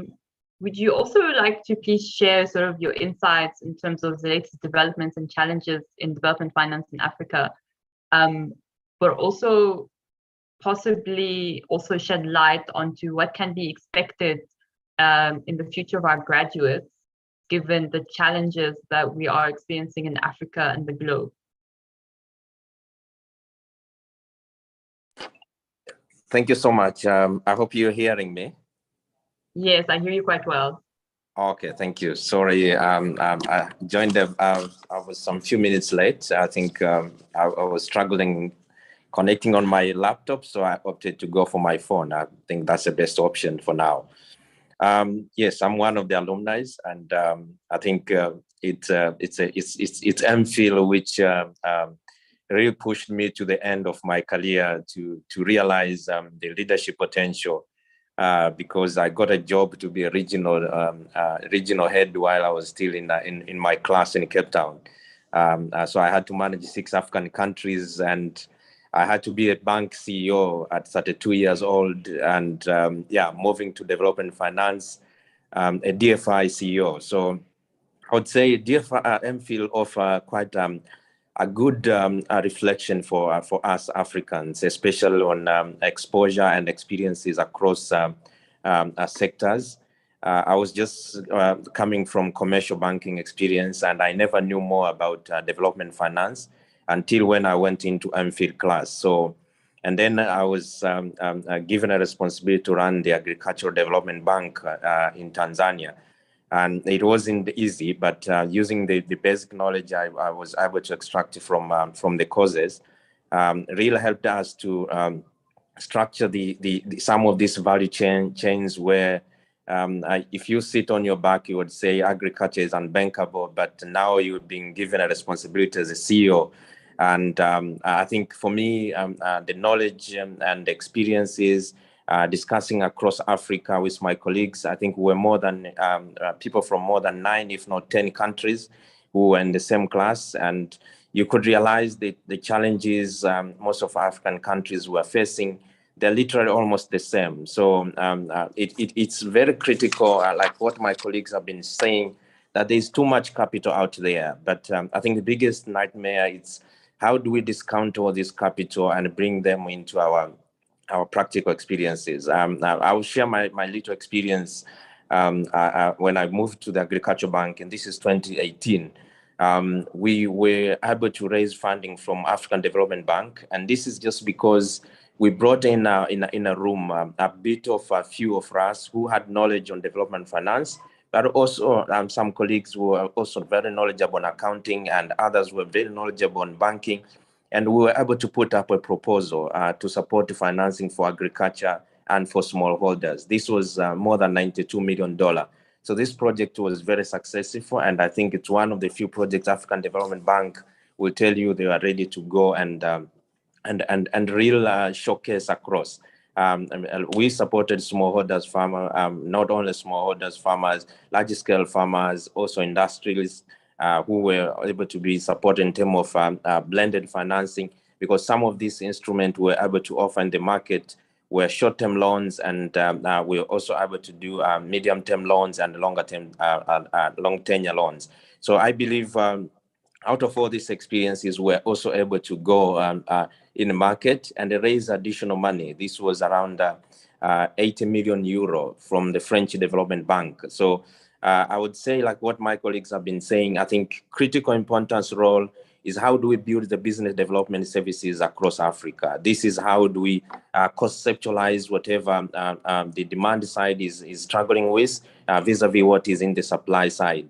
I keep seeing this, and as I move across roles, I've moved from development finance, from a development finance bank to now into a government where I look into public debt. And you really see the biggest challenge in Africa where we really need to put up our effort is how do we structure or develop these projects and be able to raise financing for them, because there is no enough resources, but rather I think the only biggest challenge we're struggling is Africa is not putting up as much effort to design and structure these deals. I will speak either is it on infrastructure, either it's on the agriculture side to support irrigation schemes and the climate challenges we're seeing today. I think the biggest challenge we are having today is how many projects have been prepared and are able to be bankable. This is where the miss is. At some point, I remember 2 years ago, a delegation flew all the way from USA, and this was Bill and Melinda Gates' team. They just saw some of the projects we've been doing. And they come all the way to my desk and they were saying, this is $7 million. We're going to give you this as a grant. And we want you to blend this with another, with your debt. So I would say for me, that creates more opportunity. So I want to discuss on the challenges, especially on how we could support Africa and across the continent. I think for me, there is a missing conversation, which is the linkage between the monetary policies, the fiscal policies, and the industrial policies. I think this tripartite conversation is missing. You find, and this is what I've noted, and this is also on top of the conversation I've been had when I was a regional retail head with one of the banks. You struggle to find the physical incentives which have been given by governments and the monetary instruments which are also in place. How are they linked to the industrial policies? So these three, and for me, this is where the problem is. So I would really request we at USB, I call myself as we because I've got a responsibility to give feedback to see how we could support the conversation around industrial policies. The industrial policies, they will always address issues like how do we support government in terms of political will. If you're saying Tanzania is exporting more than 300,000 metric tons of cashew nut only to Vietnam and India, only to be processed, and then to be sold in US and China, and then look at the number of jobs we are exporting to these or other countries. But what if all of us were to sit in a room and say, here is the fiscal instrument to back up the guys who are adding value in country. We're going to give these waivers this much for this particular period. Here is the monetary instrument. We're going to support with, let's say, is it a guarantee facility or it's going to be an equity facility to lower the cost of investment of these guys who are bringing in. And again, these are the industrial policies that we're going to create an industrial processing zone which got the supply of all the amenities. So I believe for me, the conversation we need to open up as USB is to see how do we now bring the policymakers into this mindset of discussing transactions. Let the policies be able to address a particular transaction. I know Dangote has put a plant in Tanzania. They're putting in a couple of African countries.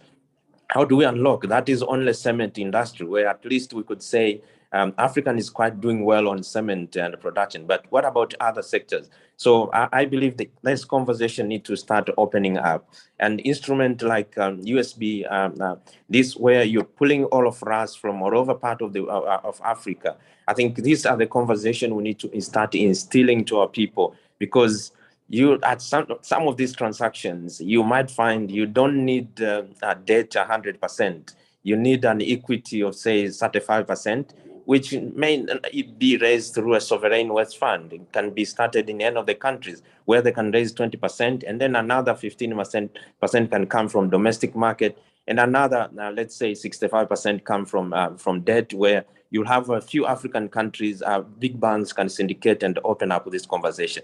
So my play is, I think enough is being said to date in Africa. I think let's push the conversation now further into unlocking the conversation between industrial policy, monetary policies, and the fiscal policies. Let the three speak together, because I think this linkage for me is missing across. You find there is a political will, but again, there are no priorities. You find there are priorities, there's no political will, because some of these guys who are involved in maybe in the importations across these countries, they are also very strong politically. So you find some of the members in the political circles are unable to let the production happen in these countries. So I would request at least for the USB to also look at this bigger conversation. How do we bring the conversation? Either is it whether you speak about tourism, whether you speak about transportation, whether you speak about mining and every other sectors, I think how do we integrate it to the global value chains is until we address the tripartite, for me, I would say black box, which I keep seeing left and right. Yeah, I would like to end there. Thank you. Thank you so much for that extremely insightful and comprehensive answer that you gave. You gave quite a few, nuggets to think of and a lot of food for thought. I'm also in the commercial banking industry, and what I love about the whole day is that there's so much synchronicity between all of the institutions in terms of what the focus areas should be. I mean, we also talk about leadership dynamics. We also talk about project preparation. We also talk about innovation in the financial sector. So I'm hoping out of this day, a lot of synergies and a lot of partnerships will also come about as well. So before we conclude this panel discussion, just a last question, and I'd like to sort of point it out to Valletta and Vian. What are your reflections that could help strengthen development finance program offerings? So Valletta, maybe if we can start with you and then conclude with Vian as well. Thanks, Reem. Probably, I think a lot of it has already been covered, right? I think for me, if I look at the programming, I'll probably mention one thing. I think there's a lot that we do around technical expertise and looking at the various areas of development finance that we need to improve. I do think that there is a missing gap, particularly if you reflect on this conversation around leadership and some of the softer skills, because I think to the point I think that was made in the alumni videos, we all go through the development finance course with an intention to catalyze, to take that knowledge and bring about change. And I think for me, if there's anything to reflect on is to say, are we adequately also covering that leadership aspect? Because at the end of the day, that is what will make a difference in terms of bringing all of that technical knowledge that we gather as we go through the program and taking it to the next level. I think the other bits around, data or growing skills that we need to drive some of the innovation that we need to actually bring about a different way of, making finance accessible. I think for me is a technical area to look at. So if you look at your data analytical skills, that would be, I think, an area that doesn't seem adequately covered, but can no longer be something that we continue to leave on the periphery. Thank you. Thank you, Valletta. And Vian? Yeah, thank you, Reem. I can actually just echo to what Valletta has actually mentioned. I think just to to add on to what she said, I think skills development in terms of future capabilities is definitely something that needs to be considered. I think in terms of skills development, whether it's leadership or technical skills, I think we have for a very long time looked very traditionally and conventionally at leadership and technical skills development. And I think it's time that we realize where we are going from a African as well as a global point of view in terms of leadership and technical skills development. I think something that I can also mention is that in terms of discussions that I've had with some of the students and the alumni of the program, is that the program offers such a vast array of skills and knowledge and experiences gained from a theoretical point of view. However, there seems to be a question after the program as to what now? Where do I go? What do I do now to actually make a practical impact and a practical contribution towards the economy that I operate in? I think that is a very important aspect, is bringing the practical aspect into the program. And I think also what Violetta also mentioned is the whole concept around data management. I think up until now there has been a huge reliance on human capital for the mining and the implementation of data, which in my view can actually start to be automated and digitized. So yeah, I think that from my side is basically it. Fantastic, great. So to all our panelists, I'd like to extend a really, really big thank you for your time, for your insights. It was really beneficial to all of us. So thank you so much on behalf of the school. Before you turn off your cameras and before we go into our next break, we would like everyone actually to put on their cameras so that we can take a virtual photo, aka a screenshot of everyone on the call right now. So please, everyone, if you can please turn on your cameras.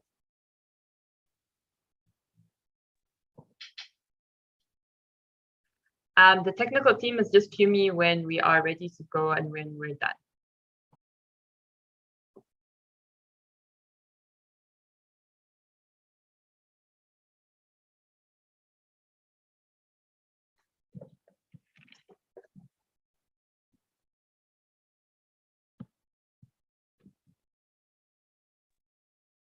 Sorry, can the host allow us to turn on our camera, please? Sorry? Can the host enable us to turn on our camera? Okay, can the technical team enable everyone to turn on their cameras?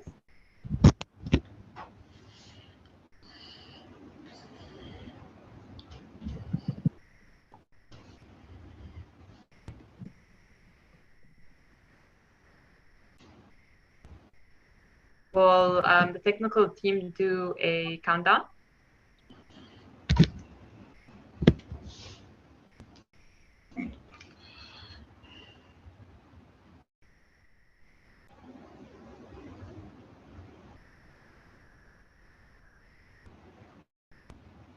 Oh, Nadia.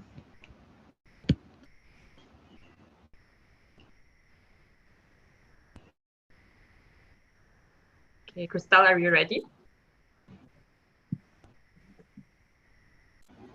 Yes, we have. Yes, we have print screens. Okay. Well, I guess selective then, because I still can't turn on my camera. It says you cannot. You say you cannot start your video because the host has stopped it. Okay, let's take another one if everyone can open their cameras. Can the tech team check if Dr. Isa can open his camera?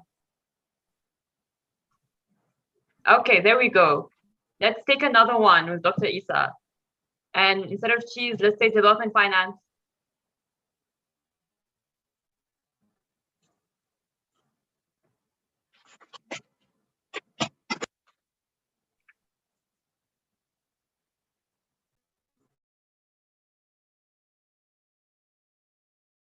Okay. Christelle, are we good? Okay, fantastic, everyone. Thank you so much. Lovely to see all the faces from all over the world. Okay, great. Awesome. Now we can get into our second breakout session. The purpose of this breakout session is really just for knowledge sharing, to discuss sort of your insights from the day, what stood out for you in the program when you were a student. You know, we're going to reminisce a bit on the past, but also if you have any suggestions or ideas in terms of that the school can then take forward to improve the program. So this time, the breakout rooms will be random. You will need to delegate one writer, one discussion, and one discussion leader. In order to capture the answers of your questions, the technical team will share a link to something called a Padlet.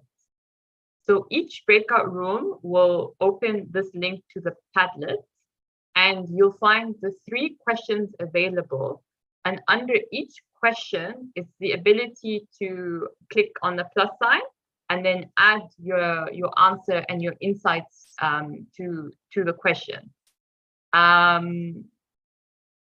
Tech team, I'm not sure if we'll be able to show like a demo of how to use it.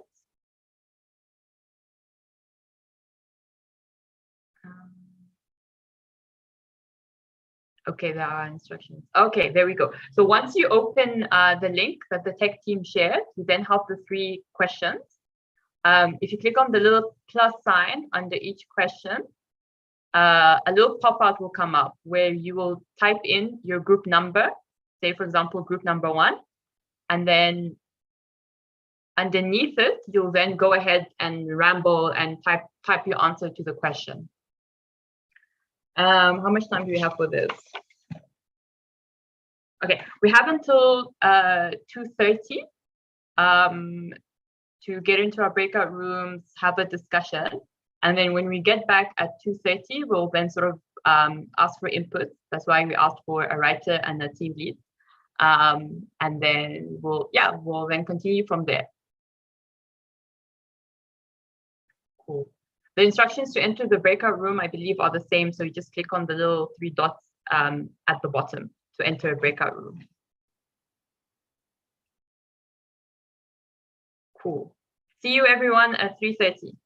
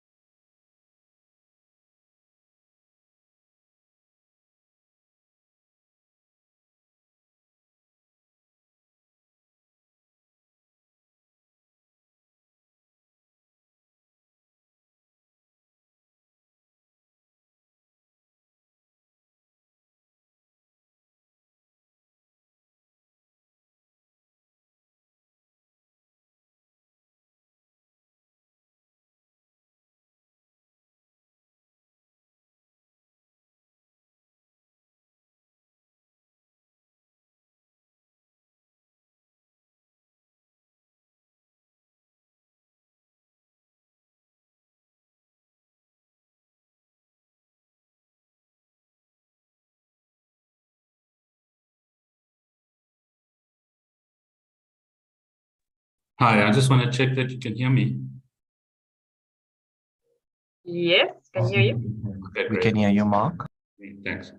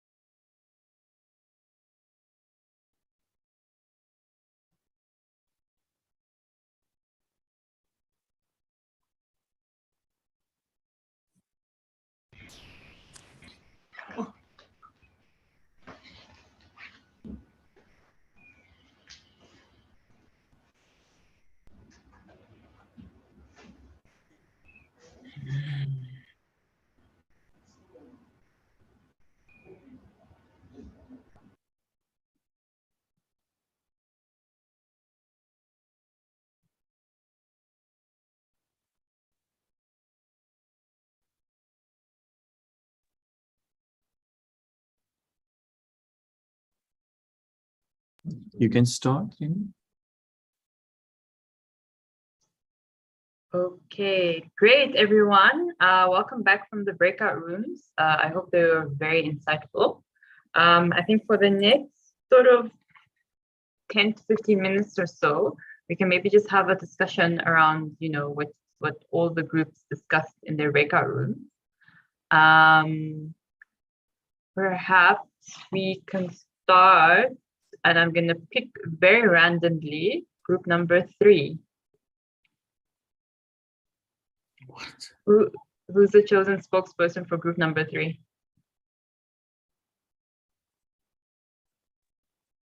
I was determined not It's Isaac. Isaac is speaking for us. I'm trying to see.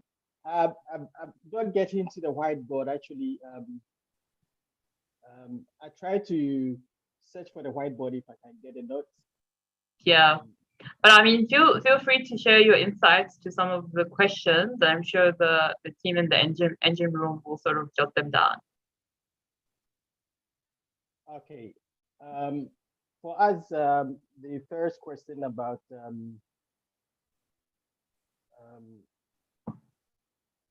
me see. Okay, we did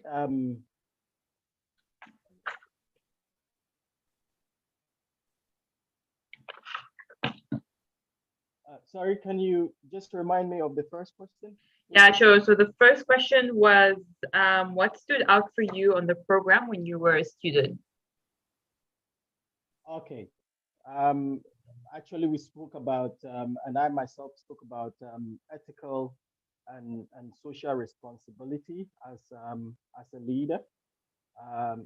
So the challenges ahead demands that you don't actually do something at the expense of society or do something at the expense of the environment. But then, of course, you find a sweet spot where where both the society or the environment can coexist with each other and actually make each other stronger. It's like a win-win situation. So for me, that's what made me to start my non-profit organization, where actually build capacity of social entrepreneurs as well as seeking for sustainable financial solutions. So it's all about having an impact on society or doing something for society, not at the expense of society or not at the expense of the environment, but then of course doing something that impacts society. So for me, that's what I shared, and the other colleagues also shared their thoughts on that. Unfortunately, I cannot find the notes, so I cannot actually speak on that. But that's what I shared on my part. Yeah, the first question here. Great, thank you so much. I really like what you said in terms of sort of balancing our social responsibility in the societies we operate in. I am going to pick on the group that I was part of. So if I can ask for Nico in group 5 to share the insights from the discussion. Thank you very much. Hi, everyone. Nico Moloto. I'm currently working at PepsiCo, and it was an exciting team just to hear different people. So our first question that was speaking, which said what stood out for us in our program, I think I've seen on the board that many people also highlighted this, but the diversity of the views from various countries in our continent, sharing their challenges and different solutions, the deep conversations on financial inclusion, and how to plan and implement certain of these integrated initiatives amongst different matrices and interlinks that exist in the development space. And also the topic around partnership and collaboration in the development finance that stood out in terms of the exposure that the program did for alumni or the students. And also, I think it was an eye-opener for many of us in terms of how deep the topics of development finance were compared to, before we knew what some of these topics were, which was a great learning environment. And also, we also had a feedback from someone who's currently a student now who started this year, but also saying that some of the courses are very are providing great learnings for his small business that he's doing on the side outside of studying and working.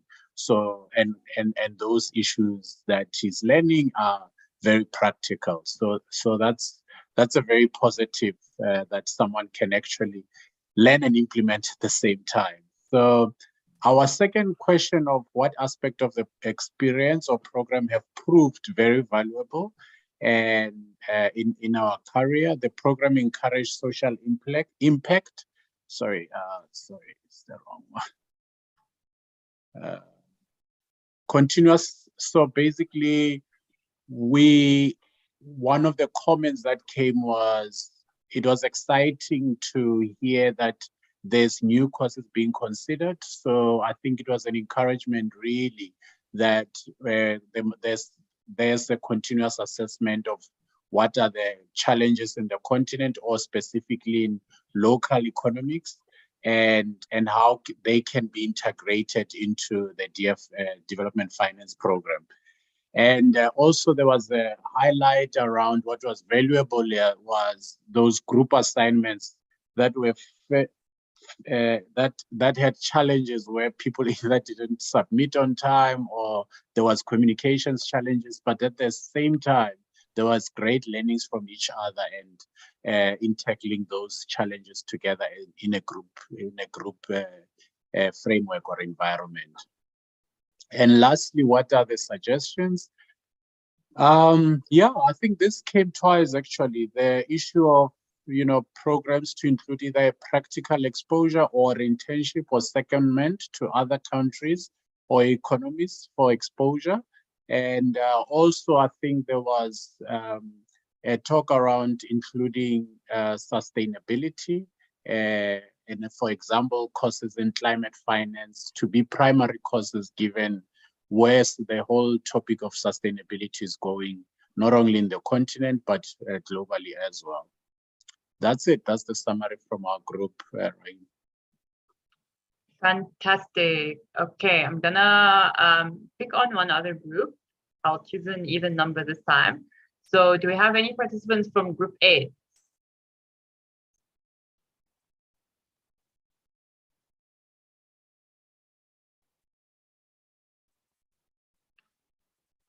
Group number 8.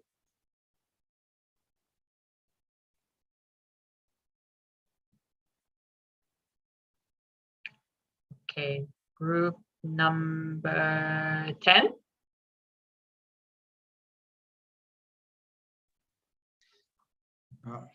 Thank you, Reem. Hi, can you maybe just introduce yourself? Mike Powell from Bang. Okay. Hi there, go ahead, the floor is yours. Yes. We had an exciting discussion. People expressed how they felt while they were here. Amongst that, they enjoyed the interaction with students from other parts of the continent and globally. But also, they were so excited on how to apply whatever was learned from each of the courses to improve, to solve practical issues, which has been a challenge and remains a challenge. But that said, development finance remains exciting because it speaks to the reality of our day-to-day living. Some of the suggestions have been mentioned by previous speakers, but in addition to that, one of them was that the electives be increased to include some of the programs that they have already mentioned and other topical issues. They mentioned climate finance, risk in other areas, not just the normal risk we have that we know about. And regarding the PhD program, you would know that you begin with the coursework, which is very hectic.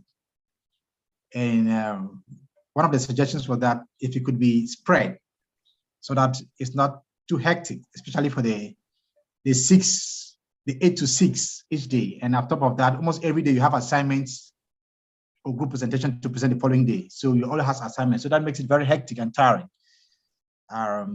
Yes, that said, we'll leave it to the school to see if that's possible. So it was quite exciting, and that's what we have. It was also a call that if they could have more interaction with alumni so that current students annually have something like this, or a session or something that brings alumni to engage with current students so that at least they have that feel. I think I should yield here so that you can proceed. Thank you, Rin. Thank you so much for everyone's insights that they shared. I think it's very valuable to the school. With this note, I think I'll conclude this breakout session and thank everyone for the insight. And now I'll hand over to my colleague Ntabi to now introduce our next session.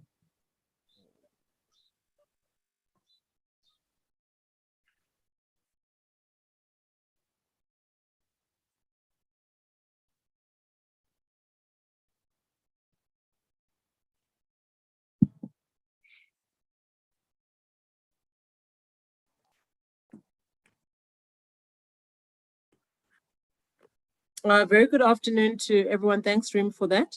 I'm just wanting to get a signal if Professor Swilling is already here. I know that he was in an international event. And have we got confirmation that he's joined online? Yeah, I'm here. Yes. I'm here. Can you hear me? Yes, we can hear you. Let me just check the team. Tabi Singh, I can Mark hear is you. in the room. Is there? I can hear you, Tabi. Reem, maybe you can just continue with the I might be early. introduction. Let me just pause. I'll just hold on. Tabi, do you have audio on your side? No, she does not. Remove spotlight. Put Can you please continue, Reem? Reem, can I go ahead? Is everyone back from the session, from the break? Yes, all right. yes. All right. Well, awesome. I can see that Prof. Swilling is here. Welcome, Mark. A very warm welcome to everyone who's still been with us for the full day of proceedings. Prof. Swilling, you may not know, but we have had robust discussions from 9 o'clock this morning all the way up to 4:45. And we are going to have your lovely self sharing with us on just transition and financing in that aspect. In the last, I call this the graveyard shift because a lot of people are exhausted, but I want to encourage everyone to just hang on. This is the last keynote speaker, and we have saved the best for last, so don't go anywhere. Welcome, Prof. Swilling, to the Global Alumni Development Finance Summit. We've had quite a comprehensive array and set of speakers from Mrs. Awani, who was Executive Vice President in Afrexim Bank. We've had 2 directors from the African Development Bank. We've had all the way from the rector to our dean of the faculty, to the head of the business school and the head of the department, giving some keynote insights. And we've also had our director for the African Center for Development Finance coming in. Very excitingly, we had panelists who are former alumni, ranging from CEOs, regional principal officers, and directors and economists, who then robustly engaged on how development finance have been so important in terms of their own learning and development trajectory, and how they as leaders have really learned from development finance and what impact it made. Lastly, but not least, everyone who has been here participated in our breakout sessions and gave some insights in what stood out for them from a development finance perspective, what could be done to improve their experience, and what ideas they may have. So that's really been a summary of the day. And last but not least, we have Prof. Swilling, who I'm going to introduce shortly, who's a development finance and is going to talk on development finance and just transition, trends, challenges, and future choices. As I introduce him, he's a distinguished professor and a friend of mine, and a co-director of the Center for Sustainability Transitions, and a visiting researcher and professor at the Environmental Justice Program in Georgetown University in the Washington, D.C. region. His latest book is The Age of Sustainability, Just Transitions in a Complex World, and he also co-authored Just Transitions, Explorations of Sustainability in an Unfair World.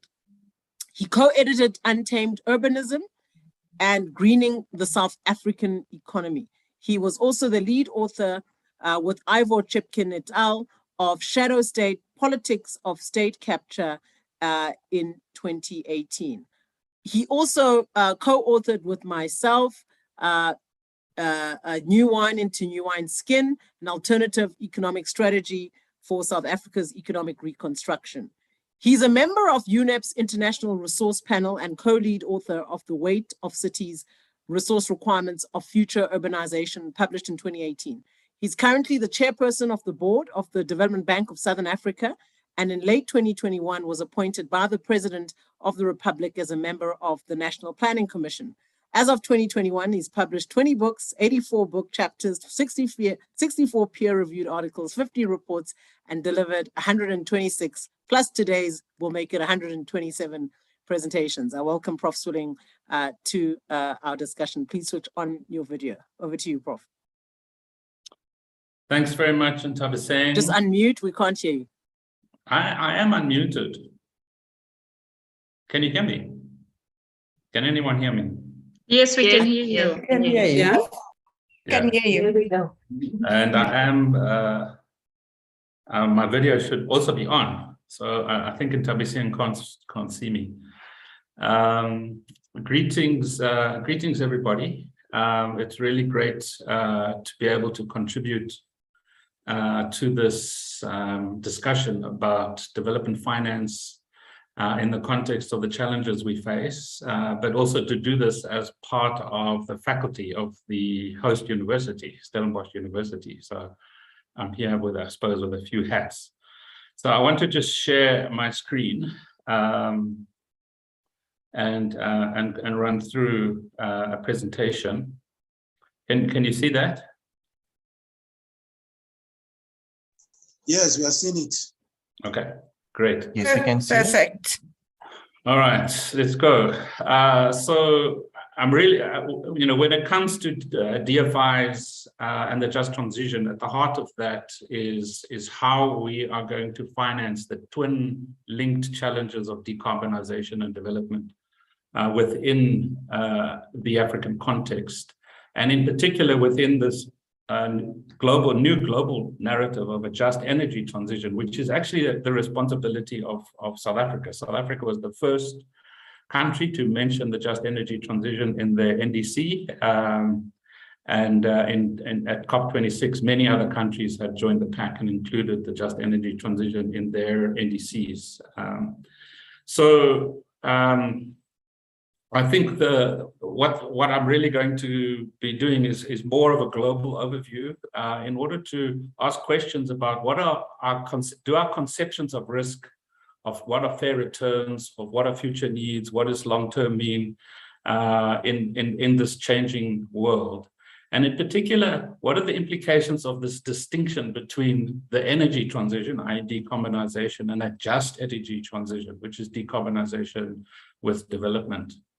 And I think it might be useful just to start at a very global level to understand the global financial ecosystem within which DFIs and development finance is located. According to the FSB, the total assets of all financial institutions in the world were $462 trillion. And interestingly enough, that was 628% of GDP by the end of 2020. Just to put that in context, in the 1960s, the financial assets of the global financial institutions were between 30 and 50% of GDP. So this is a reflection of the fact that we're at the end of a long period of financialization of the global economy within the context of neoliberal economic policies, which has really positioned finance at the very center of the global economy. But as you can see, public financial institutions, of which DFIs are a part, comprise just below 5% of the total. So you can also see that over the last 20 years, there's been a significant growth of what are called OFIs, which are the other financial intermediaries. It's one of the fastest growth, whereas banks as a percentage of the total have been fairly level. So that is just the context within which we need to understand. But there have been very new trends since 2007, which I think we need to understand. One is the massive growth of the index funds, the asset managers, the algorithmic driven asset managers with low fees. And as a result, there's been a massive redirection of capital of financial assets into the index funds from 3 trillion in 2007 to 15 trillion in 2001. And BlackRock, Vanguard, and State Street are the biggest. And what's interesting about them is because they invest in the stock exchanges around the world, across all sectors, they have developed an interest not just in the performance of particular companies or sectors, but in the as a whole. And that has led, for example, to Larry Fink's famous letter in 2020, where he said to CEOs, climate change is important, the global financial system is on the brink of major changes. And although he said this, research does show that on the whole, BlackRock has tended to vote in favor of pro-fossil fuel resolution at board level.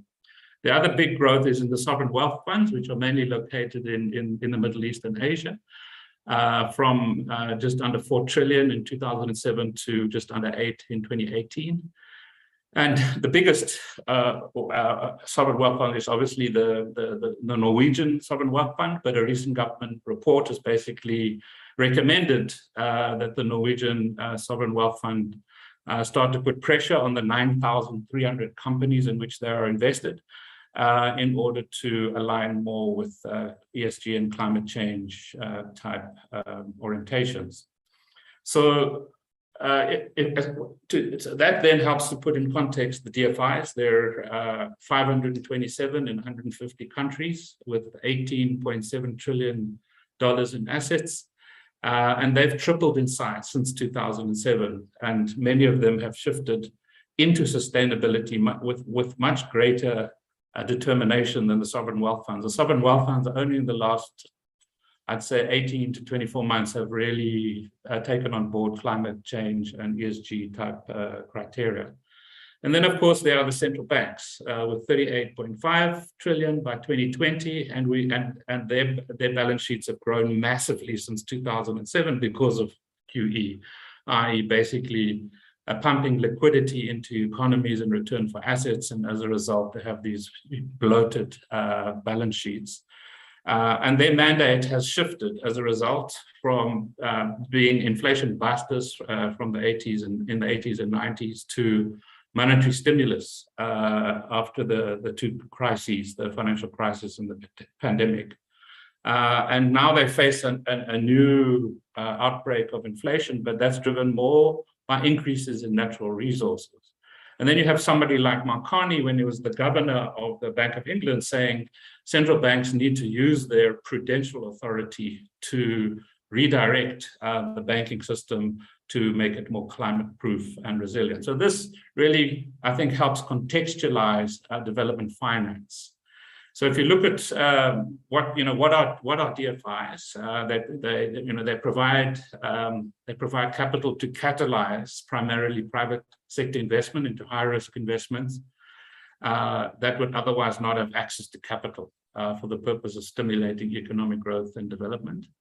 They're the providers of long-term capital with developmental objectives on a sustainable commercial basis. And as you can see, so the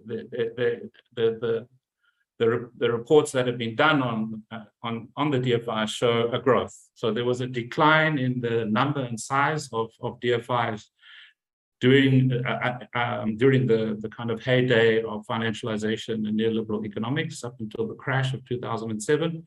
But since 2007, like the index funds, like the sovereign wealth funds, like the central banks, there's been a very significant increase in the number and size of DFIs. And we also have a new international club of DFIs, which is the International Development Finance Club, which was set up I think it's 2011, around there. So let's now look at the energy transition and the whole challenge of the just transition. This is just a quick picture from the World Energy Transitions Outlook 22, published by IRENA, the International Renewable Energy Association, that really just shows the growth in new capacity. So the gray is the non-renewables, the blue is the renewables, and renewables as a share of new capacity as has been rising rapidly over the last 20 years. As I will say a bit later, total expenditure in renewables now, investment, I should say, total investment is around $500 billion a year, which is double the size of total investments in nuclear and fossil fuels combined. But DFIs play a very big role. So this is from a report by the Climate Policy Initiative, which shows that over 600 billion rand, dollars, was invested in climate-related projects in 2019, 2020, and of that over 600 billion, 220 billion is via the DFI. So that's 35% of global climate finance is really coming through the DFIs, and it would be a mistake to assume that that's just the big multi or bilateral DFIs. You can see how significant the national DFIs actually are. And certainly in my own experience in the DBSA, over the last couple of years, there's been a massive expansion of climate finance through our balance sheet. So if you look at the phases of DFIs since the Second World War, which is really when they don't date back to the previous to the late 1800s, but they really take off as a distinct class of institutions, financial institutions after the Second World War, and play a critical role in reconstruction and development after the Second. Then they play a role during the structural adjustment programs where they, if you like, were primarily involved as ensuring economic stability of the lender of last resort, of crowding in private finance and ensuring the provision of patient capital.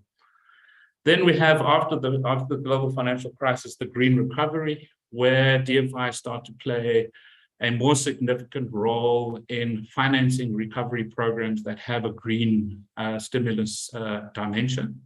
And then we have Green Recovery 2.0, which is the Build Back Better after the pandemic, where DFIs are playing, in addition to their previous roles, an increasingly significant interventionist role in both development projects, green investments, and in responding to the energy crisis that we face in many parts of the world. So, what roles have DFIs played? I don't have time to go through this in a lot of detail, and this is very familiar, I think, to many of you. Stimulating technological innovation, capital provision, de-risking, counter-cyclical investment during crises, educating the wider investment community when new technologies arrive, industry coordination in particular sectors, like, there's a lot of the development bank, DBSA is playing quite a big role, say, for example, in the water sector, and obviously the implementation of public policy. So these are quite well known.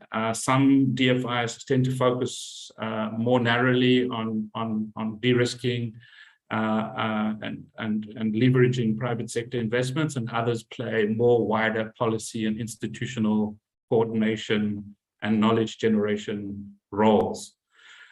So if we look at the evolution of DFIs in what one could call the energy transition, and more ambitiously, the just energy transition, we shouldn't be equating those two. So what we see in the period 2007, especially starting from 2004 onwards, is the DFIs playing a very important role in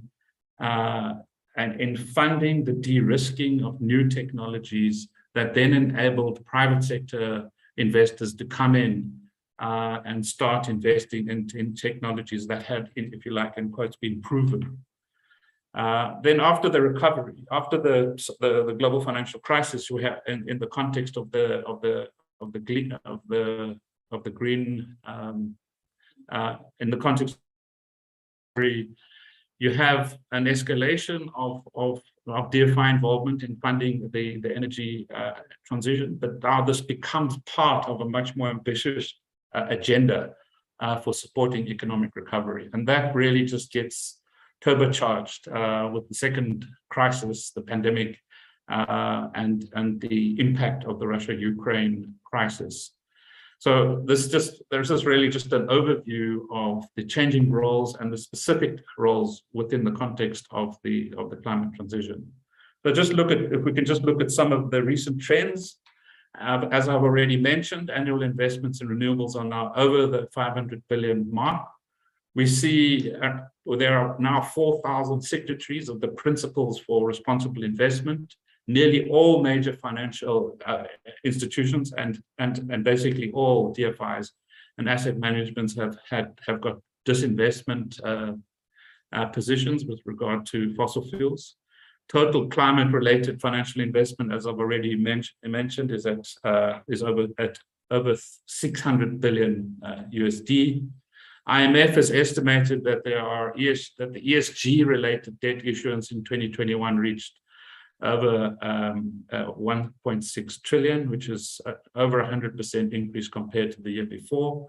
And we have the rise of transition finance, which is really a significant challenge for many DFIs. What this really refers to is up until the emergence of transition finance within the last few years, there were two basic responses to the climate crisis: divestment on the one side and investment in renewables on the other. What that left unaddressed was utilities or big energy companies that wanted to pivot, that wanted to change from reliance on fossil fuels to becoming renewable energy players. And in the South African case, Eskom is an example of that, but there are many others, say in the European context, like Enel, and in other countries. So the question was, can you use climate finance to fund these institutions that are pivoting?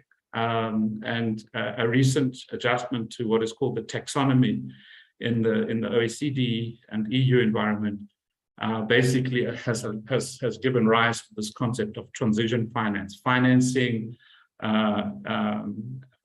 companies that are currently in fossil fuels or in one way or another, and that may want to be transitioning. And in the DBSA, we've had to face this because we do investments in other parts of Africa and within the South African context in companies that are still in fossil fuels, but are wanting to transition. And we've had to craft a new framework for monitoring what they do and how quickly they're going to be making the transition. So when it comes to understanding the just transition, I think there's four ways in which, in kind of general narratives and in policy documents, the concept is being used. There are some financial institutions, Rand Merchant Bank would be a good example, where the emphasis is on decarbonization only.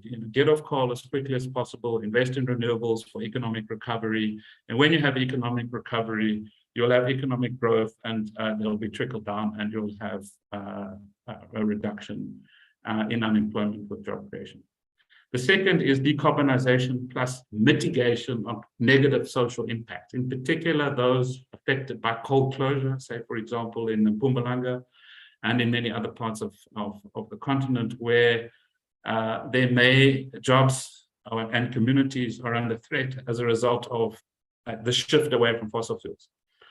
And the third is decarbonization plus mitigation plus upstream industrialization. And what that basically involves is making sure that instead of dependence on importing kit from China or other places, how do you make sure that the massive investment in decentralized renewable energy infrastructures drives the reindustrialization of deindustrialized economies on the African continent, or the industrialization of economies that were not previously industrialized. And in order to do that, you have to make sure that the prices are not driven so far down that the only way you can build renewable energy infrastructures is by buying cheap kit from elsewhere. And that's obviously going to destroy African jobs. And then the fourth position, which is articulated most clearly in civil society networks and in South Africa and by some trade unions, the just transition refers to a fundamental structural transformation that is post-capitalist alternative. So what methods and approaches are DFIs thinking about and deploying to link investments in decarbonization to development and social justice outcomes? I think it's a weak position to simply say we're investing in renewables and it creates jobs and that's the social impact. I think DFIs need to be more ambitious than that and become much more cognizant of the counterparty investments within local areas where major investments in infrastructure are taking place. And I think that is going to require a creative thinking about alternative institutional arrangements for development impact, which I will come to in a minute.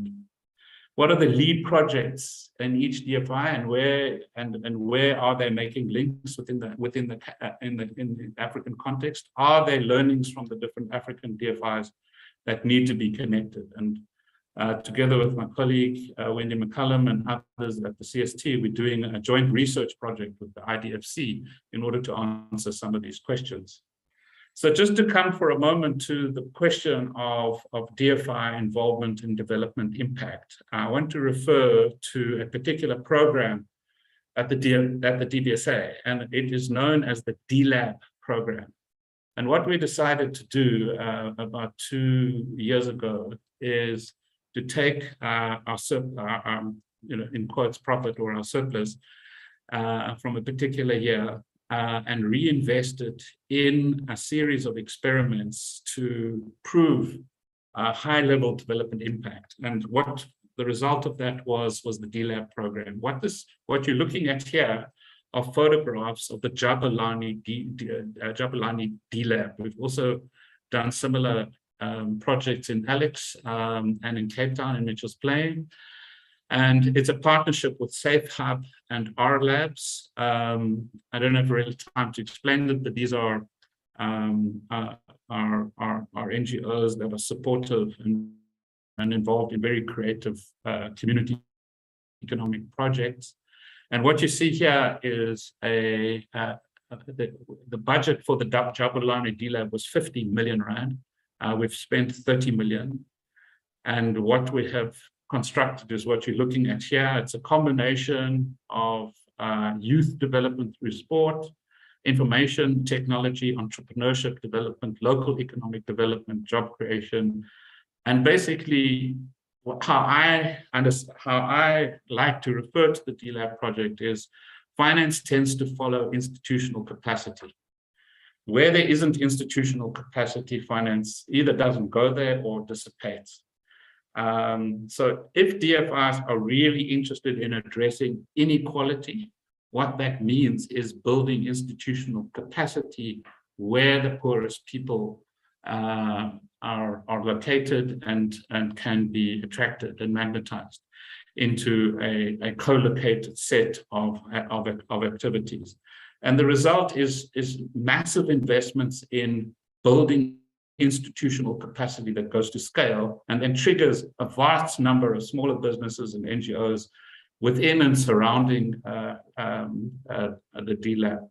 And this is I'm just referring to this as an example of the kind of thing that a DFI can do that complements investments in renewable energy infrastructures. Say, for example, in a region like Mpumalanga or other regions in Africa where there are going to be massive investments in renewables, this is the kind of thing that a DFI can do to ensure that decarbonization is linked to development.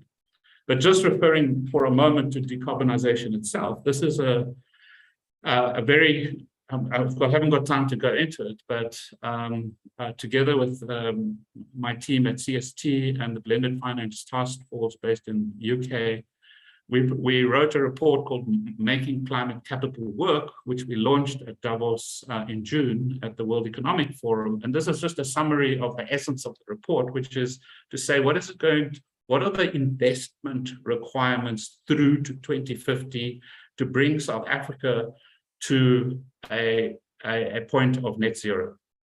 And what that is going to involve is accelerated decommissioning of coal and a massive build program for renewable energy infrastructures. And there are basically 7 categories in our view.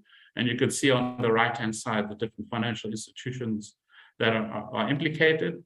Renewable energy itself is primarily now a very viable investment for private sector, around basically half of the total 250 billion that's required. The second and third are basically your flexibility infrastructures, battery storage and gas backup. The third is the transmission and distribution system, namely the grid, both rehabilitation as well as extension, roughly $40 billion. I think that's probably too conservative, it's more like 50. And then green industrialization, upstream industrialization, and this we haven't costed. The sixth is early retirement, 24 billion. And the climate justice outcomes of the DLAP kind that I've just shared with you at 10 billion, which would mainly be philanthropic and grant funding, or like in the case of the DBSA, funding drawn from surpluses, from profits.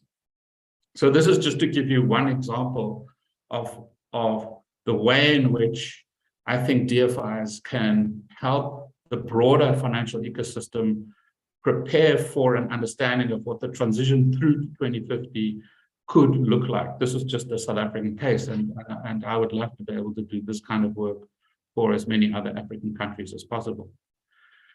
So can DFIs play a transformative role? Well, they've traditionally played what we call a fit and conform role, kind of supporting a light green transition, mainly decarbonization with limited social justice.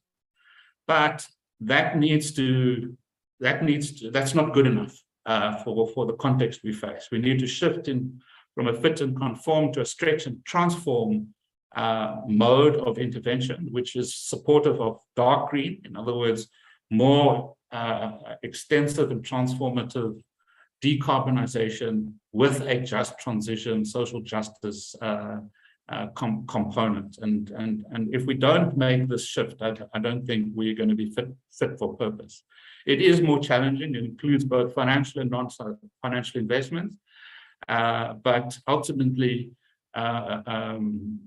more of this is going to be needed in an increasingly uncertain world. We can't just rest on our laurels and accept old-fashioned risk analysis, which really doesn't equip us to understand the complexities that we're living through.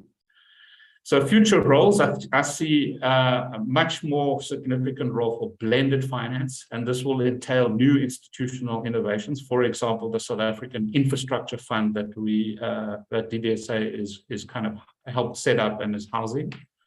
Long-termist commitments of the kind that I've already referred to, the 250 billion investment pathway to achieve net zero in the South African context. You know, every African country's got similar challenges, but 5% of GDP is the rule of thumb, and we are going to have to rethink risk analysis, which I've already referred to.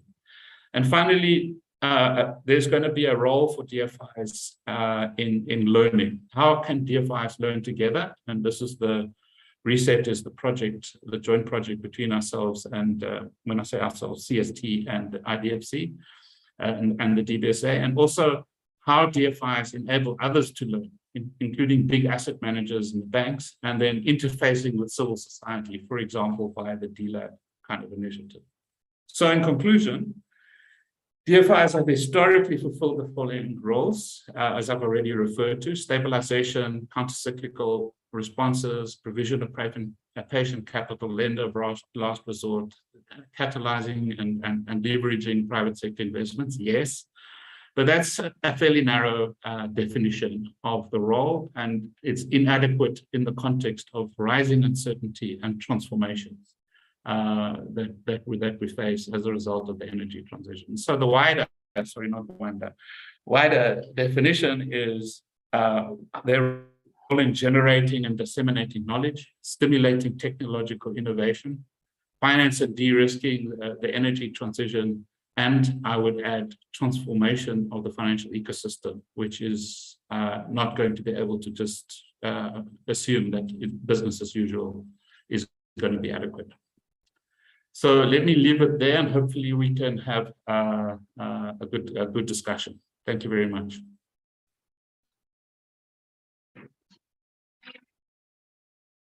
Thank you, Prof. Swilling, for that very comprehensive and I'd say extensive background on the just transition and development finance issues related to that. I'm going to open it to the floor. I know that we have a small bit of time to really engage with Prof. Swilling and on the content that he just provided to us now. And I'd ask the pleasure of yourselves who are still here. Amazingly, we still have just over 100 participants, and we haven't lost everyone in this graveyard shift. Can I ask that anyone in the graveyard shift who would like to give an input, and I'd encourage even faculty that are still here to just engage on what's been presented, understanding that it's been a long day, but I'm happy that those who are here are those who are here for the long haul. Paul, I see your hand is up. Over to you, Paul. Thanks, Ntavi Singh. Hi, everyone. Prof. Swilling, thank you for the presentation. That was very informative. So I have two questions, particularly on the just transition, and I think one is particularly on DFIs. You mentioned that, you know, future roles or what the DFIs should look at in terms of supporting such a transition is financing and de-risking along those lines. So I think in my line of work, I've seen the de-risking part or financing primarily come firstly into renewable energy, like you said, and secondly, with the DFIs either offering some kind of equity finance or some kind of subordinated or mezzanine loans, right, which is obviously more risky and helps the bank come into the industry. But with the REAP program kind of being advanced and at, you know, an advanced sort of round 5, round 6 kind of on the cards, what else can they do? Because I like, it does feel like they're going to where the commercial banks are going, unless it's the other way around where the commercial banks are going to where the DFIs are going, particularly for DBSA and IDC. That's my first question. I don't know if I should say my second question before giving you a chance to answer. Yeah, let's just hold on, Paul. Take the first question, and then I'd also like to take, I'll come back to you. Let me take,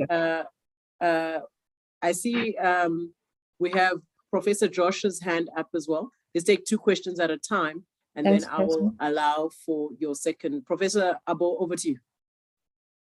All right, thank you very much, Mark.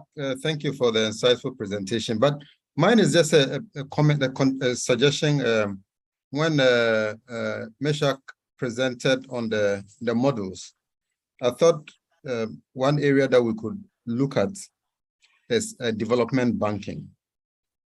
Most of the development finance programs tend to focus much on issues on development finance, which is very important. I mean, looking broadly at development finance issues as the introductory course.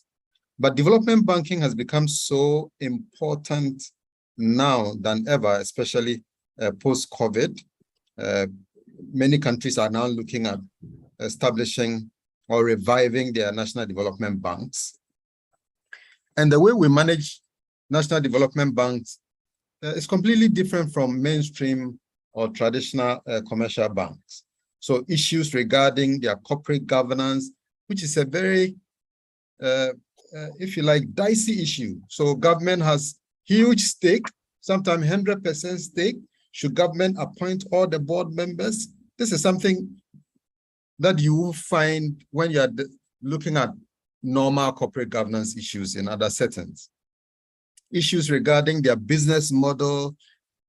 Should they go into direct lending? Do they use retail lending, wholesale lending? I mean, many banks are using different models. There are M&E issues. M&E is important, but when it comes to development banking, you want to go beyond that and look at impact evaluation. How is the intervention impacting on the economy, on employment, and so on and so forth? Risk management issues in development bank is different. Regulation has become so topical. How do we regulate them? Should they be self-regulating? Should they be regulated by the central bank that is used to regulating commercial banks? And then something that is linked to the point Mark made, development banks and sustainability issues, climate finance, achieving sustainable development goals. How do we finance? So these are issues that can be looked at in a course on development banking, which you will not find in normal commercial banking or banking as a course. So I thought it's something that we can think about as an elective to start with, because you can't graduate from a development finance program and you have no knowledge on development banking. The old model looked at intervention in terms of credit extension using subsidized credit. But now the focus has changed completely. You want to make the banks sustainable, you want to make them profitable, and at the same time, they should be able to achieve development impact. So this is just by way of suggestion. Thank you. Thanks for that. I'll hand over to you, Prof. Swilling, to deal with those two, and then I'll come back to the hands that are remaining. I see you, Prof. Aziak. Yeah, so given our limited time, I'm going to plunge in and be provocative rather than subtle. So when it comes to the first question around bid windows 5 and 6, in my view, the DFIs should start to exit the IPP program. It's a proven model. Private sector institutions are hungry to fund them, and the DFIs, IDC and DBSA should get into the transmission business. So the transmission needs at least 130, 150 billion rands worth of investment. And if we don't do that quickly, we won't be able to have the infrastructure that is required to leverage or to take on board all the investments in IPP. So if you look at what the president announced, or what was that, nearly 12 gigs of new capacity, the grid can't handle it. We currently build 400 kilometers a year. In the heyday in the 70s and 80s, we built 1,200 kilometers a year of new grid. We need to now ramp up to 1,500. And unless the DFIs get involved in that to create the kind of consortia and leveraging to do that, including, for example, tolling the grid, it's not going to happen. So yeah, that's my view, just my personal view. On the development banking, I completely. I take it as a comment, but just one issue on corporate governance. As you know, in South Africa, we've had a period of state capture.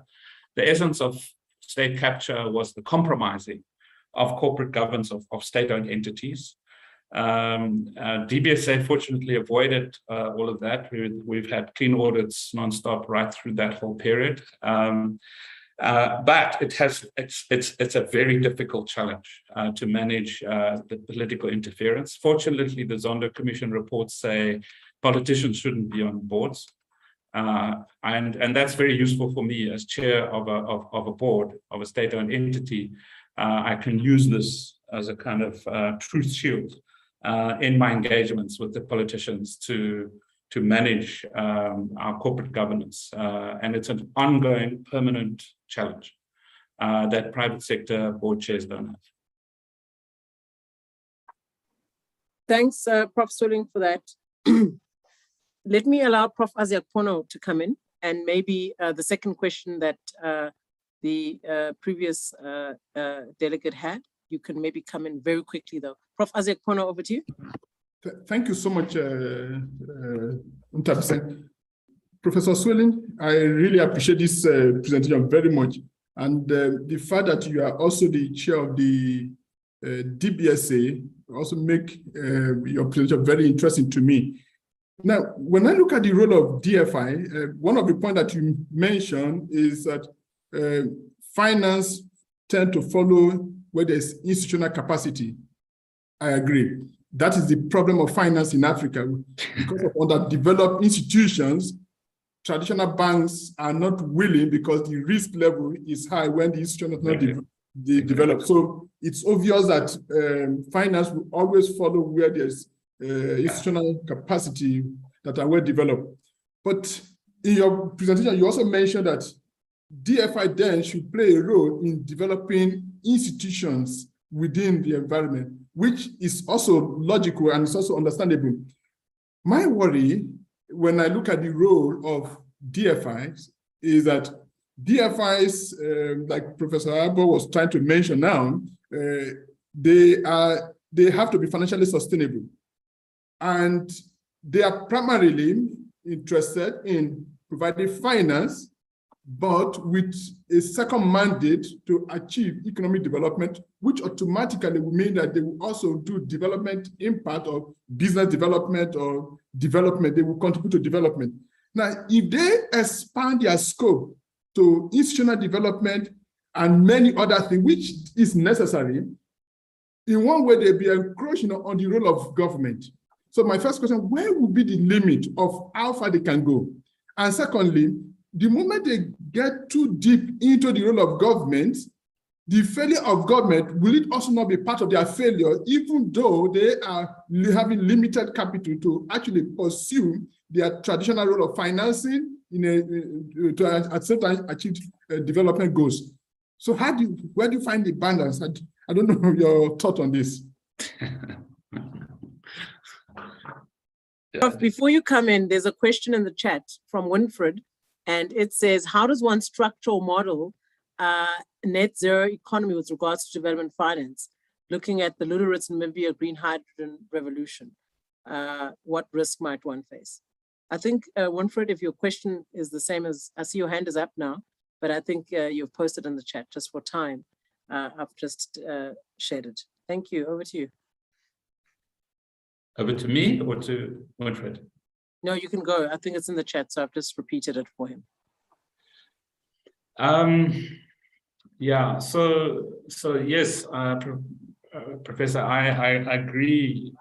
You have really captured the dilemma, and I think what would really be interesting is if there are other DFIs on the African continent who are moving beyond the traditional capital provision role into this kind of institution building role. It would be really interesting to build learning connections to discover what the limits of that are. I can say from a DBSA point of view, the focus has been convincing the board and the executive team that it's important to do this,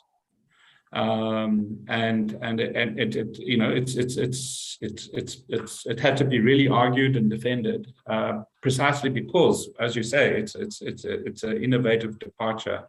You don't want to do government's job, and to be honest, government doesn't do much capacity building of that kind, and you don't want to go into a clash with the NGO sector, whose core business is to build institutional capacity, but they don't go to scale. So how does one form partnerships with both? So all of these D-Labs are partnerships with local government, with NGOs. It's not the DFI acting alone. And I think the limits to what the DFI can do should actually be established by the partnerships, and ultimately the partners, in this case, the NGOs and local authorities that are working together, should actually take over, and the DFI should exit. So that's my view. But to be very honest, I'm not sure we've had that discussion. We're just commencing a review. We've just appointed consultants to do the review of the first generation of D-Labs. So that will be fascinating to see. On Winfred's comment, I think there's a lot of hype around the green hydrogen revolution. Firstly, for hydrogen to be green, you need a renewables infrastructure. So you can't do green hydrogen off fossil fuels. And don't forget, hydrogen is not a fuel source; it's a fuel transmission. For hydrogen, you need electricity to split the water molecule. And if you're using fossil fuels, actually you don't gain anything. But if you're using renewables, we gain a lot. So actually, it's further down the line. Secondly, hydrogen is about $5 a kilogram. It becomes commercially viable when it drops down to 1.5. And I think we're quite a long way from that. When some people say we're 10 years away from that. Nevertheless, I think DFIs would play a role in helping fund the first generation of green hydrogen infrastructures, exactly like DFIs have been funding the first generation of renewable generators. But they should exit. That model is proven. The same might happen with green hydrogen. Thanks, Prof. Swilling. Just to really thank you for that input. There's a hand up. I'm going to take it because we've got 3 more minutes. Digoma's hand. But Prof. Aziakpono, I think I wanted to come in also on the side of capacity when you're doing what I'd call project preparation. A lot of infrastructure projects. I sit in the DBSA's infrastructure advisory committee, infrastructure fund. They have an infrastructure fund now specifically delineated to establish infrastructure and raise from the private sector the gap, the capital gap or the finance gap that the state cannot meet. But what you're finding is that there's massive capacity issues in getting deals ready for close, for financial close. So you have to then onboard people into this committee, advise, but also set up another infrastructure fund in addition to what government has. And there's multiplicity of infrastructure, I'd say advisory committees in government, but the capacity at local and provincial level is really a constraint. So that is something seriously that has to be dealt with decisively, to say project preparation is a critical enabler to moving the money. If you don't have capacity, you're not going to move the money. But I think it's something that needs to be dealt with across the board in the continent and here in South Africa. Dikoma, over to you. Mark, you want to come in as well? You totally can agree. add to that. 100% agree. 100%. Yeah. Dikoma, your hand was up, and there was another question mark while he comes in on the competitiveness of the green sector. Is it competitive? It depends what you mean by sorry. So I'm reading the question. Let me read it as is. I just took the last bit of it from Arno. Arno asked the question about the green hydro project. I've answered that. Okay, all right. Yeah. Thank you. Dikoma, over to you. Thanks, Ntabiseng, and greetings to all. And mine is just an add-on to what Prof. Azikpono has just raised. And it's in particular with reference to DBSA. What I've observed lately is that DBSA is taking more the function of government in terms of implementation of projects. And what I've seen is that you have in other provinces specifically. So what I've observed is that DBSA as a development finance institution does not have capacity to actually go into the space of actually implementing projects. Now with that said, I'm just a bit concerned that DBSA, if it's going to be taking a role of implementing agent in government project, what does that leave the core function of the institution? Thank you. Thanks, Dikoma. Over to you, Prof. Swilling. Yeah, it's correct. The DBSA is playing an implementation role as an executive, on an agency agreement basis with 36 government departments at national and provincial level, which is an extraordinary number. And it is a cause for concern, but we need to ask ourselves, what's the alternative? So here you have government departments with budgets, which in the wake of state capture have been substantially weakened. They have very problematic procurement systems, and the end result is the massive underspending of these budgets. And so what do? Do you go the long route of slowly building capacity, which could take a number of years, and what happens in the meantime? Or do you establish an agency agreement with these departments to effectively take over the procurement function in order to ensure implementation while in parallel building capacity in those departments? I think I think there is criticism of this role, but who is to blame for this? Is it the weakness of the state system that is creating a vacuum that's sucking the DBSA into it, or is it because the DBSA is somehow wanting to take over the functions of government? I tend to think it's the first, but one has to be vigilant and say, we must make sure that we support government in dealing with the weaknesses, while at the same time building capacity so that the DBSA as a DFI shouldn't stay in that role forever. It's a very difficult place to be. That's not where any DFI wants to be in any country. But there's a vacuum. What do you do with a vacuum? Thanks so much, Mark, for those last inputs. I think, you know, that is a real important question. And if no one does anything, then what? And I think, Dikoma, that's the discussion that we need to have, is that should the DBSA not be the agency or implementing agency? What is the appropriate institutional structure?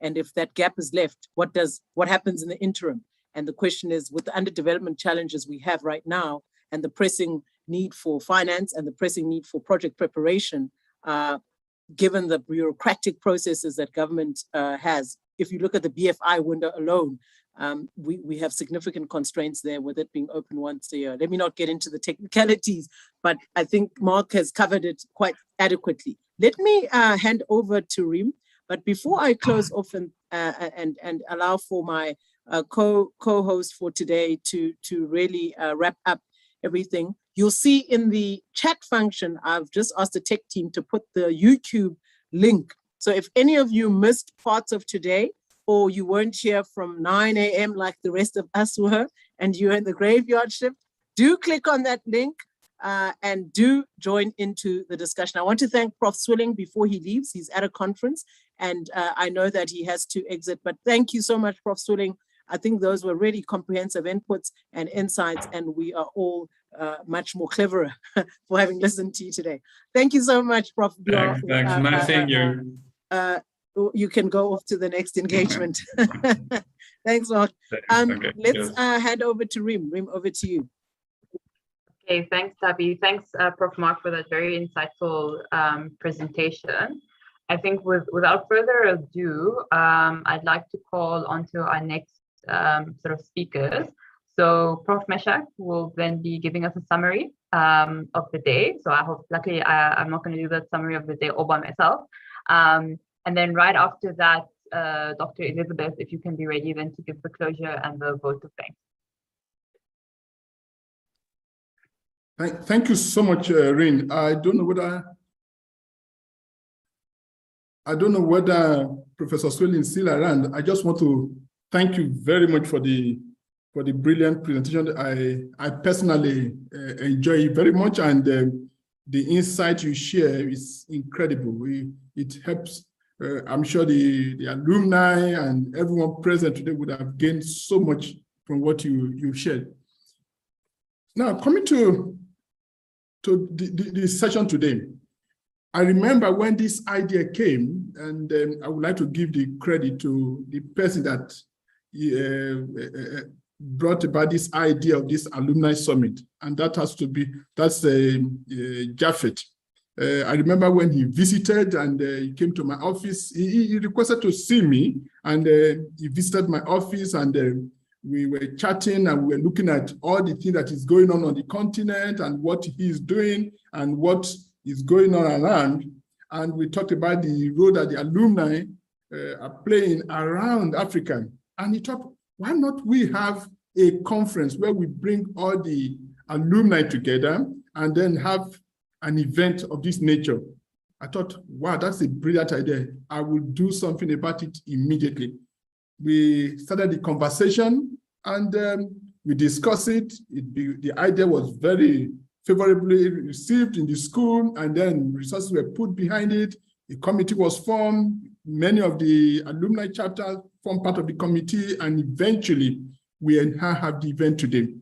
Would you not agree with me that this has been an excellent event, and that we have not only learned, but getting to know and appreciate this vast alumni network that we have on the continent, and that we can harness this knowledge it's been an incredible achievement of its own. So I want to thank all those who have played the role behind the scene to ensure that it worked, and how this idea came about.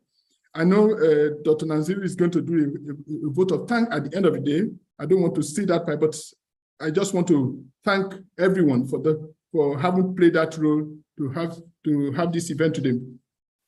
We started the day with a bit of introduction of our program, and to help you as alumni to realize that if you thought that when you joined the program at the beginning, maybe 2013, so 2003, 2004, or whichever year you enroll on the program, if you thought you had a wow experience, at the beginning of the stay, we were able to show you that the school is still very much committed to that excellence that you were exposed to, but not only to maintain the standard that you had when you were here as a student, but to improve on it so that not only with the future generation or future student have a better program offering, but you can be rest assured that your degree that you had on this from this university and from this program remain very credible.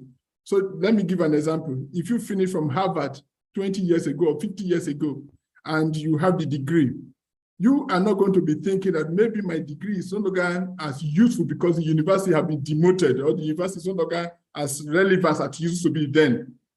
What we are doing here, what we try to help you to appreciate is that we are putting in every effort to ensure that your degree, what you had as an alumni, is not going to be depreciated or it will not be devalued over time. Rather, the value of it will only grow. That when you talk about Stellenbosch Business School that I finished from there, people will envy you, they will admire you, they will really want to wish that they were the one that had studied at Stellenbosch Business School. Or you just tell them, go and study there because you will still get the same.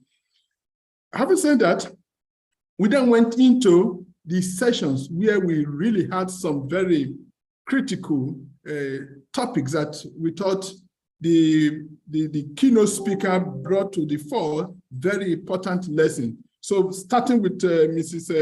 Awani from African Import-Export Bank, where she looked at trade finance for development and sharing her experience, the experience of the Afrexim Bank in terms of the need for trade finance, the gap that exists in the space of trade finance, and the need for financing, and what Afrexim has been doing. Two things: insight into what they're doing, but it also helps us to appreciate the potential, the opportunity that exists for partnership, for collaboration as alumni that are knowledgeable in the field of finance, to see what can you do in terms of partnering or interacting with the Afrexim to actually benefit from what that institution is doing. They are doing a great job in terms of providing finance for trade. And especially going into the future when the African Free Trade Agreement will be implemented and the need for financing will be done, your knowledge as alumni and what she shared with us today, I'm sure it will prove to be very relevant. Then we move to the next two speakers who happen to be from the African Development Bank. They have been a very great partner with us in terms of whenever we have any event, the Development Finance Forum, they are always there to support and do presentation because they see our program as very relevant. And we really appreciate the first part that Ms. Leila Mukandem, the DG for the South African region, presented. She helped us appreciate the role of private finance. So while we talk about, like I indicated in my first present at the beginning, that finance, mobilizing finance is so important for development on the continent, she zoomed on that aspect of private finance. And she highlighted several resources, several instruments that can be used to mobilize private finance to leverage them in terms of using them to finance development on the African continent. Again, that is very insightful in terms of knowledge that we have learned from her. And very importantly, it also helps you to see the opportunity that's available, that as development finance practitioners on the continent, you can begin to see avenues that you can use either personally, if you are in your private business, or wherever institution you are working with, even as maybe you are in the banking sector, how you can partner with African Development Bank in advancing, in mobilizing this private capital to further development on the African continent.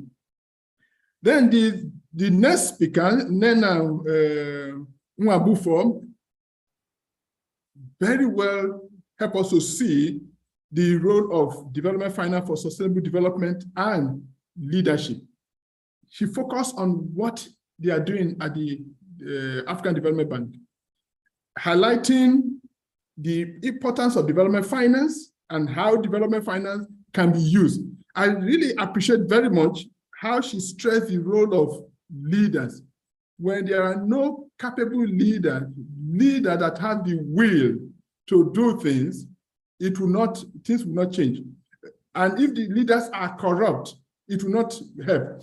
And the need to train leaders that can really make the right impact is also very important. So her lecture today, I think we certainly believe that it speaks very well to what we've been trying to do to train capacity, to develop capacity on the continent, and then strengthen the capacity, especially when it comes to development finance, to ensure that this capacity, this leadership, can then play a key role in helping to transform development on the continent. We then move to the very important session. I'm sure you had a beautiful time trying to catch up with your friends, your colleagues, your classmates. Some in the course of the sessions that I jumped in, they highlighted the fact that they spent more years, and during these years, they took the advantage of it to do so many modules. And in the process, they have known so many people in different cohorts. That was very good. I'm sure the catch-up that you had today will not end. We have the USB Alumni Connect. Please, if you have not registered, register and then follow all the development finance alumni and the broader USB alumni so that you can continue to engage, because this network that we have, over 1,000 people, is great, and you want to harness it fully. So that was the essence of that session, where we wanted to bring everyone together and to interact, to engage, so that you can connect again after many years that many have not been connected. The corporate voice was excellent. We do not agree how some of the points that were highlighted, the role of development finance, and they also offer some very vital suggestions in terms of what we can do to improve the program and to develop capacity for the continent. The role of making sure that the program continues to be more practical, relevant, so that there is no disconnect between academic offering and what is going on in the industry.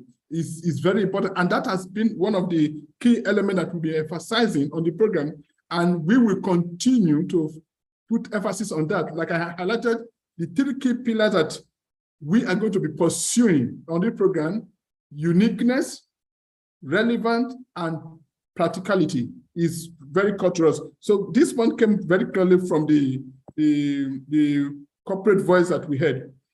And when you went into your knowledge sharing breakout room, again, a lot of learning took place. We will take note of the points that you've shared with us. They are captured, and those who have, if you have any other ideas, please feel free to share with us. The last keynote speaker, Professor Swilling, touched on a very key point, the role of development finance. I like the way he traced the history of development finance, the role that has been played, and the relative role of development finance compared to other institutions that provide finance globally.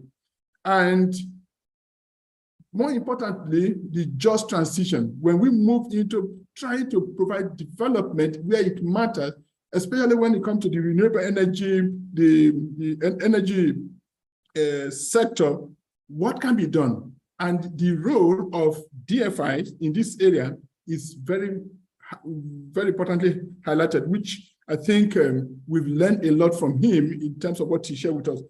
So it has been a very productive day. And when I think of when the idea came up and what we have achieved today, I thought this was an incredible achievement in the school. And this type of event, we cannot end it. We need to have more of it to ensure that we continue to have better impact on the continent and among ourselves as alumni and in the school. So what we look forward to in the future, we are going to have the alumni, the 20 years of development finance at USB celebration fully next year. What we'll be having now is a prelude to that celebration, and that is coming up very soon. So I look forward to seeing all of you next year. The details will be worked out. The alumni office is going to get in touch with you. From the school, we're going to work on the details, and then the date and the time and the event will be planned together. We are hoping that it's going to be an in-person activity where those who can come to Cape Town will come, and we will have to meet face to face, and that will be very good. So on this note, I want to say thank you all for your presence and for your contribution. And I want to hand over officially to Dr. Nanziri, who is going to do the vote of thanks, and then to thank everyone again. Thank you, Dr. Nanziri. Thank you. Thank you very, very much. Thank you, everybody. It has indeed been a wonderful day, and I have the unpleasant task of stopping the music. Yes, every good dance comes to an end, but this is one of those events where indeed this energy should not come true, because it's quite painful to stop this kind of dance. So our heartfelt gratitude to the amazing audience we have had today. Our alumni, you are indeed evidence of the success and popularity of the Day Finance program at the business school. Each one of you brings us at least 4 students, given the 4 dimensions of the world, that is north, south, east, west, because we believe these are the areas that you transverse in your day-to-day undertakings. We acknowledge that this diversity brings us or brings with it diversity of ideas, which helps us to craft programs that are responsive to the diverse nature of policy issues on the continent. So we thank you for pointing us to the blind spots that we clearly need to address in improving the impact of this program, the Day Finance program. Our esteemed keynote speakers, although some of you have left or some of them have left, we are really grateful. The keynote speakers, the panelists, listening to you in the various sessions has brought us a sense of pride to the program and the business school at large. A couple of the speakers and panelists are indeed alumni of this program, or at least are affiliated with our alumni. So the depth of discussions that we have engaged in today has energized us to do what we do best, being responsive to all in our offerings. Our facilitators, in terms of saying, an alumni, Rim, our current student, thank you very, very much for the superb moderation. We are retaining you as part of the Day Finance nuclear family. We will surely call upon you very, very soon, so look out for our calls. Our back office, which includes the task team that indeed put this event together, we thank you very, very much for the hard work. This team was led by the alumni office, Christelle and Giselle. Please really, really accept our gratitude. You've done a tremendous, a good job. Together with our marketing, branding, and communications team, thank you very, very much for the media activity in the run-up to this summit and during the summit, including the live streaming. Let's keep the conversation going by sharing extensively the proceedings of this event with those that haven't made it for one reason or the other. So thank you so much, the task team. I cannot clearly mention everyone that was involved in that, but we thank you so much.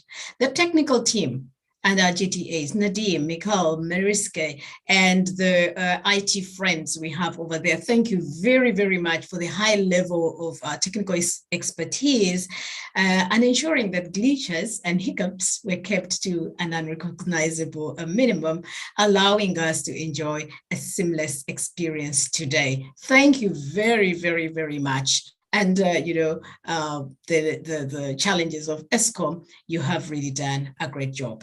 Colleagues in the Day Finance unit, well done on the deliberations.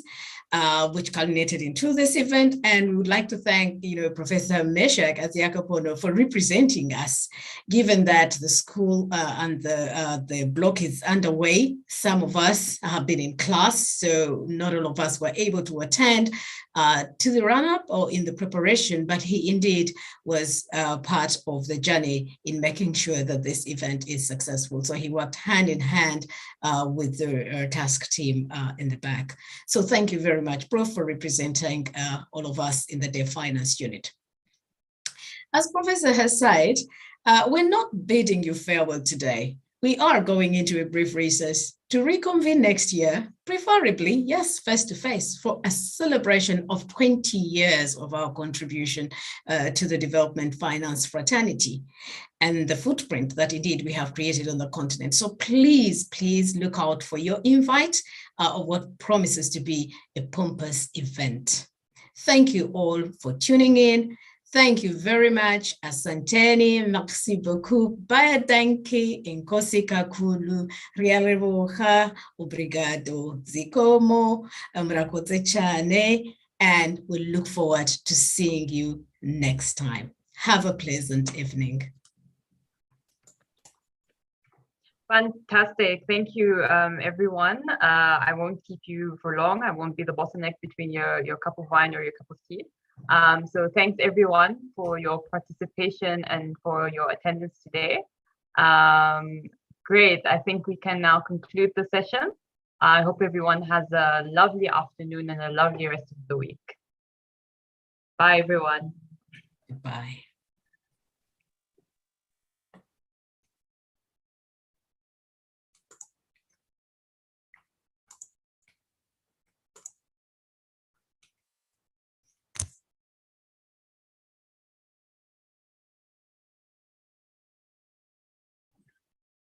Julle kan die klank nou op dat ons, ek dink ons kan gou praat, wie wat nog hier is. So you're still live. It's a wrap. We are here. I think you're still here, so I think